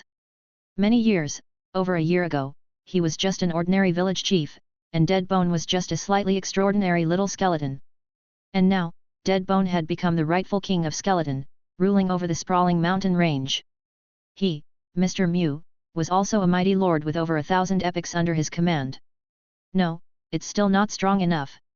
Like the Taishan Alliance, even more powerful forces than the Taishan Alliance face destruction, and I'm merely a minor lord Xiaodeng within the alliance, far from meeting the standard of surviving the Red Mist Tide or the miasma catastrophe safely, he said. Soul Realm, Legendary Life, these are still just the beginning. However, at least we now possess basic survival capabilities. Once the battle in the Shattered Isles domain ends, let's hold a citywide celebration. Yay! Chapter 498. The day after Deadbone entered the Soul Realm and completed the transformation, Duo Lai also easily broke through this major boundary. Mu Yuan wasn't surprised. He always maintained a cautious attitude, but he did not lack confidence in Deadbone and Duo Lai. Instead, if even Deadbone and Duo Lai had difficulty breaking through, he couldn't think of how other beings at the legendary realm would manage. Perhaps, like the powerful nations of the Yongxing Empire and the Holy Griffin Empire, they have miracle buildings that greatly increase the probability of breaking through to the Soul Realm. But Tai Xian did not. Nor did he rule out that some lords might privately possess top-tier breakthrough aids. Mu Yuan temporarily didn't need these. The breakthroughs of Deadbone and Duo Lai indeed didn't hold much reference value. Not just them, soon in the future, those like him, Ilo, and Liu Lu who would step into the Soul Realm also lacked reference value. After all, they were legendary life forms. Epic life forms might not have a 100% chance to step into the legendary Earth Realm, and epic beings would need to put in great effort to break through the legendary barrier. But from his research, he surmised that for legendary life forms breaking through to the Soul Realm or Lower Realm, there were likely no impediments. Just like for epic beings breaking through to the War General level or Leader level. Major Realm, who am I, to dare obstruct the advance of a great legendary being? However, with the same breakthroughs, there should be a difference in quality. If legendary life forms could not access sufficient resources, he reckoned they would also struggle to forge a perfect domain. Based on the perfect domain as a foundation, Deadbone and Duo Lai have forged a perfect divine base. Perfect divine base, this was a term quite unfamiliar to Mu Yuan, having never heard it before. He even specifically asked Encyclopedia Ilo to verify the Ilo who could input all data she saw, even at a glance, into her magic sphere database. However, even in Ilo's database, there was no record of the perfect divine base. According to the experiences of Deadbone and Duo Lai, scratched out, the perfect divine base, other than being relatively hard and possessing strong protective abilities for the God Soul, and also considerably boosting the individual will and spiritual power after forging, has no other functions. But when the heavenly sound notification arose, it specifically highlighted forging the perfect divine base. He believed that the function of the perfect divine base was not limited to just this. Additionally, after stepping into the Soul Realm, Deadbone and Duo Lai acquired the ability to slice through the God Soul, which is also indicative of the Soul Realm. In terms of strength boost, even if both of them had stepped into the Soul Realm, the short-term increase wasn't as significant as the one provided by forging the perfect domain. But those with a perfect domain, despite exerting their utmost effort, could not possess the special great power unique to the Soul Realm. God Soul, Divine Descent.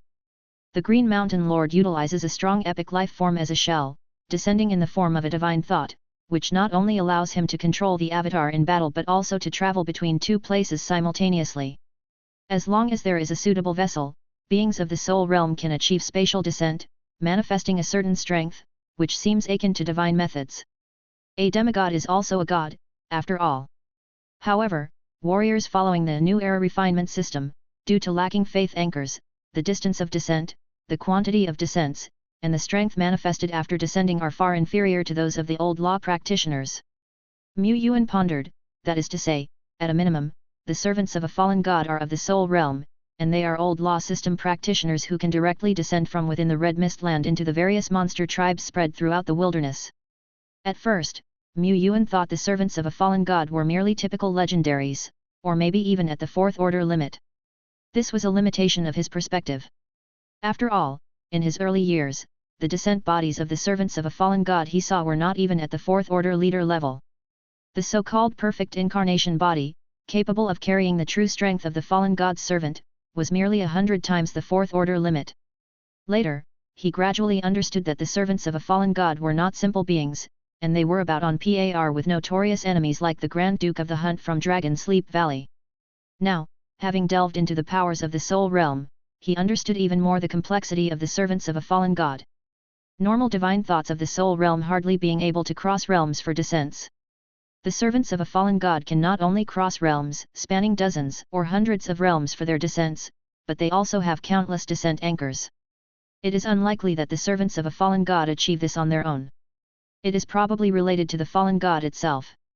Sophia, who had recently stepped into legendary life, also possessed the ease of crossing realms and the ability to descend anytime, anywhere. This was her advantage zone. Perhaps, after Sophia steps into the soul realm, this advantage might even be further increased. The divine thought's descent of the soul realm requires at least a filament of divine thought. To allow the descent body to possess stronger power, to descend to farther places, it necessitates slicing out more divine thoughts, God souls. However, should the descent body perish, the divine thoughts also vanish. The individual would consequently sustain injuries. This is a drawback of the descent process. The more power invested in the descent, the greater the damage from any mishap that occurs. Therefore, most practitioners of the soul realm are very cautious in utilizing this signature power. In this regard, the practitioners of the old law system, the servants of a fallen god, have a significant advantage. Their descents require minimal consumption, and the trauma to the god soul caused by the demise of their descent bodies is accordingly much less significant. But Sophia's advantage is even greater. Her incarnate descents do not rely on divine thoughts, she simply draws out a filament of consciousness. A severed filament of consciousness is negligible. The soul realm has a hallmark power, which is to create one's own life box based on a segmented god soul. Once they fall unexpectedly, the soul realm masters can be reborn through the life box. However, compared to divine descent, the formation of a life box requires a vast quantity of consumed god souls. Ordinary soul realm masters often have to sever half of their god soul and also find rare treasures that resonate well with themselves, with epic materials being the best, or at the very least, quasi-epic treasures that are a very good fit. As such, soul realm masters cannot be reborn casually. Even if death only means a loss of a great deal, at the very least, it involves a significant recovery period, with the need to consume a large number of treasures to replenish and restore the god soul. The cultivation and recovery of the soul realm all require these kinds of treasures. That is the major expense of this realm. After Duolai advanced to the next realm, Deadbone continued practicing in the domain of the deceased. After all, in the Shattered Isles, there still lurks an enigmatic lore realm undead with immense combat power. Duolai, on the other hand, went to the Shattered Isles to participate in warfare, slaughtering a few minor legendary beasts whenever he had the chance. Lord Shepherd himself mostly remained within Tianyuan City. He left a high-level avatar in the Shattered Isles war zone, but it was mostly in standby mode and rarely activated. It's tantamount to him not being a permanent fixture in the battle zone. The commander-in-chief is usually required to be present in the battle zone, especially during more intense battles. After all, the commander-in-chief often carries the baton of combat power for the entire zone and is also responsible for a great many matters. Mu Yuan has no such issues. Currently, the symbol of courage and combat power in the battle zone is General Liu Lu. Acting as his representative to communicate with various lords and pioneer groups is Ilo. With a peerless general and a capable civil officer, he could not worry less. He was in secluded cultivation.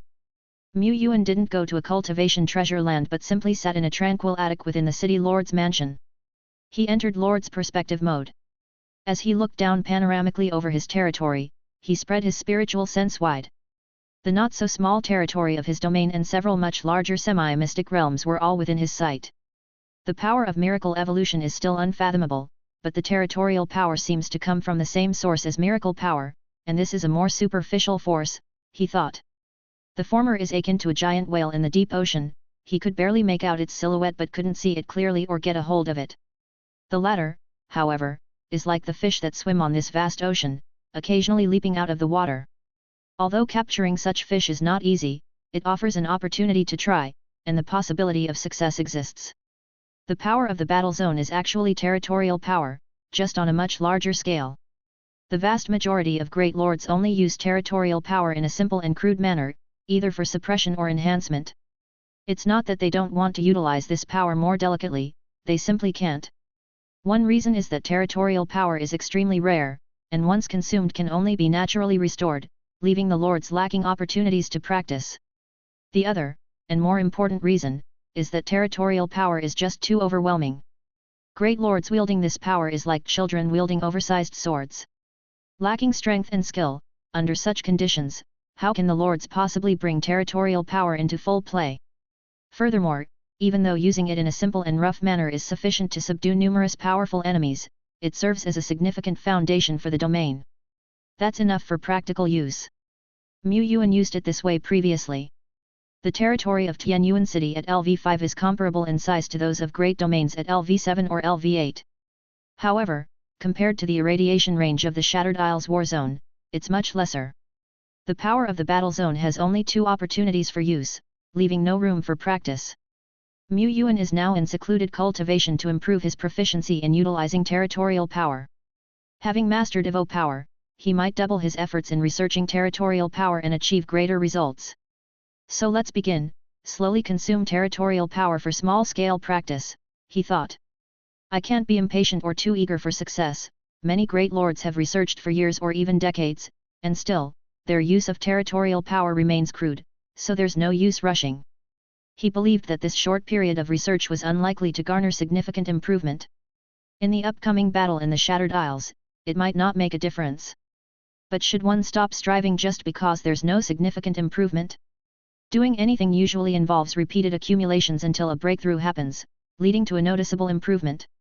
Well, unless one is cheating. But Lord Shepherd is a lord who has reached this point through his own talent and effort.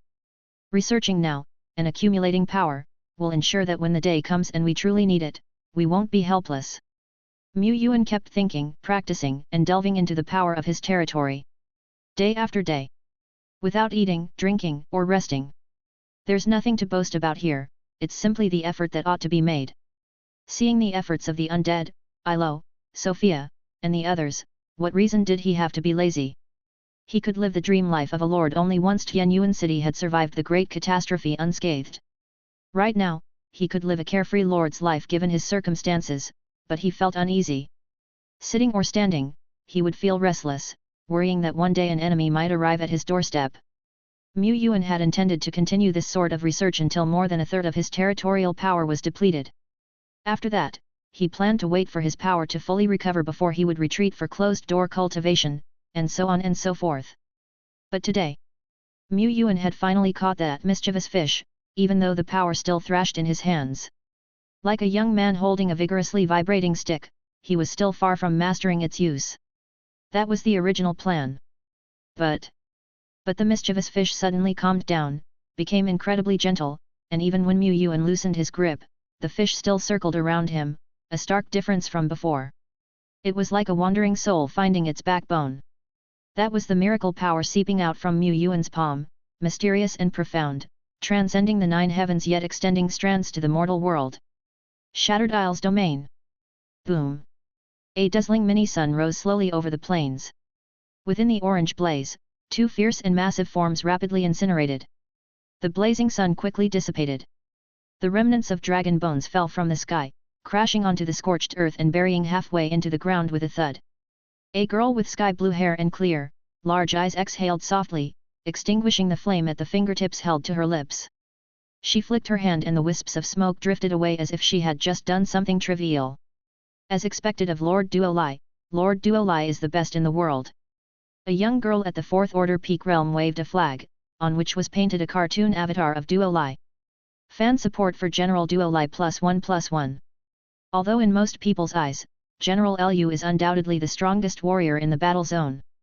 After Lord Fukao went to support the giant Amber Mountain War Zone, the title of the strongest became even more unshakable.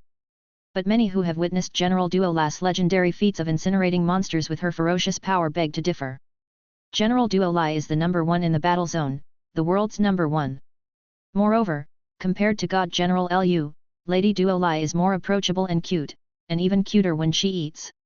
So want to feed Lady Duolai. The Lord of Scorching Flames was the leader of this small action team, and she needed to express her gratitude, but she also secretly marveled at Duolai's formidable strength. It is rumored that this General Duolai is a super powerful being with a domain reaching tens of thousands of meters. But 10,001 meters is still tens of thousands meter level, as are 10,300, 10,600 and 10,900 meters. General Duolai's legendary domain levels are probably among the latter. Besides, having reached such a level with her domain, the Soul Realm is no longer an obstacle. Perhaps she has already become a Soul Realm master. Speaking of absolute combat power, I also think General Duolai is the strongest in the battle zone. Lord of Scorching Flames thought to herself. Suddenly. Boom. An ear-deafening roar, as if the world itself was shattering, exploded by her side. She first thought a great battle had erupted nearby and looked all around. But the next moment, her pupils constricted, and she stared dumbfounded at the distant sky. There, the sky had cracked open. A vast rift spanned the azure sky, miles and miles long, like a crimson river, a tremendous crack. Chapter 499. In the shattered isles, wisps of red mist drifted, engulfing the majority of the region in dark clouds that made the sky and earth seem gloomy. It cracked open without any warning. The massive rift that formed wasn't a dark, deep space but pulsated with an ominous scarlet hue. It's the red mist. The Lord of Scorching Flames' pupils constricted once again as she saw more red mist continuously pouring out from the scarlet fissure, spreading throughout the surrounding sky and earth. She didn't understand what was happening, but she knew it was an absolute disaster. The great calamity had arrived. I have a very bad feeling, let's hurry back to the battle zone. General Duolei, don't worry about us, you should rush back now.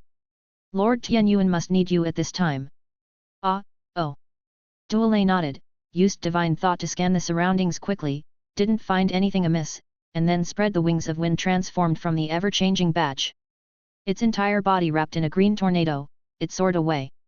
It had already received the news. Not just the Shattered Isles.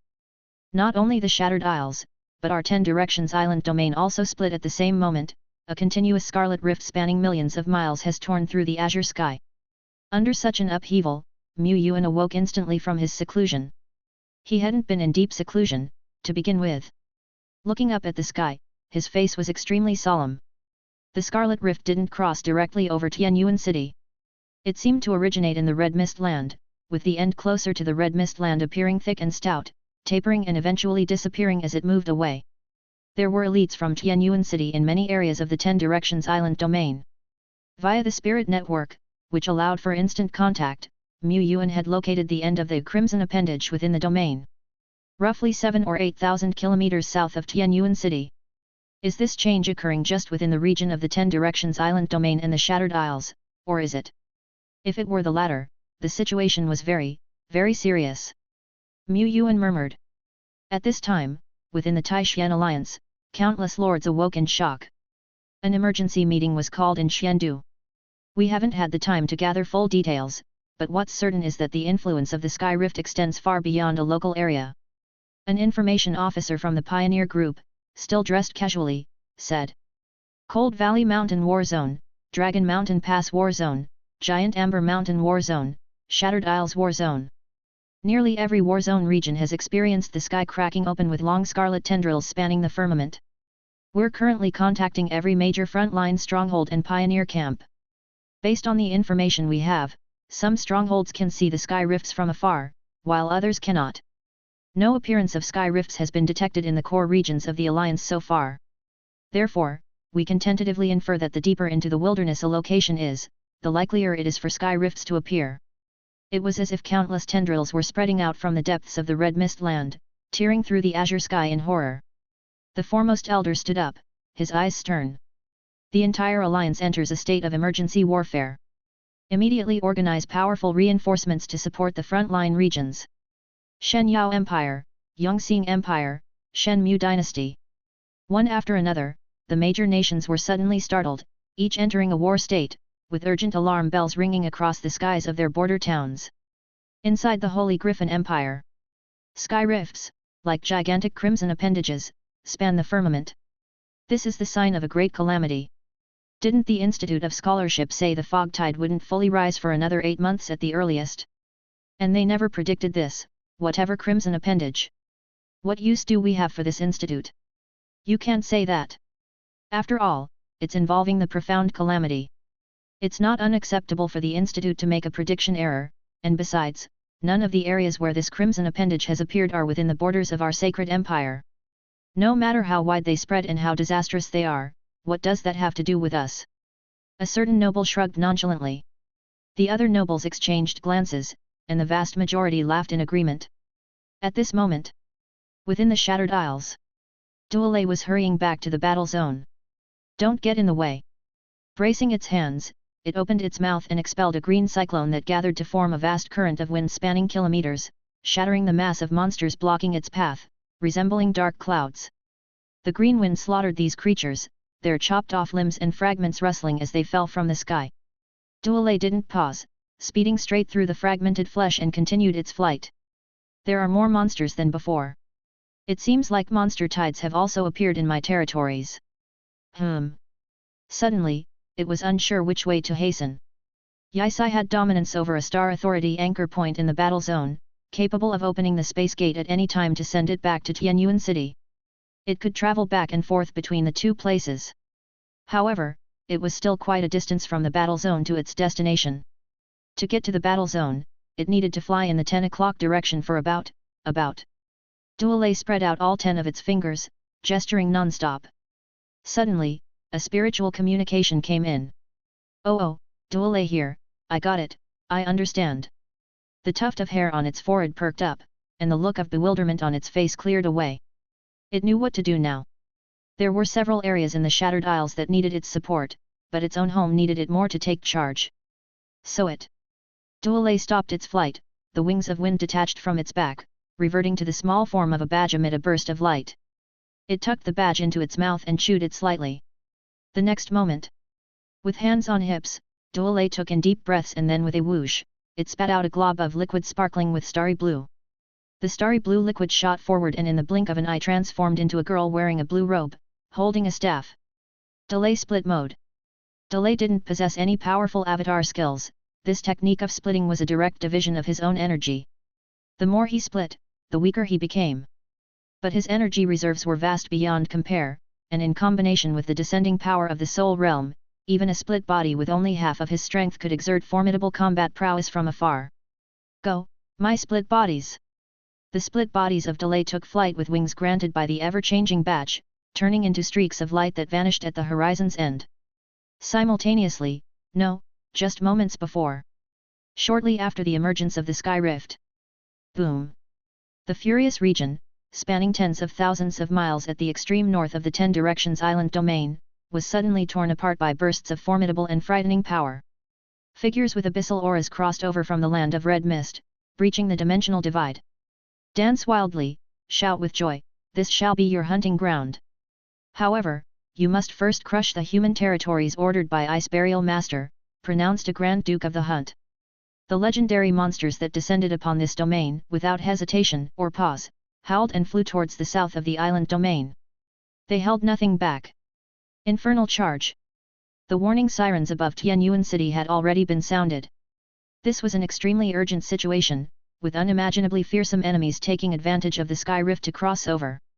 According to the intelligence, countless legendary realm monsters have amassed, presenting a menacing force that almost crushes the azure sky, reported a messenger. Mu Yuan calmly suited up in his armor. The division generals and elites of Tianyuan City quickly and composedly readied their formations, hurrying to the front lines. The situation might have been urgent, facing an unprecedented enemy. But the Tianyuan territory had faced many such dangerous episodes before. All troops attack, crush them. But Tianyuan City was not the only place to sound the alarm. At that time, shortly after Tianyuan City had raised the alert, elf legend Milena, stationed at the Natural Garden, received the news. Tianyuan City has sounded the alarm again? Is it related to the sky rift? The Natural Garden also sounded its alarm. After all, the sky was split open, with the sinister and polluting scarlet seeping through, and she dared not take it lightly. Yet, Milena was also confident in fending off the disaster. To say she was confident might be seen as arrogant and self-important, but she had a lot of faith in Tianyuan City. Recently, Tianyuan City had sounded the alarm and fully mobilized its military, swiftly repelling and defeating invaders from the 10 Directions Island domain. Not so long ago, when a monster tide had suddenly arisen, along with enormous disaster beasts that blotted out the sun, Tianyuan City had subdued them with lightning speed. The sky's opening and the expanse of the Crimson River will undoubtedly trigger a new, even larger wave of the monster tide, but they will surely crush it. This was Milena's thought. Until Lady Milena, we found. An elf, young in appearance but actually decades old, ran up to her, panicked, and after some stuttering, managed to convey the situation. Milena stood up abruptly. What did you say? She intended to question further. However, she suddenly looked towards the distant sky. The sky remained a clear blue, only at the very edge was the corner of the scarlet rift visible, with red mist spreading.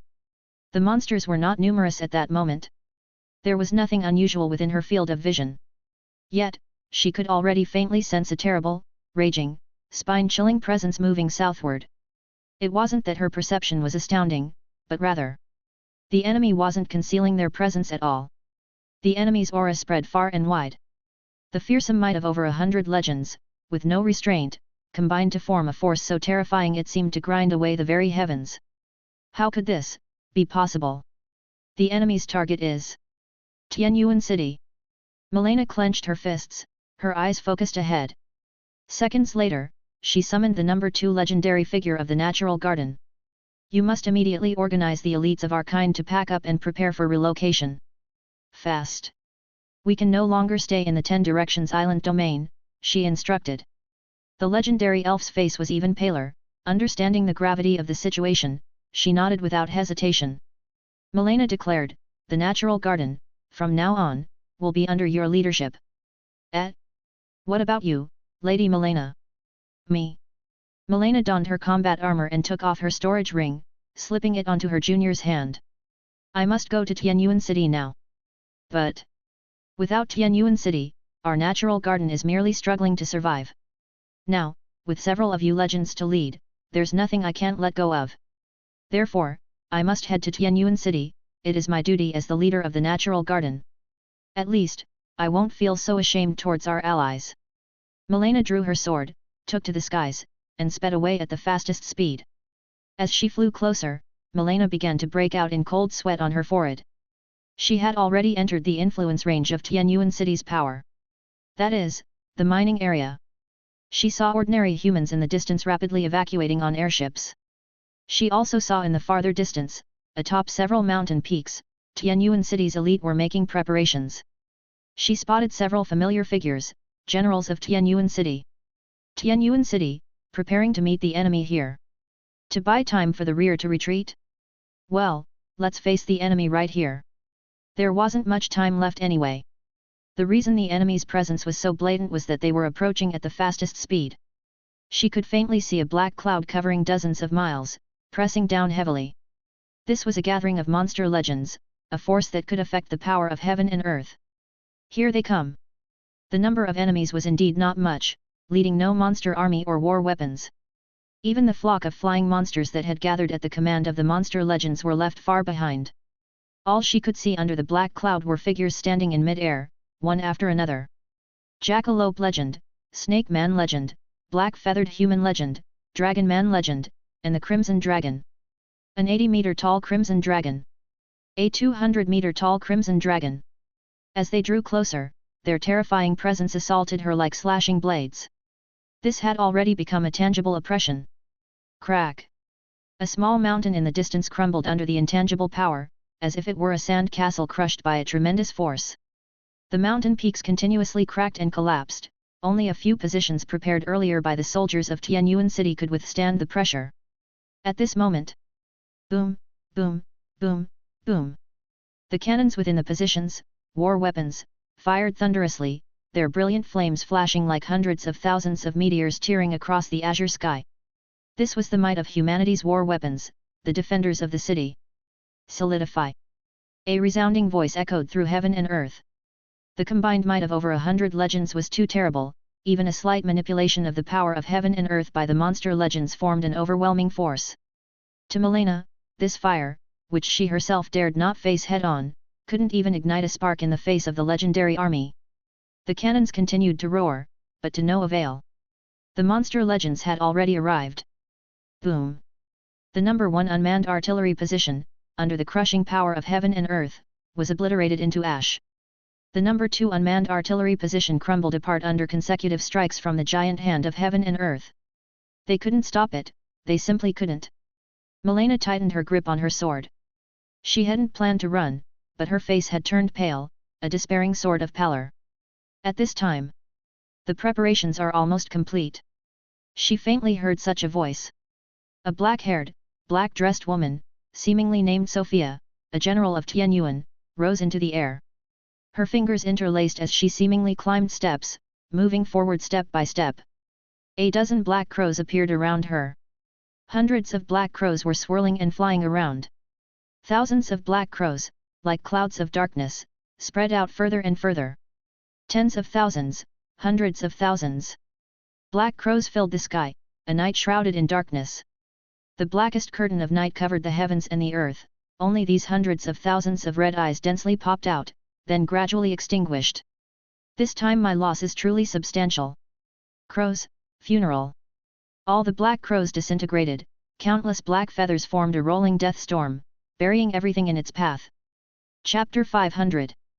Darkness enveloped, pitch black as if not seeing one's own fingers, leaping flames, flashing thunder glow, and all brightness drowned in this boundless darkness. This was nature.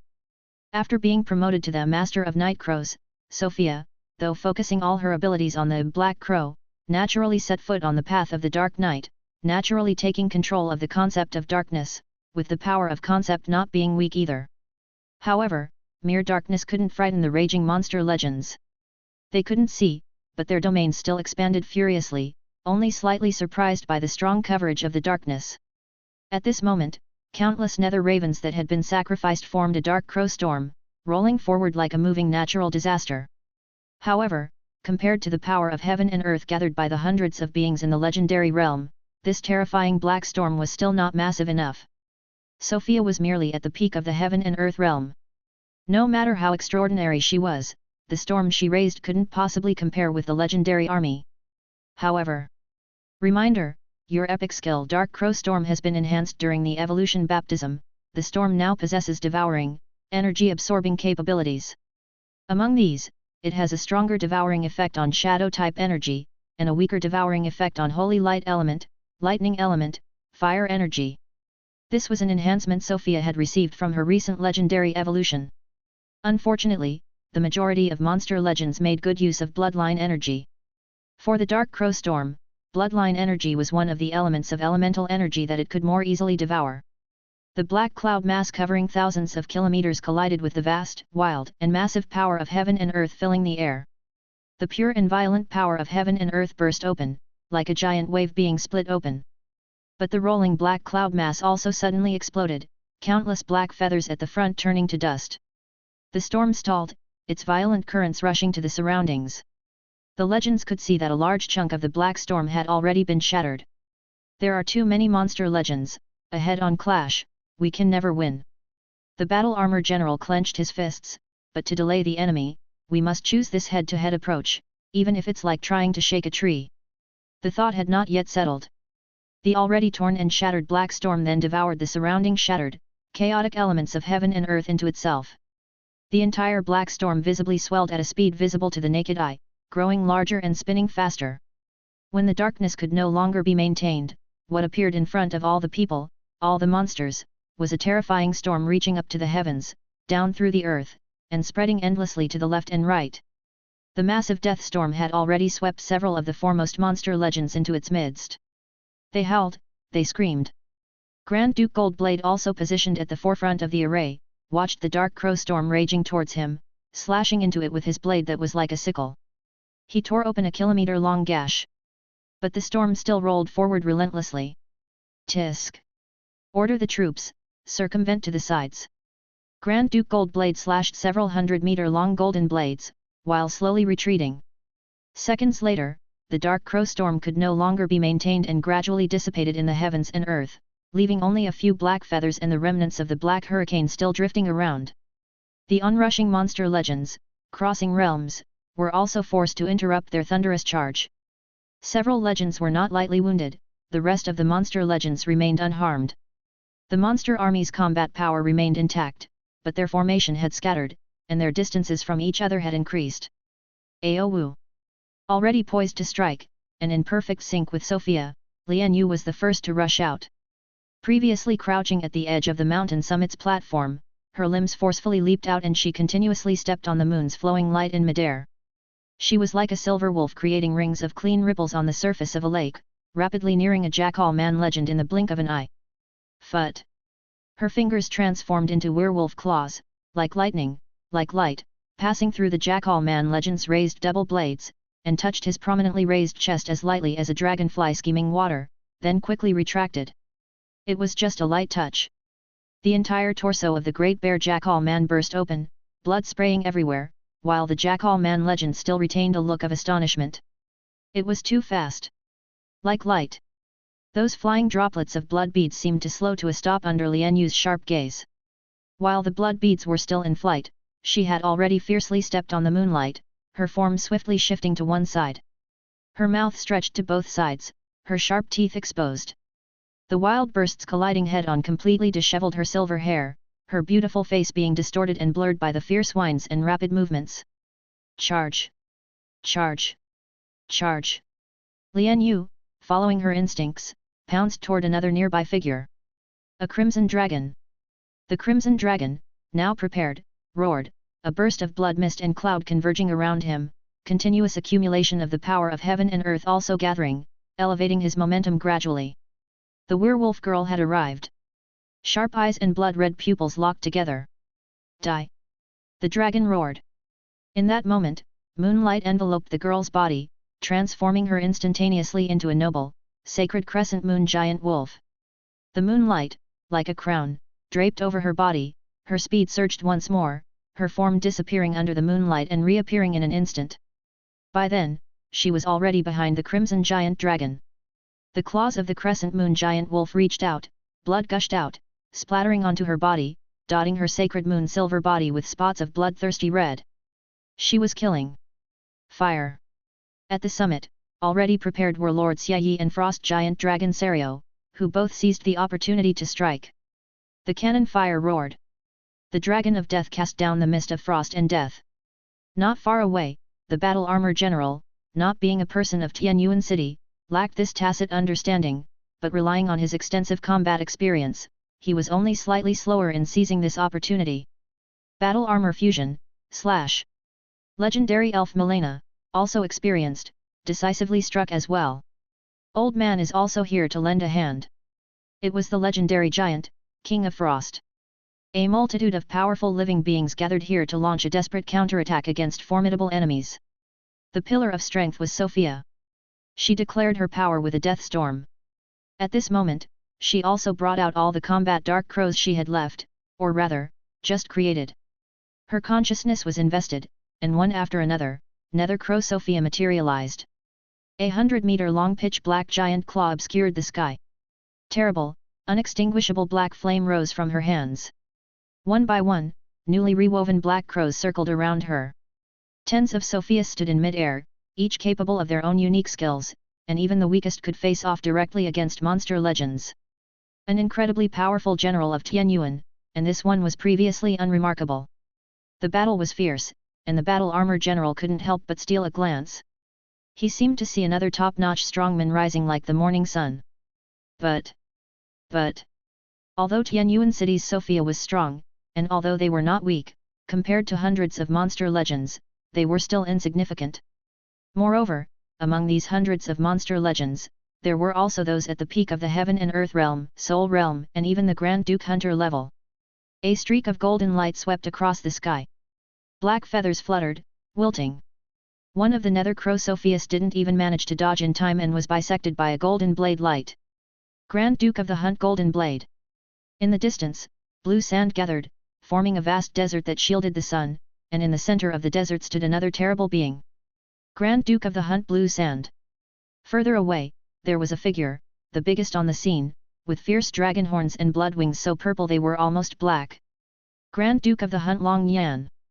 The battle armor general, not young, had roamed the south and north for many years with his lord, and was experienced, discerning one by one the notorious great enemies. 3 Grand Duke Hunters. Dragon Sleep Valley, in order to obliterate Tianyuan City, actually didn't hesitate to dispatch 3 Grand Duke Hunters. How is this possible? Moreover, Dragon Sleep Valley came prepared. As soon as the Sky Rift incident occurred, these 3 Grand Duke Hunters and hundreds of legends crossed domains to come here. He turned to Sophia, Xia Yi, and others, asking if they had any strategies. After all, they couldn't delay the enemy for long. Continuing to resist would also be meaningless.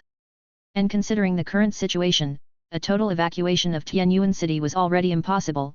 They could only scatter the elites and core personnel, fleeing with as many as possible. For a lord like the Lord of Tianyuan City who commanded several powerful division generals, as long as the people were still there, a revival could always be hoped for sooner or later. What he feared was that the Lord of Tianyuan City wasn't planning to evacuate. Defending stubbornly was not the best strategy. We indeed can't delay for much longer, and if we continue, everyone here will be in mortal danger, Sophia said.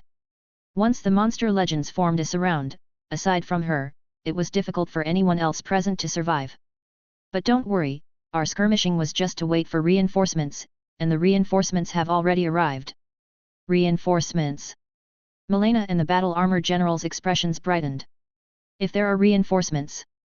Milena knew Tianyuan was an important lord within Taishan, and now with Taishan's strong men coming for aid, salvation was possible.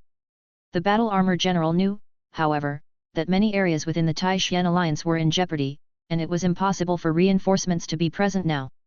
However, lords of Tianyuan City usually enjoyed the world's favor. If he knew some mysterious strongman and called for reinforcements, it wasn't impossible. Like Tian City, wasn't it because the lord of Tian City and the Tian Shui White Dragon had a close private relationship that he could invite that dragon venerable to reside at Lake Haven Lake, gradually turning the Tian Shui White Dragon into a regional guardian deity? Maybe the lord of Tianyuan City also. His optimistic thoughts had just sprung up when they shattered the next moment. At the edge of his field of vision appeared a figure, wrapped in thunder glow and storm. The reinforcements of Tianyuan City, the confident reliance of Nether Crow Sophia, turned out to be just one person. This person was familiar to the battle armor general. Milena recognized him as well. General Duo Lai. The reinforcement is General Duo Lai? Just General Duo Lai. The enemy has hundreds of legendaries, 3 Grand Duke hunters. Can a single person be called a reinforcement? The usually serious and earnest battle armor general had his thoughts in turmoil. Boom! He was struck by a soul realm giant dragon, plummeting from the sky and smashing into the earth, forming a huge crater. Boom! Milena continuously dodged the enemy's deadly moves, yet her armor cracked more, and new wounds appeared all over her body. Boom! Serio was bitten by several crimson dragons and fell from the sky. Boom! The machinery weapons around Xia were destroyed, and flames rose and spread. At this time, thunder glow roared and hurricanes howled. Duo Lai arrived at the battlefield. To arrive as quickly as possible, he used a state beyond his limits, consuming a full 20% of his energy in the rush. But, he hadn't arrived late. The monstrous legendaries had already fixed their sights on him. This human legendary coming to their aid might be strong, but they were stronger. Taking the opportunity to surround and slaughter a powerful human legendary delighted them immensely. Right away, several monstrous legendaries formed a crescent shape and slowly encircled Duo Lai, the leader among them being a soul realm giant dragon that spanned over 200 meters. Amidst his encirclement of powerful enemies, Duo Lai's expression remained unchanged. His gaze swept over the entire area, and his typically cheerful face slowly turned to rage. Around him, the energies of heaven and earth grew ever more turbulent, the crimson waves controlled by a dozen legendaries rapidly converging. Tens of meters, hundreds of meters, thousands of meters. I say, heaven and earth, be still.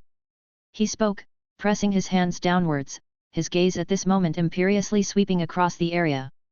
An invisible domain instantly encompassed everything within several hundred meters, thousands of meters, tens of thousands of meters, and even farther. The perfect domain pressed down. At this moment, the conflicts ceased.